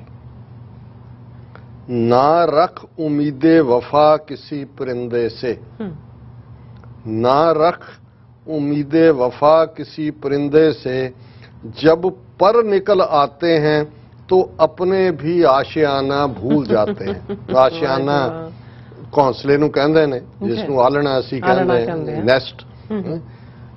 ना रख उम्मीदे वफा किसी परिंदे से, जब पर निकल आते हैं तो अपने भी आशियाना भूल जाते हैं। ਵੱਡੇ ਸ਼ਾਇਰ ਜਿਹੜੇ ਨੇ, ਇੱਕ ਜਿਹੜਾ 19ਵੀਂ ਸਦੀ ਦਾ ਮਿਰਜ਼ਾ ਗਾਲਿਬ ਔਰ ਇੱਕ 20ਵੀਂ ਸਦੀ ਦੇ ਅਲਾਮਾ ਇਕਬਾਲ, ਉਹਨਾਂ ਦਾ ਇੱਕੋ ਹੀ ਹੈ। ਹੁਣ ਪੰਛੀ ਉੱਡ ਰਹੇ ਨੇ, ਦੋਨਾਂ ਦੇ ਦਿਮਾਗ 'ਚ ਕੀ ਚੱਲ ਰਿਹਾ ਹੈ? ਇੱਕ ਇਹ ਹੈ ਕਿ ਵੀ ਠੀਕ ਹੈ ਜਿਹੜੇ ਆਪਣੇ ਹੋਣਗੇ ਆ ਜਾਣਗੇ, ਇੱਕ ਇਹ ਹੈ ਵੀ ਨਹੀਂ ਇਹਨਾਂ ਦੇ ਹੁਣ ਖੰਭ ਨਿਕਲ ਆਏ ਨੇ, ਇਹ ਹੁਣ ਜਿਸ ਆਲਣੇ ਨੇ ਇਹਨਾਂ ਦੀ ਪ੍ਰਤੀਪਾਲਨਾ ਕੀਤੀ ਹੈ ਇਹਨਾਂ ਨੇ ਵਾਪਸ ਉੱਥੇ ਵੀ ਨਹੀਂ ਮੁੜਨਾ ਕਿਉਂਕਿ ਇਹ ਭੁੱਲ ਜਾਂਦੇ ਨੇ। ਹੁਣ ਇਹ ਸ਼ੇਅਰ ਕਿਉਂ ਮੈਨੂੰ ਰੈਲੇਵੈਂਟ ਵੀ ਲੱਗੇ ਔਰ ਇਹਨਾਂ ਵੱਲ ਮੇਰਾ ਧਿਆਨ ਵੀ ਗਿਆ। ਮੈਂ ਕਿਹਾ ਵੀ ਸਿਆਸਤ ਕਿੰਨੀ ਘਟੀਆ ਖੇਡ ਹੁੰਦੀ ਹੈ। ਸਭ ਤੋਂ ਪਹਿਲਾਂ ਤਾਂ ਤੁਸੀਂ ਜਿਸ ਪੌੜੀ ਦੇ ਡੰਡੇ ਤੇ ਚੜ੍ਹਦੇ ਹੋ, ਜਿਹਨੇ ਤੁਹਾਨੂੰ ਚੜਾਇਆ ਹੁੰਦਾ ਹੈ, ਸਭ ਤੋਂ ਪਹਿਲਾਂ ਤਾਂ ਤੁਸੀਂ ਉਹਦਾ ਸਿਰ ਕੁਚਲਦੇ ਹੋ। ਜਿਵੇਂ ਮੋਦੀ ਦਾ ਗੁਰੂ ਅਡਵਾਨੀ, ਤੇ ਅਡਵਾਨੀ ਨੂੰ ਉਹਨੇ ਐਨ ਸਿਰ ਕੁਚਲ ਕੇ ਪਾਸੇ ਰੱਖ ਕੇ ਉਹਨੂੰ ਕਿਹਾ ਜੀ ਤੁਸੀਂ ਸਾਡੇ ਮਾਰਗਦਰਸ਼ਕ ਹੋ, ਬਸ ਤੁਸੀਂ ਸਾਨੂੰ ਰਾਹ ਦੱਸੋ ਸਾਡਾ। ਔਰ ਇਹ ਸਿਆਸਤ ਦੇ ਵਿੱਚ ਇੱਕ ਤੋਂ ਲੈ ਕੇ ਤੁਸੀਂ ਕਿੰਨਿਆਂ ਦੀ ਕਹਾਣੀ ਬਿਆਨ ਕਰ ਸਕਦੇ ਹੋ ਕਿ ਸਭ ਤੋਂ ਪਹਿਲਾਂ ਜਿਹੜਾ ਜਿਹਨੂੰ ਚੁੱਕ ਕੇ ਲਿਆਂਦਾ ਅੱਗੇ ਉਹ ਪਹਿਲਾਂ ਉਹਦੇ ਦੁਆਲੇ ਹੁੰਦਾ, ਜਿਸ ਨੂੰ ਅਮਰੀਕਨ ਕਹਿੰਦੇ ਨੇ ਕਿ beneficent is the most hated person. ਹੁਣ ਨਿਤੀਸ਼ ਕੁਮਾਰ, ਜੇ ਤੁਸੀਂ ਉਹ ਸਾਰੇ ਖਿੱਤੇ ਦੀ 60ਵਿਆਂ ਤੋਂ ਪਹਿਲਾਂ ਹੀ 50ਵਿਆਂ ਦੀ ਸਿਆਸਤ ਦੂਜੇ ਤੀਜੇ ਦੇਖੋ, ਇੱਕ ਵੱਡਾ ਕਦਾਵਰ ਬੰਦਾ ਰਾਮ ਮਨੋਹਰ ਲੋਹੀਆ ਜਿਹੜਾ ਪਾਰਲੀਮੈਂਟ ਦੇ ਵਿੱਚ ਵੀ ਨਹਿਰੂ ਨੂੰ ਵੰਗਾਰਦਾ ਸੀ, ਸੋਸ਼ਲਿਸਟ ਸੀ, ਹਾਲਾਂ ਪੱਕੇ ਹਿੰਦੂਤਵਾ ਦੀਆਂ ਰੂਟਸ ਉਹਦੇ 'ਚ ਵੀ ਸੀਗੀਆਂ ਔਰ ਉਸ ਜ਼ਮਾਨੇ 'ਚ ਰਾਮ ਮਨੋਹਰ ਲੋਹੀਆ ਵੀ ਆਰਟੀਕਲ 370 ਦਾ ਵਿਰੋਧ ਕਰਦਾ ਸੀ, ਲੇਕਿਨ ਇੱਕ ਇਮਾਨਦਾਰੀ ਨਾਲ ਥੋੜ੍ਹਾ ਬਹੁਤ ਸੋਸ਼ਲਿਜ਼ਮ ਦਾ ਪੁੱਟ, ਥੋੜ੍ਹਾ ਬਹੁਤ ਹਿੰਦੂਤਵਾ ਦਾ ਪੁੱਟ, ਥੋੜ੍ਹਾ ਬਹੁਤ ਕਾਮਨ ਮੈਨ ਦਾ ਜਿਹੜਾ, ਔਰ ਉਸ ਅੱਜ ਵੀ ਦਿੱਲੀ ਦੇ ਵਿੱਚ ਜਿਹੜਾ ਇੱਕ ਮਸ਼ਹੂਰ ਹਸਪਤਾਲ ਜਿੱਥੇ ਉਹਦਾ ਐਂਡ ਹੋਇਆ, ਉਹਦਾ ਨਾਂ ਡਾਕਟਰ ਰਾਮ ਮਨੋਹਰ ਲੋਹੀਆ ਹਸਪੀਟਲ ਦੇ ਨਾਂ ਥੱਲੇ। ਬੜਾ ਲਰਨਡ ਬੰਦਾ, ਵੈਸਟਰਨ ਐਜੂਕੇਸ਼ਨ ਨੂੰ ਵੀ ਸਮਝਣ ਵਾਲਾ, ਈਸਟ ਨੂੰ ਵੀ, ਔਰ ਬੜਾ ਜ਼ਬਰਦਸਤ ਸਪੀਕਰ। ਸੋ ਇਹ ਜਿਹੜੀ ਸਾਰੀ ਕਰਾਊਡ ਬਿਹਾਰ ਔਰ ਯੂਪੀ ਦੇ ਵਿੱਚ ਜਿਹੜੀ ਦਲਿਤ ਵਰਗ ਚੋਂ ਆਈ, ਬੈਕਵਰਡ ਕਲਾਸਿਸ ਚੋਂ ਆਈ, ਕਿਉਂਕਿ ਲੋਹੀਆ ਦਾ ਖੁਦ ਸੰਬੰਧ ਬੈਕਵਰਡ ਕਲਾਸਿਸ ਸੀ, ਉਹ ਤੁਸੀਂ ਜਿੰਨਿਆਂ ਦੇ ਵੀ ਨਾਂ ਲਓਗੇ, ਰਾਜ ਨਾਰਾਇਣ ਜਿਹਨੇ ਇੰਦਰਾ ਗਾਂਧੀ ਨੂੰ ਡਿਫੀਟ ਕੀਤਾ ਸੀ ਇਲਾਹਾਬਾਦ ਹਲਕੇ ਚੋਂ ਔਰ ਬਾਅਦ ਦੇ ਵਿੱਚ ਹੈਲਥ ਮਿਨਿਸਟਰ ਰਿਹਾ ਡਿਸਾਈ ਦੀ ਕੈਬਨਿਟ 'ਚ, ਉਹਨਾਂ ਦੇ ਵਿੱਚ ਇਹ ਸਾਰੀ ਕਲਾਸ, ਮੁਲਾਇਮ ਸਿੰਘ ਯਾਦਵ, ਲਾਲੂ ਯਾਦਵ, ਨਿਤੀਸ਼ ਕੁਮਾਰ, ਇਹ ਸਾਰੇ ਜਿਹੜੇ ਨੇ ਇਹ ਲੋਹੀਆ ਬ੍ਰਾਂਡ ਜਿਹੜੇ ਨੇ ਇਹ ਐਕਟਿਵਿਸਟ ਸੀ। ਉਦੋਂ ਕੋਈ ਵਕੀਲ ਸੀ, ਕੋਈ ਪੜ੍ਹ ਰਿਹਾ ਸੀ, ਕੋਈ ਸਟੂਡੈਂਟ ਲਹਿਰ ਬਿਹਾਰ 'ਚੋਂ ਖੜੀ ਹੋਈ ਔਰ ਬਾਅਦ ਦੇ ਵਿੱਚ ਈਵਨ ਜੈ ਪ੍ਰਕਾਸ਼ ਨਾਰਾਇਣ ਦੀ ਟੋਟਲ ਰੈਵੋਲੂਸ਼ਨ, ਪੂਰਨ ਕ੍ਰਾਂਤੀ ਲਹਿਰ ਨੂੰ ਵੀ ਜਿਹੜੇ ਬਹੁਤ ਸਾਰੇ ਸਪੋਰਟ ਕਰਨ ਵਾਲੇ ਸੀ, इस क्लास सी। और ये जड़ा क्योंकि यूपी बिहार की सियासत बड़ी इंपॉर्टेंट है, क्योंकि ये कऊ बैल्ट है, जो असली हिंदुस्तान कहना होए तो गंगा जमुना दे विच यही हिंदुत्ववादी होमलैंड है। और इहदे च की तब्दीली हुंदी है ये बड़ी अहमियत रखती है। और जदों ये रेवोल्यूशन बेशक लोहिया और वो सारे दे नाल क्लास कॉन्शियसनैस भी उन्होंने पैदा की, पर इन्हां नूं होर भी जड़ियां ने ताकतवर जड़ा मिलियां जदों वीपी सिंह ने प्राइम मिनिस्टर बनदियां 1999 दे विच मंडल कमीशन रिपोर्ट जिहड़ी आ लागू की। हुण मंडल कमीशन रिपोर्ट ब्राह्मणवाद की धुनी च तीर भी मारदी सी, क्योंकि संविधान दे विच जिन्हां नूं शेड्यूल कास्ट, शेड्यूल ट्राइब या बैकवर्ड क्लासिस जिहड़ा है वो मन्निया होया सी, मंडल कमीशन ने ओबीसी अदर बैकवर्ड क्लासिस। सो उहदा नतीजा ये होया कि गल ये सीधी सामने आई कि भारत दे उत्ते ये 12-13% तो भी घट उच्चियां जातियां वाले जिन्हां च ब्राह्मण अगों 4.5-5% ने ये राज करदे ने, और असीं क्यों नहीं कर सकते। और उहदा ही नतीजा सी कि यूपी बिहार चों जिहड़ियां नैशनल पार्टियां सी, कांग्रेस और बाद दे विच बीजेपी और दूजियां, इन्हां दी सफ वलेटी गई। और यूपी दे विच मुलायम सिंह यादव समाजवादी पार्टी दे थल्ले चीफ मिनिस्टर बने, बिहार दे विच राष्ट्रीय जनता दल बना के लालू यादव बने, नीतीश कुमार जिहदा संबंध कुर्मी क्लास नाल है, बैकवर्ड क्लास, ये पहलां लालू यादव ते इकट्ठे सी। और जदों हुण असीं ये हिंदुत्वा दा गलबा देखते हैं दिल्ली च, हिंदुत्वा दा सौदा इन्हां ने इस तेजी नाल वेचिया। और ये जड़े यूपी बिहार की लीडरशिप जिहड़ी राम मनोहर लोहिया क्लैन सी, ये भी फस गए, सत्ता की भुख च करप्ट भी हो गए। और हौली हौली हौली हिंदू तवियां ने फिर इन्हां दी सफ वलेटी। असीं देखते हैं आदित्यनाथ योगी किवें जिहड़ा यूपी दे विच दूसरी बार पावर च आया, 2014 च मोदी ने स्वीप किया यूपी नूं। और बिहार दे विच अजे सीधे तौर पर बीजेपी दीयां जड़ां नहीं लगियां, और ये जनता पार्टी दे नां थल्ले नीतीश कुमार दे नाल इन्हां ने समझौता। हालांकि नीतीश कुमार वो बंदा है कि 2013 च जदों ये फैसला सी कि जी मोदी दे थल्ले लड़ेगी बीजेपी, इनू प्राइम उन्हें रिजाइन कर दिया, उस निकल आया सी। पर फिर सत्ता की भुख पिछले आलमोस्ट 10 साल उन्हां दे नाल ही रहा। हुण जिवें नीतीश कुमार बाहर निकलिया, जिहड़ी वड्डी डिबेट है कि की बीजेपी दा एप्पल कार्ट जां दिल्ली दे विच जिहड़ी सत्ता है वो उसनूं चैलेंज होएगा, क्योंकि 2024 तो आ गया, होर 1.5 साल बाद चोणां ने, की इहदे नाल की फर्क पैगा। सो असीं इस दे उत्ते कोई अपना व्यू नहीं देना चाहुंदे। असीं ये जरूर समझदे हैं कि जिहड़ी खेड बीजेपी ने महाराष्ट्र च खेडी, जिवें उन्होंने शिव सेना ही साफ कर दी, उन्हां चों अद्धों ज़्यादा उन्हां दे बंदे खरीद के शिंदे अपना बना लिया। पंजाब च उन्होंने जिवें बादल अकाली दल नूं माइनस किया, बिल्कुल यानी सिखां नूं भी माइनस किया, अकाली दल नूं RSS की B टीम आम आदमी पार्टी के रूप च लियांदी। यही खेड बिहार च खेडण जा रहे सी।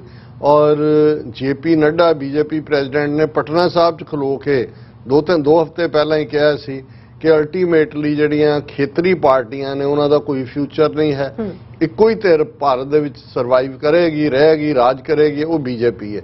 सो मैं समझदा भी नीतीश कुमार ये जिहड़े लोग सत्ता दे नेड़े रहण वाले हुंदे ने, इन्हां दे कंन ते अखां दूजे इन्हां नूं होर कोई नज़र आ रहा होए ना आ रहा होए, जदों सत्ता जांदी नज़र आंदी है तो ये फिर अलर्ट हुंदे ने।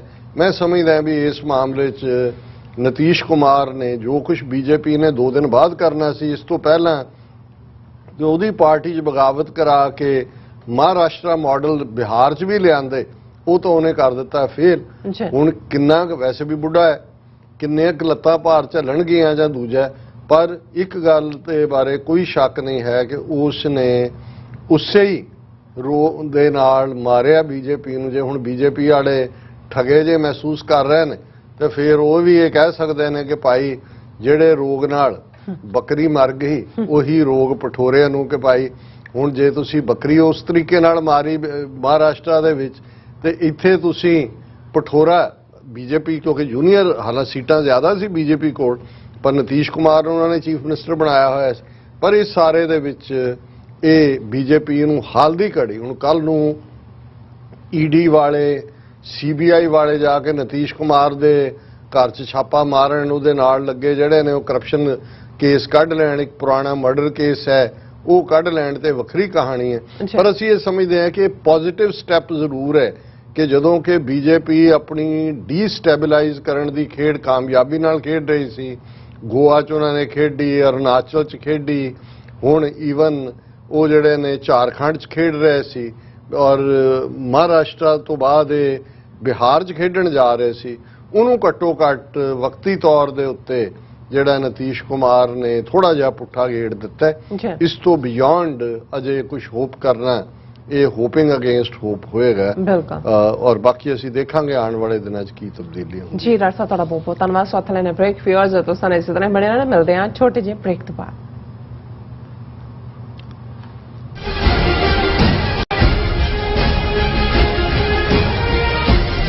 ਵਾਹਿਗੁਰੂ ਜੀ ਕਾ ਖਾਲਸਾ ਵਾਹਿਗੁਰੂ ਜੀ ਕੀ ਫਤਿਹ। ਸਮੁੱਚੀਆਂ ਨਾਰਥ ਈਸਟ ਕੋਸਟ ਦੀਆਂ ਸਿੱਖ ਸੰਗਤਾਂ ਅੱਗੇ ਬੇਨਤੀ ਕੀਤੀ ਜਾਂਦੀ ਆ, ਅੱਜ Gurdwara Sahib Sikh culture society Richmond Hill New York ਤੋਂ ਕਿ ਆਉਣ ਵਾਲੀ 13 ਅਗਸਤ ਨੂੰ ਸਵੇਰੇ 11 ਵਜੇ ਤੋਂ ਲੈ ਕੇ 2 ਵਜੇ ਤੱਕ ਯੂਨਾਈਟਿਡ ਨੇਸ਼ਨ ਨਿਊਯਾਰਕ ਜਿਹੜਾ ਸਥਿਤ UNO ਹੈੱਡਕੁਆਰਟਰ ਦੇ ਅੱਗੇ ਸਮੂਹ ਬੰਦੀ ਸਿੰਘਾਂ ਦੇ ਹੱਕ ਦੇ ਵਿੱਚ ਅਸੀਂ ਰਲ ਕੇ ਸਮੂਹ ਗੁਰਦੁਆਰਾ ਪ੍ਰਬੰਧਕ ਕਮੇਟੀਆਂ, ਸਿੱਖ ਜਥੇਬੰਦੀਆਂ, ਸਿੱਖ ਸੰਗਤਾਂ ਰਲ ਕੇ ਪ੍ਰੋਟੈਸਟ ਕਰਨਗੀਆਂ ਕਿਉਂਕਿ ਸਾਡੀ ਕੌਮ ਦੇ ਹੀਰੋ ਰੋਲ ਮਾਡਲ ਮਾਵਾਂ ਦੇ ਪੁੱਤ 25-25, 26-26 ਸਾਲਾਂ ਦੀ ਜੋ ਕੈਦ ਕਾਲ ਕੋਠਰੀਆਂ ਭਾਰਤ ਦੀਆਂ ਅਲੱਗ-ਅਲੱਗ ਸਟੇਟਾਂ ਦੇ ਵਿੱਚ ਉਹ ਗੁਜ਼ਾਰ ਚੁੱਕੇ ਹਨ। ਭਾਰਤੀ ਕਾਨੂੰਨ ਦੇ ਤਹਿਤ ਜੋ ਸਜ਼ਾਵਾਂ ਪੂਰੀਆਂ ਕਰ ਚੁੱਕੇ ਹਨ, ਹਲੇ ਵੀ ਭਾਰਤੀ ਹਕੂਮਤ ਉਹਨਾਂ ਨੂੰ ਰਿਹਾ ਨਹੀਂ ਕਰ ਰਹੀ। ਉਹਨਾਂ ਮਾਵਾਂ ਦੇ ਪੁੱਤਾਂ ਵਾਸਤੇ ਹਾਂ ਦਾ ਨਾਰਾ ਮਾਰ ਲਈ ਸਾਡੀ ਕੌਮ ਦੇ ਜੋ ਰੋਲ ਮਾਡਲ ਹੀਰੋ ਜੋ ਕਾਲ ਕੋਠਰੀਆਂ ਦੇ ਵਿੱਚ ਭਾਰਤ ਵਿੱਚ ਸਥਿਤ ਬੰਦ ਪਏ ਹਨ, ਉਹਨਾਂ ਨੂੰ ਰਿਹਾ ਕਰਾਉਣ ਵਾਸਤੇ ਸਤਿਗੁਰਾਂ ਦੇ ਅੱਗੇ ਅਰਦਾਸ ਕਰਕੇ ਆਓ ਆਪਾਂ ਰਲ ਕੇ UN ਦੇ ਅੱਗੇ 13 ਤਰੀਕ ਦਿਨ ਸ਼ਨੀਚਰਵਾਰ ਨੂੰ ਸਵੇਰੇ 11 ਵਜੇ ਰਲ ਮਿਲ ਕੇ ਪਰਿਵਾਰਾਂ ਸਮੇਤ ਅਸੀਂ ਉੱਥੇ ਜੁੜੀਏ ਤਾਂ ਕਿ ਆਪਣੇ ਬੰਦੀ ਸਿੰਘਾਂ ਨੂੰ ਰਿਹਾ ਕਰਾ ਸਕੀਏ। ਇਹ ਬੇਨਤੀ ਪ੍ਰਵਾਨ ਕਰਿਓ ਜੀ। ਵਾਹਿਗੁਰੂ ਜੀ ਕਾ ਖਾਲਸਾ ਵਾਹਿਗੁਰੂ ਜੀ ਕੀ ਫਤਿਹ।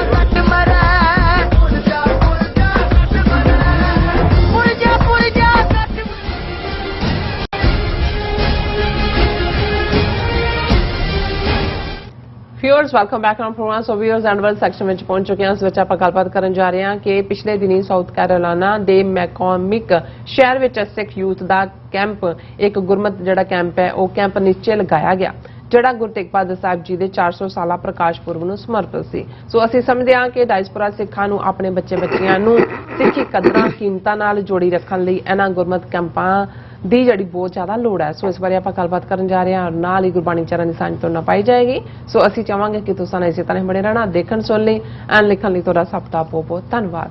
ਜੀ ਡਾਕਟਰ ਸਾਹਿਬ ਕੀ ਕਹਿਣਾ ਚਾਹੋਗੇ? ਦੇਖੋ, ਅਸੀਂ ਆਪਣੇ ਪ੍ਰੋਗਰਾਮ ਦੇ ਵਿੱਚ ਕੁਛ ਨਾ ਕੁਛ ਤਬਦੀਲੀ ਕਰਨ ਦਾ ਹਮੇਸ਼ਾ ਹੀ ਜਿਹੜਾ ਉਹ ਦਰਵਾਜ਼ਾ ਖੁੱਲ੍ਹਾ ਰੱਖਦੇ ਹਾਂ ਔਰ ਬਹੁਤ ਸਾਰੀ ਇਨਪੁਟ ਸਾਡੇ ਵਿਊਅਰਸ ਵੱਲੋਂ ਸਾਨੂੰ ਮਿਲਦੀ ਰਹਿੰਦੀ ਹੈ। ਜਿਵੇਂ ਅਸੀਂ ਕੱਲ ਗੁਰੂ ਕੇ ਬਾਗ ਦੇ ਮੋਰਚੇ ਦੀ ਗੱਲ ਕੀਤੀ ਜਾਂ ਅੱਜ ਦਾ ਦਿਨ ਵੀ ਅਸੀਂ ਇਤਿਹਾਸਕ ਪੱਖ ਤੋਂ ਚੁਣਿਆ, ਇਵੇਂ ਹੀ ਸਾਨੂੰ ਇਹ ਵੀ ਸੁਝਾਅ ਹੁੰਦਾ ਹੈ ਕਿ ਜਿਹੜੀਆਂ ਅਮਰੀਕਾ ਵਿੱਚ ਜਾਂ ਕੈਨੇਡਾ ਯੂਥ ਨਾਲ ਜੁੜੀਆਂ ਹੋਈਆਂ ਐਕਟੀਵਿਟੀਜ਼ ਨੇ, ਉਹਨਾਂ ਦੇ ਕੈਂਪ ਨੇ ਜਾਂ ਉਹਨਾਂ ਦੇ ਸੈਮੀਨਾਰ ਔਰ ਦੂਸਰੇ, ਉਹਨਾਂ ਨੂੰ ਵੀ ਜਿਹੜਾ ਰੈਕਗਨਾਈਜ਼ ਕੀਤਾ ਜਾਏ। ਔਰ ਮੈਂ ਤਾਂ ਖੁਦ ਇਸ ਗੱਲ ਦਾ ਸਿਰਫ ਹਾਮੀ ਨਹੀਂ, ਮੈਂ ਇਹ ਗੱਲ ਮਾਣ ਨਾਲ ਵੀ ਕਹਿੰਦਾ ਕਿ 1991 ਦੇ ਵਿੱਚ ਜਦੋਂ ਅਸੀਂ ਸੇਵਾ ਲਈ ਪੰਥਕ ਕਮੇਟੀ ਦੇ ਇਸ ਐਕਟਿਵਿਸਟ ਦੇ ਨਾਤੇ, ਤੇ ਪਹਿਲਾ ਪਾਰਟ ਜਾਂ ਪਹਿਲੀ ਜਿਹੜੀ ਸਾਡਾ ਫੋਕਸ ਸੀ 1992 ਤੋਂ ਲੈ ਕੇ ਉਹ ਯੂਨੀਵਰਸਿਟੀਆਂ ਦੇ ਵਿੱਚ ਔਰ ਸਿੱਖ ਕੈਂਪਾਂ ਦੇ ਵਿੱਚ ਜਿਹੜਾ ਉਹ ਸਿੱਖ ਆਰਗੇਨਾਈਜੇਸ਼ਨ ਨੂੰ ਕਾਇਮ ਕਰਨਾ ਸੀ। ਪਹਿਲੀ ਸਿੱਖ ਸਟੂਡੈਂਟ ਐਸੋਸੀਏਸ਼ਨ ਦੀ ਬ੍ਰਾਂਚ ਅਸੀਂ ਫ੍ਰੈਜ਼ਨੋ ਸਟੇਟ ਯੂਨੀਵਰਸਿਟੀ ਦੇ ਵਿੱਚ ਬਣਾਈ, ਫਿਰ ਬਰਕਲੀ ਸਟੇਟ ਯੂਨੀਵਰਸਿਟੀ, ਸੈਨ ਹੋਜ਼ੇ ਕੈਨੇਡਾ 'ਚ ਮੈਂ ਲਗਾਤਾਰਤਾ ਨਾਲ, ਯਾਰਕ ਯੂਨੀਵਰਸਿਟੀ ਟੋਰਾਂਟੋ 'ਚ ਹਰ ਸਾਲ 2 ਵਾਰ ਜਾਣਾ ਹੁੰਦਾ ਸੀ, ਕੈਲਗਰੀ ਯੂਨੀਵਰਸਿਟੀ 'ਚ 2 ਵੱਡੇ ਸੈਮੀਨਾਰ ਜਿਹਦੇ 'ਚ ਕੀਤਾ ਹੈ, ਯੂਨੀਵਰਸਿਟੀ ਆਫ ਬ੍ਰਿਟਿਸ਼ ਕੋਲੰਬੀਆ। ਔਰ ਇਸੇ ਪੀਰੀਅਡ 'ਚ 92-93 ਦੇ ਦੌਰ 'ਚ ਅੱਡ-ਅੱਡ ਥਾਵਾਂ ਦੇ ਉੱਤੇ ਬੱਚਿਆਂ ਦੇ ਕੈਂਪ, ਖਾਸ ਤੌਰ ਤੇ ਯੰਗਸਟਰਸ ਦੇ, ਟੀਨਏਜਰਸ ਦੇ, ਬਾਅਦ ਦੇ ਵਿੱਚ ਯੂਨਾਈਟਿਡ ਸਿੱਖਸ ਦੇ ਝੰਡੇ ਥੱਲੇ ਵੀ ਜਿੱਥੇ ਜਿੱਥੇ ਲੱਗਦੇ ਰਹੇ। ਐਨੂਅਲੀ ਲਗਭਗ ਮੇਰਾ ਉਹ ਪੀਰੀਅਡ ਉਹਦੇ ਲਈ ਫ੍ਰੀ ਹੁੰਦਾ ਸੀ। ਰਿਟਰੀਟਸ ਜਿਹੜੀਆਂ ਸਾਂਝੇ ਤੌਰ ਤੇ ਸਿੱਖ ਨੈਟਵਰਕ ਇੱਕ ਬਣਿਆ ਯੰਗਰ ਸਟੂਡੈਂਟਸ ਦਾ ਹੀ। ਹਾਲਾਂ ਉਦੋਂ Sikh youth of America, world Sikh organisation, ਉਹਨਾਂ ਦਾ ਆਪਸ ਦੇ ਵਿੱਚ ਟਕਰਾਅ ਸੀ। ਲੇਕਿਨ ਉਹਨਾਂ ਦੀ ਅਗਲੀ ਜਨਰੇਸ਼ਨ ਨੇ ਦੇਖਿਆ ਕਿ ਵੀ ਸਾਨੂੰ ਜੇ ਸਿੱਖੀ ਦੀ ਸੰਭਾਲ ਅਸੀਂ ਕਰਨੀ ਹੈ ਤੇ ਸਾਨੂੰ ਇਕੱਠਾ ਹੋਣਾ ਪਏਗਾ। ਔਰ ਉਸ ਨੈਟਵਰਕ 'ਚੋਂ ਮੈਂ ਸਮਝਦਾ ਹਾਂ ਵੀ ਜੇ ਅਸੀਂ ਅੱਜ ਅਮਰੀਕਾ 'ਚ ਉਹ ਸਿੱਖ ਕੋਲੀਸ਼ਨ ਹੋਏ, ਯੂਨਾਈਟਿਡ ਸਿੱਖਸ ਹੋਏ, ਸੈਲਡੈਫ ਹੋਏ, ਇਹਨਾਂ ਦੇ ਵਿੱਚ ਜਿਹੜੇ ਐਕਟਿਵਿਸਟ ਨੌਜਵਾਨ ਨੇ ਜਾਂ ਅੱਜ ਤਾਂ ਹੁਣ ਉਹਨਾਂ ਦੀ ਵੀ ਅਗਲੀ ਜਨਰੇਸ਼ਨ ਹੋ ਗਈ, ਇਹ ਸਾਰੀ ਕੈਂਪਾਂ ਦੀ ਔਰ ਉਹਨਾਂ ਰਿਟਰੀਟਸ ਦੀ ਦੇਣ ਹੈ। ਔਰ ਉਹਨਾਂ ਦੇ ਵਿੱਚ ਯੂਨਾਈਟਿਡ ਸਿੱਖਸ ਦੇ ਕੈਂਪ ਜਿਹੜੇ ਮਿਸ਼ੀਗਨ ਸਟੇਟ 'ਚ ਵੀ ਲੱਗਦੇ ਰਹੇ, ਪੈਨਸਿਲਵੇਨੀਆ 'ਚ ਵੀ ਬੜੇ ਯੂਜ਼ਫੁਲ ਸੀ। ਔਰ ਬੇਸ਼ੱਕ ਇਹ ਸਟੈਪ ਫਰਦਰ ਯੂਨਾਈਟਿਡ ਸਿੱਖਸ ਨੇ ਹੁਣ ਤਾਂ ਆਪਣੀ ਥਾਂ ਯੂਕਰੇਨ ਤੋਂ ਲੈ ਕੇ ਦੁਨੀਆ ਦੇ ਹਰ ਟਰਬਲ ਪਲੇਸ ਤੇ ਕੀਤੀ ਹੈ। ਪਰ ਇਨ ਦਾ ਮੀਨ ਟਾਈਮ ਕਿਤੇ ਨਾ ਕਿਤੇ ਜਿਹੜਾ ਯੰਗਸਟਰਸ ਦੇ ਨਾਲ ਕੈਂਪਸ ਦਾ ਗੁਰਦੁਆਰੇ ਲਾਉਂਦੇ ਨੇ, ਹੋਰ ਵੀ ਜਥੇਬੰਦੀਆਂ ਆਪਣੇ ਤੌਰ ਦੇ ਉੱਤੇ ਕਰਦੀਆਂ ਨੇ। ਲੇਕਿਨ ਮੈਂ ਜਦੋਂ ਪਿਛਲੇ ਦਿਨਾਂ ਦੇ ਵਿੱਚ ਵੀ ਵੀਰ ਕੁਲਦੀਪ ਸਿੰਘ, ਭੈਣ ਜੀ ਅੰਮ੍ਰਿਤਾ ਕੌਰ ਨਾਲ ਮੇਲ ਵੀ ਹੁੰਦਾ ਹੈ, ਕੈਲੀਫੋਰਨੀਆ ਵੀ ਅਸੀਂ ਮਿਲੇ, ਉਸ ਤੋਂ ਪਹਿਲਾਂ ਮਿਸ਼ੀਗਨ ਵੀ ਇੱਕ ਸਮਾਗਮ ਦੇ ਵਿੱਚ ਮਿਲੇ। ਸੋ ਉਹਨਾਂ ਨੇ ਮੈਨੂੰ ਦੱਸਿਆ ਸੀ ਕਿ ਭਾਈ ਅਸੀਂ ਜਿਹੜਾ ਇਹ ਇੱਕ ਐਫਰਟ ਕਰ ਰਹੇ ਹਾਂ, ਔਰ ਇਹ ਕਿਉਂਕਿ ਹੁਣ ਉਹ ਐਟਲਾਂਟਾ ਜਾਰਜੀਆ 'ਚ ਨੇ ਕਿ ਗੁਰਦੁਆਰਾ ਸਿੱਖ ਸਟੱਡੀ ਸਰਕਲ ਜਿਹੜਾ ਮੇਨ ਹੈ, ਔਰ ਉਹਨਾਂ ਦੇ ਨਾਲ ਮਿਲ ਕੇ ਅਸੀਂ ਜਿਹੜਾ ਬੱਚਿਆਂ ਦਾ ਕੈਂਪ ਲਾਉਣ ਦਾ ਜਿਹੜਾ ਉਹ ਪਲਾਨ ਕੀਤਾ। ਔਰ ਉਹਨਾਂ ਦੀ ਬੇਸ਼ੱਕ ਇਹ ਹੁਣ ਮੈਂ ਪੋਸਟ ਰੇਟਡ ਖਬਰ ਸ਼ੇਅਰ ਕਰ ਰਿਹਾ, ਦਰਸ਼ਕ ਨਾਲ ਦੀ ਨਾਲ ਪਿਕਚਰਸ ਵੀ ਦੇਖ ਸਕਦੇ ਨੇ। 25 ਤੋਂ 30 ਜੁਲਾਈ ਤੱਕ ਇਹ ਕੈਂਪ 5 ਦਿਨ ਦਾ ਕੈਂਪ ਸੀ, ਜਿਹਦਾ ਨਾਮ ਨਿਸ਼ਚੇ, ਔਰ ਅਸੀਂ ਪਹਿਲਾਂ ਹੀ ਜ਼ਿਕਰ ਕਰਕੇ ਹਟੇ ਹਾਂ, ਨਿਸ਼ਚੈ ਕਰ ਆਪਣੀ ਜੀਤ ਕਰੋ। ਨਿਸ਼ਚਾ ਸਿਰਫ ਜਿਹੜਾ ਉਹ ਅੰਗਰੇਜ਼ੀ ਦਾ ਕੋਈ ਲਫ਼ਜ਼ ਇਹਦੇ ਨਾਲ ਸ਼ਾਇਦ ਇਹਦੀ ਠੀਕ ਟਰਾਂਸਲੇਸ਼ਨ ਨਹੀਂ ਹੋਏਗੀ। ਇਹ ਇਕੱਲਾ ਰਿਜ਼ੋਲਵ ਨਹੀਂ ਹੈ ਜਾਂ ਡਿਸੀਜਨ ਨਹੀਂ ਹੈ, ਇਹ ਤੁਹਾਡੀ ਰੂਹਾਨੀਅਤ ਨਾਲ ਜੁੜਿਆ ਹੋਇਆ ਫੇਥ ਹੈ। ਜਿਵੇਂ ਅਸੀਂ ਜਦੋਂ ਫਤਿਹ ਬੁਲਾਉਂਦੇ ਹਾਂ, ਵਾਹਿਗੁਰੂ ਜੀ ਕਾ ਖਾਲਸਾ ਵਾਹਿਗੁਰੂ ਜੀ ਕੀ ਫਤਿਹ, ਇਹ ਰੂਹਾਨੀਅਤ ਦਾ ਮੈਸੇਜ ਹੈ ਕਿ ਖਾਲਸਾ ਅਕਾਲ ਪੁਰਖ ਕੀ ਫੌਜ, ਤੇ ਜੇ ਅਕਾਲ ਪੁਰਖ ਦੀ ਫੌਜ ਹੈ ਤੇ ਵਿਕਟਰੀ ਵੀ ਅਕਾਲ ਪੁਰਖ ਨੇ ਦੇਣੀ ਹੈ। ਪਰ ਉਹਦੇ ਲਈ ਨਿਸ਼ਚੈ ਕਰ ਆਪਣੀ ਜੀਤ ਕਰੋ। ਜਦੋਂ ਅਸੀਂ ਜ਼ਿੰਦਗੀ ਦੀ ਰੰਗ ਭੂਮੀ ਦੇ ਵਿੱਚ ਉਤਰਦੇ ਹਾਂ, ਜ਼ਿੰਦਗੀ ਦੀ ਬੈਟਲਫੀਲਡ ਦੇ ਵਿੱਚ ਉਤਰਦੇ ਹਾਂ, ਤੇ ਅਸੀਂ ਕੌਨਫੀਡੈਂਸ ਦੇ ਨਾਲ, ਫੇਥ ਦੇ ਨਾਲ ਇਸ ਦੇ ਵਿੱਚ ਉਤਰੀਏ ਹਰ ਸ਼ੋਬੇ ਦੇ ਵਿੱਚ। ਉਹ ਸਾਡਾ ਸਕੂਲਿੰਗ ਦਾ ਹੈ, ਐਜੂਕੇਸ਼ਨ ਦਾ ਹੈ, ਸਮਾਜਿਕ ਹੈ, ਜਸਟਿਸ ਲੈਣ ਲਈ ਹੈ, ਔਰ ਹਰ ਕੰਮ ਸਿੱਖ ਦਾ ਮਤਲਬ ਹੀ ਭਰੋਸੇ ਨਾਲ ਭਰਿਆ ਹੋਇਆ ਸਿਰ ਤੋਂ ਪੈਰਾਂ ਤੱਕ। ਔਰ ਇਹੀ ਅਸੀਂ ਗੁਰੂ ਤੋਂ ਮੰਗਦੇ ਹਾਂ ਜਦੋਂ ਅਸੀਂ ਕਹਿੰਦੇ ਹਾਂ ਕਿ ਵਸਾ ਦਾਨ ਭਰੋਸਾ ਦਾਨ। ਹੁਣ ਵਸਾ ਟਰਸਟ ਕਰਨਾ ਹੈ, ਟਰਸਟ ਵੀ ਉਹੀ ਕਰਦਾ ਹੈ ਜਿਹੜਾ ਭਰੋਸੇ 'ਚ ਹੁੰਦਾ, ਕੌਨਫੀਡੈਂਸ ਹੁੰਦਾ। ਸੋ ਇਹਨਾਂ ਨੇ ਕੈਂਪ ਨਿਸ਼ਚੇ 2022 ਦੇ ਨਾਂ ਥੱਲੇ ਜਿਹੜਾ ਹੈ ਇਹ 25 ਤੋਂ 30 ਜੁਲਾਈ ਤੱਕ Hickory State Park and resort McCormick South Carolina ਦੇ ਵਿੱਚ ਕੀਤਾ। ਔਰ ਵੀਰ ਕੁਲਦੀਪ ਸਿੰਘ ਹੋਰਾਂ ਨੇ ਜਿਹੜੀ ਮੈਨੂੰ ਰਿਪੋਰਟਿੰਗ ਭੇਜੀ ਹੈ ਉਹਦੇ ਮੁਤਾਬਕ ਇਹਦੇ 'ਚ 40 ਦੇ ਕਰੀਬ ਯੂਥ ਔਰ 15 ਜਿਹੜੇ ਵਲੰਟੀਅਰ ਸੀ, ਟੋਟਲ 55 ਜਿਹੜੇ ਨੇ ਕੈਂਪਰ ਇਹਦੇ 'ਚ ਸੀ। ਔਰ ਇਹ ਗੁਰੂ ਤੇਗ ਬਹਾਦਰ ਸਾਹਿਬ ਦੇ 400 ਸਾਲਾ, ਕਿਉਂਕਿ 401 ਸਾਲ ਹੋ ਗਏ ਨੇ ਹੁਣ ਤੱਕ, ਪ੍ਰਕਾਸ਼ ਪੁਰਬ ਨੂੰ ਸਮਰਪਿਤ ਸੀ। ਔਰ ਉਹਦੇ 'ਚ ਉਹਨਾਂ ਨੇ ਇਹ ਸਾਰੀ ਉਹਦੇ 'ਚ ਡੀਟੇਲ ਵੀ ਦਿੱਤੀ ਹੈ ਕਿ ਭਾਈ ਇਹ ਜਿਹੜਾ ਸੀ ਕਿ ਅਸੀਂ ਜਿਹੜਾ ਲਗਭਗ ਇੱਕ ਹਫ਼ਤੇ ਦਾ ਇਹ ਕੈਂਪ ਹੈ, ਉਹਦਾ ਸਾਡਾ ਗੋਲ ਸੀ to foster an environment where young Sikhs are exposed to Sikh principles and disciplines with a love for the Sikh faith. ਕਿ ਤੁਹਾਡਾ ਸਿੱਖੀ ਦੇ ਨਾਲ ਪਿਆਰ, ਪਰ ਤੁਸੀਂ ਵੱਡਾ ਸਮਾਜ, ਅਮਰੀਕਨ ਸੁਸਾਇਟੀ ਔਰ ਓਵਰਆਲ ਹਿਊਮੈਨਿਟੀ, ਉਹਦੀ ਸਰਵਿਸ ਤੁਸੀਂ ਕਿਵੇਂ ਆਣਾ। ਔਰ ਉਹਦੇ ਜਿਹੜਾ ਉਹਨਾਂ ਦਾ ਕਿਉਰੀਕੁਲਮ ਸੀ, ਇਸ ਗੱਲ ਦਾ ਧਿਆਨ ਰਹੇ, ਬਹੁਤ ਵਾਰੀ ਸ਼ੁਰੂ 'ਚ ਬੱਚੇ ਵੀ ਘਬਰਾਉਂਦੇ ਨੇ ਵੀ ਪਤਾ ਨਹੀਂ ਸਾਡੇ ਹੱਥ 'ਚ ਗੁਟਕੇ ਫੜਾ ਕੇ ਸਵੇਰ ਤੋਂ ਸ਼ਾਮ ਤੱਕ ਪਾਠ ਹੀ ਕਰਾਈ ਜਾਣਾ ਇਹਨਾਂ ਨੇ ਜਾਂ ਢੋਲਕੀਆਂ ਛੈਣੇ ਖੜਕਾਈ ਜਾਣੇ ਨੇ। ਪਰ ਇਹ ਕੈਂਪ ਬੜੇ, ਇੱਕ ਤਾਂ ਕੈਂਪ ਸਾਈਟਸ ਤੇ ਹੁੰਦੇ ਨੇ, ਔਰ ਕੈਂਪ ਸਾਈਟ ਇੱਥੇ ਜਦੋਂ ਅਮਰੀਕਨ ਸਕਾਊਟਸ ਔਰ ਦੂਸਰਿਆਂ ਦੇ ਕਾਨਸੈਪਟ ਆਏ ਬਹੁਤ ਖੂਬਸੂਰਤ ਹੁੰਦੇ ਨੇ। ਹਰ ਸਹੂਲਤ ਵੀ ਹੁੰਦੀ ਹੈ, ਤੁਹਾਨੂੰ ਕੈਂਪ ਮੇਟਸ ਆਪਣੇ ਆਪਣੇ ਤੁਸੀਂ ਖੈਮਿਆਂ ਦੇ ਵਿੱਚ ਰਹਿ ਰਹੇ ਹੋ, ਮਾਪਿਓ ਤੋਂ ਦੂਰ ਰਹਿਣ ਦਾ ਮੌਕਾ ਵੀ ਬਣਦਾ। ਔਰ ਉਹਦੇ 'ਚ ਸਿੱਖੀ ਡਿਸਿਪਲਿਨ, ਔਰ ਜਿਵੇਂ ਇਹਨਾਂ ਨੇ ਕੈਂਪ ਦਾ ਕਿਉਰੀਕੁਲਮ ਦਿੱਤਾ ਹੈ ਕਿ ਭਾਈ ਸਵੇਰ ਵੇਲੇ ਜਪਜੀ ਸਾਹਿਬ ਦੇ ਨਾਲ ਦੀਵਾਨ ਸ਼ੁਰੂ ਹੁੰਦਾ ਹੋਇਆ, ਅੱਛਾ। ਫਿਰ ਗੁਰਮਤ, ਹਿਸਟਰੀ, ਗੁਰਮੁਖੀ, ਗੁਰਮਤ ਸੰਗੀਤ, ਗੱਤਕਾ, ਆਰਟ ਵਰਕ, ਇਹ ਸਾਰਿਆਂ ਦੀਆਂ ਕਲਾਸਿਸ ਹੁੰਦੀਆਂ ਸੀ। ਫਿਰ ਆਫਟਰਨੂਨ ਦੇ ਵਿੱਚ ਆਊਟਸਾਈਡ ਐਕਟੀਵਿਟੀ, ਤੀਰ ਅੰਦਾਜ਼ੀ, ਆਰਚਰੀ, ਕੈਨੋਇੰਗ ਦੇ ਵਿੱਚ ਤਾਂ ਇੱਕ ਬੜਾ ਫਨ ਹੁੰਦਾ ਹੈ ਭਾਈ ਤੁਸੀਂ ਬੋਟ ਚਲਾ ਰਹੇ ਹੋ, ਔਰ ਬਾਕੀ ਸਪੋਰਟਸ। ਈਵਨਿੰਗ ਨੂੰ ਰਹਿ ਰਾਸ ਔਰ ਦੀਵਾਨ, ਫਿਰ followed by audio visual session on Sikh history and Gurmat. ਔਰ ਮੈਂ ਇਹ ਦੇਖਦਾ ਵੀ ਇਹ ਵੀ ਇੱਕ ਜ਼ਰੂਰੀ ਪਾਰਟ ਹੈ। ਬਹੁਤ ਵਾਰ ਅਸੀਂ ਜ਼ਬਾਨ ਦੇ ਹਵਾਲੇ ਨਾਲ, ਸਾਡੀ ਮਦਰ ਟੰਗ ਪੰਜਾਬੀ ਹੈ, ਓਬਵੀਅਸਲੀ ਅਸੀਂ ਪੰਜਾਬੀ ਚ ਸੋਚਦੇ ਹਾਂ, ਫੇਰ ਹੀ ਅੰਗਰੇਜ਼ੀ ਚ ਟ੍ਰਾਂਸਲੇਟ ਕਰਦੇ ਹਾਂ। ਲੇਕਿਨ ਜਿਹੜੇ ਸਾਡੇ ਇੱਥੋਂ ਦੇ ਜੰਮੇ ਪੜੇ ਬੱਚੇ ਨੇ ਤਾਂ ਅੰਗਰੇਜ਼ੀ ਚ ਸੋਚਦੇ ਨੇ। ਸੋ ਸਾਡੇ ਗੁਰਦੁਆਰਿਆਂ ਦੇ ਵਿੱਚ ਬਹੁਤ ਜ਼ਰੂਰੀ ਹੈ ਅਸੀਂ ਗੁਰਦੁਆਰਿਆਂ 'ਚ ਬੱਚਿਆਂ ਨੂੰ ਲੈ ਕੇ ਜਾਈਏ, ਪਰ ਬਹੁਤ ਕੁਝ ਜੋ ਚੱਲ ਰਿਹਾ ਹੁੰਦਾ ਉਹ ਪੰਜਾਬੀ 'ਚ ਚੱਲ ਰਿਹਾ ਹੁੰਦਾ ਹੈ। ਉਹ ਬਹੁਤ ਵਾਰ ਬੱਚੇ ਉਹਨੂੰ ਕੰਪ੍ਰੈਹੈਂਡ ਨਹੀਂ ਕਰਦੇ ਪ੍ਰੋਪਰ। ਕੈਂਪ ਇਸ ਲਈ ਵੀ ਯੂਜ਼ਫੁਲ ਨੇ ਕਿ ਉੱਥੇ ਉਹ ਅੰਗਰੇਜ਼ੀ ਦੇ ਵਿੱਚ ਵੀ ਕਨਵਰਸ ਕਰ ਸਕਦੇ ਨੇ। ਉਹ ਤੁਹਾਡੇ ਤੋਂ ਸਵਾਲ ਪੁੱਛਦੇ ਨੇ ਔਰ ਉਹਨਾਂ ਦੀ ਔਰ ਲੌਜਿਕ ਦੇ ਨਾਲ ਤੁਸੀਂ ਗੱਲ ਕਰਦੇ ਹੋ। ਔਰ ਇਹ ਜਿਹੜੇ ਨੇ ਗਰੁੱਪ ਡਿਸਕਸ਼ਨਸ ਹੁੰਦੀਆਂ। ਸੋ ਕਈ ਚੀਜ਼ਾਂ ਜਿਹੜੀਆਂ 1-to-1 ਡਿਸਕਸ਼ਨ ਸ਼ਾਇਦ ਬੱਚੇ ਸ਼ਾਈ ਹੁੰਦੇ ਨੇ, ਆਪਣੇ ਪੇਰੈਂਟਸ ਨਾਲ ਨਹੀਂ ਕਰ ਸਕਦੇ, ਗਰੁੱਪ ਡਿਸਕਸ਼ਨ ਦੇ ਵਿੱਚ ਕਰਦੇ ਨੇ। ਔਰ ਇਸੇ ਤਰ੍ਹਾਂ ਸੋਸ਼ਲ ਕੰਪੀਟੈਂਸੀ ਔਰ ਲੀਡਰਸ਼ਿਪ ਸਕਿੱਲਸ ਜਿਹੜੀਆਂ ਨੇ, ਔਰ ਇਹ ਵੀ ਜਾਣਨਾ ਕਿ ਕਿੰਨੇ ਤੁਹਾਡੇ ਵਰਗੇ ਨੇ, ਸੋ ਮੈਨੀ ਲਾਈਕ ਅਸ। ਕਿਉਂਕਿ ਜਦੋਂ ਅਸੀਂ ਸਕੂਲਾਂ 'ਚ ਬੁਲਿੰਗ ਦੇਖਦੇ ਹਾਂ, ਹੋਰ ਸਮਾਜ ਦੇ ਵਿੱਚ ਚੈਲੰਜਸ ਦੇਖਦੇ ਹਾਂ, ਸੋ ਇਹ ਕੈਂਪ ਮੂਵਮੈਂਟ ਬੜੀ ਪਾਵਰਫੁਲ ਮੂਵਮੈਂਟ ਹੈ, ਬੜੀ ਸਟਰੋਂਗ ਮੂਵਮੈਂਟ ਹੈ। ਔਰ ਇਹਦੇ ਨਾਲ ਮੈਂ ਸਗੋਂ ਇੱਕ ਆਸਪੈਕਟ ਇਹ ਵੀ ਜੋੜਨਾ ਚਾਹੁੰਦਾ ਕਿ ਬਹੁਤ ਵਾਰ ਅਸੀਂ ਇਸ ਗੱਲ ਨੂੰ ਲੈ ਕੇ ਚਿੰਤਤ ਵੀ ਹੁੰਦੇ ਹਾਂ ਜੀ, ਸਿੱਖਾਂ ਨੂੰ ਜ਼ਾਤ ਪਾਤ ਦਾ ਕੋਡ ਜਿਹੜਾ ਹੈ ਇਹ ਚੰਬੜਿਆ ਹੋਇਆ, ਅਸੀਂ ਛੱਡਦੇ ਹੀ ਨਹੀਂ ਹਾਂ। ਅਜੇ ਵੀ ਨਾਵਾਂ ਨਾਲ ਵੱਡੇ ਵੱਡੇ ਛੱਜ ਬੰਨੇ ਹੋਏ ਨੇ, ਉਹ ਅਸੀਂ ਛੱਡਣ ਨੂੰ ਤਿਆਰ ਨਹੀਂ। ਪਰ ਮੈਂ ਕੈਂਪ ਮੂਵਮੈਂਟ ਦਾ ਇੱਕ, ਔਰ ਕਿਉਂਕਿ ਜ਼ਾਹਰ ਹੈ ਜਦੋਂ ਤੱਕ ਪੇਰੈਂਟਸ ਡਿਸਾਈਡ ਕਰਨਗੇ ਬੱਚੇ ਬੱਚੀਆਂ ਦੇ ਲਈ ਜੀਵਨ ਸਾਥੀ, ਉਹ ਤਾਂ ਛੱਜ ਨੂੰ ਹੀ ਛੱਡਣਾ ਉਹਨਾਂ ਨੇ ਆਪਣੀਆਂ ਬਰਾਦਰੀਆਂ ਜ਼ਾਤਾਂ ਦੇ ਦਾਇਰਾ ਕਾਰ 'ਚ ਰਹਿਣਾ। ਹੁਣ ਕੈਂਪਾਂ ਦੇ ਵਿੱਚ ਜਦੋਂ ਜਿਹੜੇ ਹਾਈਲੀ ਐਜੂਕੇਟਿਡ ਅੱਗੋਂ ਨਿਕਲ ਜਾਂਦੇ ਨੇ, ਪੜ੍ਹਾਈ ਹੁੰਦੀ ਹੈ ਜਾਂ ਦੂਜੇ, ਉਹਨਾਂ ਨੂੰ ਇਸ ਗੱਲ ਦੀ ਸਮਝ ਆ ਜਾਂਦੀ ਹੈ ਕਿ ਸਿੱਖੀ ਦੇ ਵਿੱਚ ਜ਼ਾਤ ਪਾਤ ਦੀ ਕੋਈ ਥਾਂ ਨਹੀਂ ਹੈ। ਔਰ ਬਹੁਤ ਸਾਰੇ ਕਪਲ, 2 ਦਰਜਨ ਦੇ ਕਰੀਬ ਇਸ ਸਾਰੇ ਪੀਰੀਅਡ 'ਚ ਕਪਲ ਐਸੇ ਜਿਨ੍ਹਾਂ ਦੀ ਮੈਰਿਜਸ ਮੈਨੂੰ ਅਟੈਂਡ ਕਰਨ ਦਾ ਮੌਕਾ ਮਿਲਿਆ, ਜਿਨ੍ਹਾਂ ਨੇ ਫਿਰ ਜ਼ਾਤ ਪਾਤ ਦੀ ਲਾਈਨ ਤੋੜ ਕੇ ਸਿਰਫ ਤੇ ਸਿਰਫ ਗੁਰਸਿੱਖੀ ਕ੍ਰਾਈਟੇਰੀਆ ਰੱਖ ਕੇ ਵਿਆਹ ਕੀਤੇ। ਔਰ ਬਹੁਤ ਸਾਰੇ ਕੈਂਪਾਂ ਦੀ ਇਹ ਦੇਣ ਨੇ। ਸੋ ਅਸੀਂ ਵੀਰ ਕੁਲਦੀਪ ਸਿੰਘ ਔਰ ਇਸ ਕੈਂਪ ਨੂੰ ਸਪਾਂਸਰ ਵੀ ਜਿਹੜਾ ਹੈ ਉਹ ਦਲਜੀਤ ਸਿੰਘ ਰਹਿਣਾ, ਉਹਨਾਂ ਨੇ ਕੀਤਾ ਹੈ, ਗੁਰਦੁਆਰਾ ਸਿੱਖ ਸਟੱਡੀ ਸਰਕਲ। ਔਰ ਜ਼ਾਹਰ ਹੈ ਕੁਲਦੀਪ ਸਿੰਘ ਹੋਰਾਂ ਦੇ ਨਾਲ ਉਹਨਾਂ ਦੀ ਸਿੰਘਣੀ ਸਾਹਿਬਾਂ ਔਰ ਉਹਨਾਂ ਦੀ ਬਹੁਤ ਹੀ ਪਿਆਰੀ ਬੱਚੀ ਪਹਿਰ ਕੌਰ ਜਿਹੜੇ ਨੇ, ਇਹ ਸਾਰਿਆਂ ਦਾ ਉਦਮ ਹੈ। ਔਰ ਅਸੀਂ ਇਹ ਅਰਦਾਸ ਕਰਦੇ ਹਾਂ ਕਿ ਮਹਾਰਾਜ ਚੜ੍ਹਦੀ ਕਲਾ ਦੇਣ।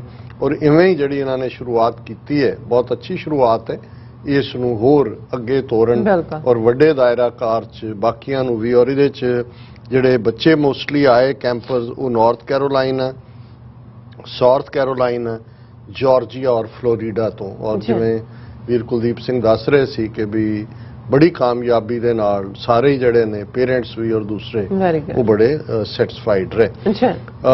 ਹੁਣ ਅਸੀਂ ਰੂਹਾਨੀ ਵਿਚਾਰ ਦੀ ਗੱਲ ਕਰੀਏ। ਸ੍ਰੀ ਰਾਗ ਦਾ ਸ਼ਬਦ, ਪੰਜਵੇਂ ਪਾਤਸ਼ਾਹ ਦਾ ਸ੍ਰੀ ਰਾਗ ਮਹੱਲਾ 5ਵਾਂ। ਗੁਰ ਪਰਮੇਸ਼ਰ ਪੂਜੀਐ ਮਨ ਤਨ ਲਾਏ ਪਿਆਰ, ਸਤਿਗੁਰ ਦਾਤਾ ਜੀ ਕਾ ਸਭਸੈ ਦੇ ਆਧਾਰ। ਸਤਿਗੁਰ ਬਚਨ ਕਮਾਵਣੇ ਸੱਚਾ ਇਹੋ ਵਿਚਾਰ, ਬਿਨ ਸਾਧੂ ਸੰਗਤ ਰਤਿਆਂ ਮਾਇਆ ਮੋਹ ਸਭ ਛਾਰ। ਮੇਰੇ ਸਾਜਨ ਹਰ ਹਰ ਨਾਮ ਸਮਾਲ, ਸਾਧੂ ਸੰਗਤ ਮਨ ਵਸੈ, ਪੂਰਨ ਹੋਵੇ ਘਾਲ ਰਹਾਉ। ਰਹਾਉ ਦੀ ਤੁਕ ਸ਼ਬਦ ਦਾ ਕੇਂਦਰੀ ਨੁਕਤਾ ਹੁੰਦਾ। ਮੇਰੇ ਸਾਜਨ ਹਰ ਹਰ ਨਾਮ ਸਮਾਲ। ਹੁਣ ਇਹ ਵੀ ਐਡਰੈਸ ਐਵੇਂ ਹੀ ਹੈ ਜਿਵੇਂ ਗੁਰੂ ਸਾਹਿਬ ਨੇ ਕਿਤੇ ਮੇਰੇ ਭਾਈ ਜਨਾ, ਕਿਤੇ ਸਾਥੀ, ਕਿਤੇ ਵੀਰ, ਕਿਤੇ ਕਿੰਨੇ ਲਫ਼ਜ਼ ਗੁਰਬਾਣੀ ਦੇ ਵਿੱਚ ਭਰਾ ਨੇ, ਇੱਥੇ ਪਿਆਰਾ। ਮੇਰੇ ਸਾਜਨ ਹਰ ਹਰ ਨਾਮ ਸਮਾਲ। ਇਹ ਮੇਰੇ ਪਿਆਰੇ, ਮੇਰੇ ਸੱਜਣ। ਜਦੋਂ ਤੁਸੀਂ ਸੱਜਣ ਨੂੰ ਹੀ ਬਹੁਤ ਪਿਆਰ ਨਾਲ ਕਹਿੰਦੇ ਹੋ ਤਾਂ ਫਿਰ ਉਹ ਸਾਜਨ ਬਣ ਜਾਂਦਾ। ਸਾਜਨ ਕੱਲਾ ਹਸਬੈਂਡ ਵਾਈਫ ਰਿਲੇਸ਼ਨਸ਼ਿਪ ਜਾਂ ਲਵਰ ਬਿਲਵਡ ਰਿਲੇਸ਼ਨਸ਼ਿਪ ਦਾ ਨਾਂ ਨਹੀਂ ਹੈ।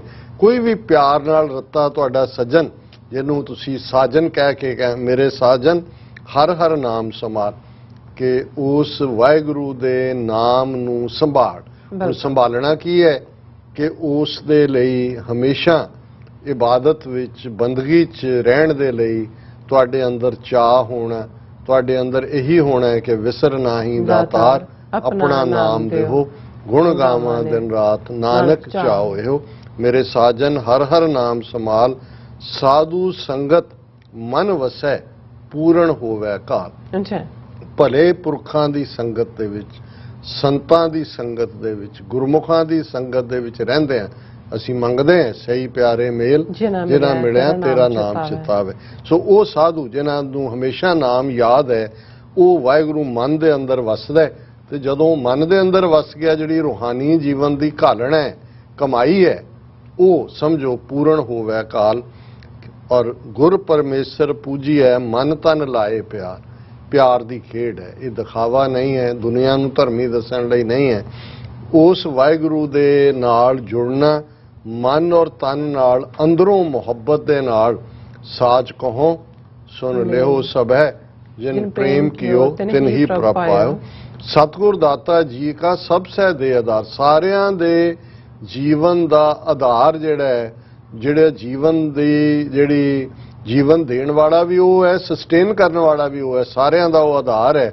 ਸਤਿਗੁਰ ਬਚਨ ਕਮਾਵਣੇ ਸੱਚਾ ਹੈ ਉਹ ਵਿਚਾਰ। ਅਲਟੀਮੇਟਲੀ ਟਰੂਥ ਇਹੀ ਹੈ ਕਿ ਗੁਰੂ ਦੀ ਮੱਤ ਦੇ ਉੱਤੇ ਅਮੰਨਾ ਕਰਕੇ ਉਹਨੂੰ ਆਪਣੇ ਜੀਵਨ ਦੇ ਵਿੱਚ ਕਮਾਣਾ। ਗੁਰੂ ਕੀ ਮੱਤ ਤੁਲੇ ਇਆਣੇ, ਭਗਤ ਬਿਨਾ ਬਹੁ ਡੂਬੇ ਸਿਆਣੇ।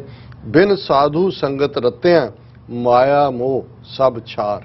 ਕਿ ਜੇ ਤੁਸੀਂ ਭਲੇ ਪੁਰਖਾਂ ਦੀ ਸੰਗਤ ਦੇ ਨਾਲ ਰੱਬ ਦੀ ਯਾਦ, ਰੱਬ ਦੇ ਇਬਾਦਤ ਦੇ ਵਿੱਚ ਨਹੀਂ ਆਉਂਦੇ, ਤੇ ਬਾਕੀ ਜੋ ਤੁਸੀਂ ਕਰ ਰਹੇ ਹੋ, ਛਾਰ ਕਹਿੰਦੇ ਨੇ ਡਸਟ ਨੂੰ, ਸਵਾਹ ਨੂੰ, ਕਿ ਫਿਰ ਬਾਕੀ ਸਭ ਜਿਹੜਾ ਹੈ ਉਹ ਕਿਸੇ ਅਰਥ ਨਹੀਂ ਨੇ। ਗੁਰ ਸਮਰੱਥ ਅਪਾਰ ਗੁਰ ਵੱਡ ਭਾਗੀ ਦਰਸ਼ਨ ਹੋਏ, ਗੁਰ ਅਗੋਚਰ ਨਿਰਮਲਾ ਗੁਰ ਜੀਵੜ ਅਵਰ ਨਾ ਕੋਏ।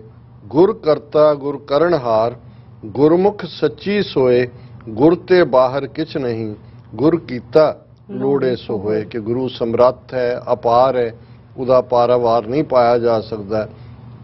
ਵੱਡੇ ਭਾਗਾਂ ਨਾਲ ਗੁਰੂ ਦੇ ਦਰਸ਼ਨ ਹੁੰਦੇ ਨੇ। ਗੁਰੂ ਨੂੰ ਅੱਖਾਂ ਦੇ ਨਾਲ ਨਹੀਂ ਦੇਖਿਆ ਜਾ, ਅਗੋਚਰ ਹੈ, ਉਹ ਬਿਨਾਂ ਮੈਲ ਤੋਂ ਹੈ, ਕੋਈ ਗੁਰੂ ਦੇ ਤੁਲ ਨਹੀਂ ਹੈ। ਉਹ ਕਰਤਾ ਹੈ, ਉਹ ਕਰਨਹਾਰ ਹੈ, ਔਰ ਉਸ ਦੀ ਜਿਹੜੀ ਹੈ ਟਰੂ ਜਿਹੜੀ ਹੈ ਉਹਦੀ ਗਲੋਰੀ ਹੈ, ਉਹਦੀ ਚਾਰ ਚਫੇਰੇ ਸੋਭਾ ਹੈ। ਗੁਰੂ ਤੋਂ ਬਾਹਰ ਕੁਝ ਵੀ ਨਹੀਂ। ਜੋ ਗੁਰੂ ਕਰਦਾ ਉਹੀ ਹੁੰਦਾ। ਗੁਰ ਤੀਰਥ ਗੁਰ ਪਾਰ ਜਾਤ ਗੁਰ ਮਨਸਾ ਪੂਰਨ ਹਾਰ। ਗੁਰ ਦਾਤਾ ਹਰ ਨਾਮ ਦੇ ਉਧਰੈ ਸਭ ਸੰਸਾਰ। ਗੁਰ ਸਮਰੱਥ ਗੁਰ ਨਿਰੰਕਾਰ ਗੁਰ ਊਚਾ ਅਗਮ ਅਪਾਰ। ਗੁਰ ਕੀ ਮਹਿਮਾ ਅਗਮ ਹੈ ਕਿਆ ਕਥੇ ਕਥਨ ਹਾਰ। ਕਿ ਗੁਰੂ ਹੀ ਤੀਰਥ ਹੈ, ਕਿ ਤੁਹਾਨੂੰ ਤੀਰਥਾਂ ਦੇ ਭਟਕਣ ਦੀ ਲੋੜ ਨਹੀਂ ਹੈ। ਪਾਰ ਜਾਤ ਇਹਦੀ ਆਪਣੀ ਕਹਾਣੀ ਹੈ, ਪਾਰ ਜਾਤ ਦਰਖਤ ਦੀ, ਕਿ 14 ਰਤਨਾਂ ਚੋਂ ਨਿਕਲਿਆ, ਫਿਰ ਸਵਰਗ ਚ ਲੈ ਗਿਆ, ਫਿਰ ਕ੍ਰਿਸ਼ਨ ਜੀ ਜਿਹੜੇ ਨੇ ਆਪਣੀ ਪ੍ਰੇਮਕਾ ਦੇ ਲਈ ਲੈ ਆਏ, ਉੱਥੋਂ ਪੱਟ ਕੇ ਇੱਥੇ ਲਾ ਦਿੱਤਾ। ਮਤਲਬ ਇਹ ਹੈ ਕਿ ਜੋ ਪਾਰ ਜਾਤ ਦੇ ਥੱਲੇ ਖਲੋ ਕੇ ਦਰਖਤ ਦੇ ਮੰਗੋ ਉਹੀ ਮਿਲਦਾ। ਪਰ ਗੁਰੂ ਸਾਹਿਬ ਨੇ ਕਿਹਾ ਵੀ ਇਹ ਉਹ 14 ਰਤਨਾਂ ਵਾਲਾ ਤੇ ਕ੍ਰਿਸ਼ਨ ਜੀ ਦਾ ਲਿਆਂਦਾ ਪਾਰ ਜਾਤ ਨਹੀਂ ਹੈ। ਗੁਰੂ ਹੀ ਪਾਰ ਜਾਤ। ਜਦੋਂ ਤੁਸੀਂ ਗੁਰੂ ਨਾਲ ਜੁੜਦੇ ਹੋ ਤੇ ਫਿਰ ਗੁਰ ਮਨਸਾ ਪੂਰਨ ਹਾਰ। ਮਨਸਾ ਮਨਸ਼ਾ ਤੋਂ ਹੈ, ਡਿਜ਼ਾਇਰ, ਜੋ ਤੁਹਾਡੀ ਮੰਗ ਹੈ। ਫਿਰ ਮੰਗ ਹੀ ਇਹ ਰਹਿੰਦੀ ਹੈ ਕਿ ਭਾਈ ਗੁਣ ਗਾਵਾਂ ਦਿਨ ਰਾਤ ਨਾਨਕ ਚਾਹੋ। ਗੁਰ ਦਾਤਾ ਹਰ ਨਾਮ ਦੇ। ਗੁਰੂ ਨਾਮ ਦਾ ਦਾਤਾ ਹੈ, ਨਾਮ ਦੇਣ ਵਾਲਾ। ਔਰ ਇਸੇ ਨਾਮ ਦੇ ਆਸਰੇ ਹੀ ਉਧਰੈ ਸਭ ਸੰਸਾਰ। ਗੁਰੂ ਸਮਰੱਥ ਹੈ, ਗੁਰੂ ਨਿਰੰਕਾਰ ਹੈ, ਅਗੰਮ ਹੈ, ਅਪਾਰ ਹੈ। ਗੁਰ ਕੀ ਮਹਿਮਾ ਅਗੰਮ ਹੈ ਕਿਆ ਕਥੇ ਕਥਨ। ਕਿਹੜੀ ਜ਼ਬਾਨ ਉਸ ਗੁਰੂ ਦੇ ਵਡਿਆਈਆਂ ਨੂੰ ਬਿਆਨ ਕਰ ਸਕਦੀ ਹੈ। ਜਿਤੜੇ ਫਲ ਮਨ ਬਾਂਛੀਐ ਤਿਤੜੇ ਸਤਿਗੁਰ ਪਾਸ। ਪੂਰਬ ਲਿਖੇ ਪਾਵਣੇ ਸਾਚ ਨਾਮ ਦੇ ਰਾਸ। ਕਿ ਜਦੋਂ ਤੁਸੀਂ ਗੁਰੂ ਵੱਲ ਮੂੰਹ ਕਰਕੇ ਰੱਬ ਦੀ ਇਬਾਦਤ ਦੇ ਵਿੱਚ ਜੁੜਦੇ ਹੋ, ਜੋ ਵੀ ਤੁਹਾਡੇ ਮਨ ਦੀਆਂ ਇੱਛਾਵਾਂ ਨੇ ਉਹ ਪੂਰੀ ਕਰਨ ਦੀ ਗੁਰੂ ਸਮਰੱਥਾ ਰੱਖਦਾ ਹੈ, ਉਹਨਾਂ ਨੂੰ ਪੂਰੀਆਂ ਕਰਦਾ ਹੈ। ਪਰ ਇਹ ਰੱਬ ਦੇ ਨਾਮ ਦੀ ਕੁਰਬਤ ਵੀ ਇਹ ਡੈਸਟਿਨਡ ਹੁੰਦੀ ਹੈ। ਪੂਰਬ ਲਿਖੇ ਪਾਵਣੇ, ਜੇ ਰੱਬ ਨੇ ਚਾਹਿਆ ਹੈ, ਤੁਹਾਡੇ ਮੁਕੱਦਰ ਦੇ ਵਿੱਚ ਲਿਖਿਆ ਹੋਇਆ ਹੈ, ਤੇ ਇਹ ਤੁਹਾਨੂੰ ਮਿਲਦਾ ਹੈ। ਔਰ ਜਦੋਂ ਰੱਬ ਤੁਹਾਡੇ ਮੁਕੱਦਰ ਦੇ ਵਿੱਚ ਖੋਲਦਾ ਹੈ ਇਸ ਖਾਤੇ ਨੂੰ, ਸੱਚ ਨਾਮ ਦੇ ਰਾਸ। ਕਿਸੇ ਵੀ ਕਾਰੋਬਾਰ ਨੂੰ ਕਰਨ ਲਈ ਹੁੰਦਾ ਸੀ ਜੀ ਰਾਸ਼ੀ ਕੀ ਹੈ, ਮੂਲ ਕੀ ਪਾਇਆ। ਸੋ ਇਹੀ ਜਿਹੜੀ ਤੁਹਾਡੀ ਵੈਲਥ ਹੈ ਜਿਹਦੇ ਨਾਲ ਤੁਸੀਂ ਸ਼ੁਰੂ ਕੀਤਾ ਜੀਵਨ, ਉਹ ਤੁਹਾਨੂੰ ਪਾ ਕੇ ਹੀ ਉਹਨੇ ਭੇਜਿਆ ਹੁੰਦਾ, ਉਹੀ ਅੱਗੋਂ ਫਲਦਾ। ਸਤਿਗੁਰ ਸ਼ਰਣੀ ਆਏ ਆ ਬਹੁੜ ਨਹੀਂ ਬਿਨਾਸ਼, ਹਰ ਨਾਨਕ ਕਦੇ ਨਾ ਵਿਸਰੋ, ਇਹੋ ਜਿਉ ਪਿੰਡ ਤੇਰਾ ਸਾਸ। ਕਿ ਪੰਜਵੇਂ ਨਾਨਕ ਗੁਰੂ ਅਰਜਨ ਪਾਤਸ਼ਾਹ ਫਰਮਾਉਂਦੇ ਨੇ ਕਿ ਗੁਰੂ ਦੀ ਸ਼ਰਨ ਚ ਆਇਆ ਫਿਰ ਤੁਹਾਨੂੰ ਉਹ ਨਾਮ ਦੀ ਦੌਲਤ ਮਿਲਦੀ ਹੈ ਕਿ ਜਿਹਦੇ ਨਾਲ ਫਿਰ ਤੁਹਾਨੂੰ ਮਰਨਾ ਨਹੀਂ ਪੈਂਦਾ। ਬਿਲਕੁਲ। ਜਿਹੜੀ ਮਾਇਆ ਦੀ ਜ਼ਿੰਦਗੀ 'ਚ ਜਿਉਣ ਵਾਲੇ ਨੇ ਉਹ ਜਿਉਂਦਿਆਂ ਵੀ ਮਰੇ ਹੁੰਦੇ ਨੇ, ਪਰ ਜਦੋਂ ਤੁਸੀਂ ਨਾਮ ਦਾ ਖੰਡਾ ਖੜਕਦਾ ਹੈ ਫਿਰ ਤੁਹਾਨੂੰ ਕਦੇ ਮੌਤ ਨਹੀਂ ਆਉਂਦੀ। ਔਰ ਇਹੀ ਮੰਗਿਆ ਅਕਾਲ ਪੁਰਖ ਤੋਂ, ਹਰ ਨਾਨਕ ਕਦੇ ਨਾ ਵਿਸਰੋ। ਪੰਜਵੇਂ ਪਾਤਸ਼ਾਹ ਕਹਿੰਦੇ ਨੇ ਕਿ ਹੇ ਵਾਹਿਗੁਰੂ ਰਹਿਮਤ ਕਰ, ਤੂੰ ਮੈਨੂੰ ਕਦੇ ਵੀ ਭੁੱਲੀ ਨਾ, ਮੋਹੇ ਨਾ ਵਿਸਾਰੋ ਮੈਂ ਜਨ ਤੇਰਾ, ਹਰ ਨਾਨਕ ਕਦੇ ਨਾ ਵਿਸਰੋ, ਇਹੋ ਜਿਉ ਪਿੰਡ ਤੇਰਾ ਸਾਸ। ਕਿ ਇਹ ਮੇਰਾ ਜੀ ਵੀ, ਮੇਰੀ ਬਾਡੀ ਵੀ, ਮੇਰੇ ਪਿੰਡ ਵੀ, ਵਜੂਦ ਵੀ, ਪਿੰਡ ਵਜੂਦ ਹੈ, ਜੀ ਮਨ ਹੈ, ਔਰ ਸਾਹ ਵੀ ਤੇਰੇ ਨੇ, ਇਹ ਤੇਰਾ ਹੀ ਰਾਸ ਹੈ। ਇਹ ਅੱਜ ਦਾ ਵਿਚਾਰ ਜੀ। ਡਾਕਟਰ ਸਾਹਿਬ ਤੁਹਾਡਾ ਬਹੁਤ ਬਹੁਤ ਸ਼ੁਕਰੀਆ, ਤੁਸੀਂ ਅੱਜ ਦੇ ਐਵੇਂ ਸ਼ੁਰੂ ਤੇ ਅੱਜ ਦਾ ਵਿਚਾਰ ਸਾਡੇ ਦਰਸ਼ਕਾਂ ਨਾਲ ਸਾਂਝਾ ਕੀਤਾ। ਆਪਣੇ ਵਿਊਅਰਸ ਕੋਲ ਨੇ ਇਜਾਜ਼ਤ। ਵਿਊਅਰਸ, ਸਾਡੇ ਪ੍ਰੋਗਰਾਮ ਦਾ ਸਮਾਂ ਇੱਥੇ ਸਮਾਪਤ ਹੁੰਦਾ। ਤੁਸੀਂ ਆਪਣੀ ਰਾਏ ਤੇ ਸੁਝਾਅ ਸਾਨੂੰ ਭੇਜਣਾ ਭੁੱਲਣਾ ਸਾਡੇ ਇਸ ਪਤੇ ਤੇ sos@tv84.tv ਤੇ ਅਸੀਂ ਆਪਣਾ ਪ੍ਰੋਗਰਾਮ ਲੈ ਕੇ ਫਿਰ ਦੁਬਾਰਾ ਤੁਹਾਡੇ ਰੂਬਰੂ ਹੋਵਾਂਗੇ। ਤਦ ਤੱਕ ਲਈ ਮੈਨੂੰ ਤੇ ਆਪਣਾ ਸੁਣਾ ਗਿਆ ਦਿਓ। ਦੇਖਦੇ ਰਹੋ TV84। ਬੁਲਾ ਦਿਓ ਫਤਿਹ। ਵਾਹਿਗੁਰੂ ਜੀ ਕਾ ਖਾਲਸਾ, ਵਾਹਿਗੁਰੂ ਜੀ ਕੀ ਫਤਿਹ। ਰੱਬ ਰਾਖਾ।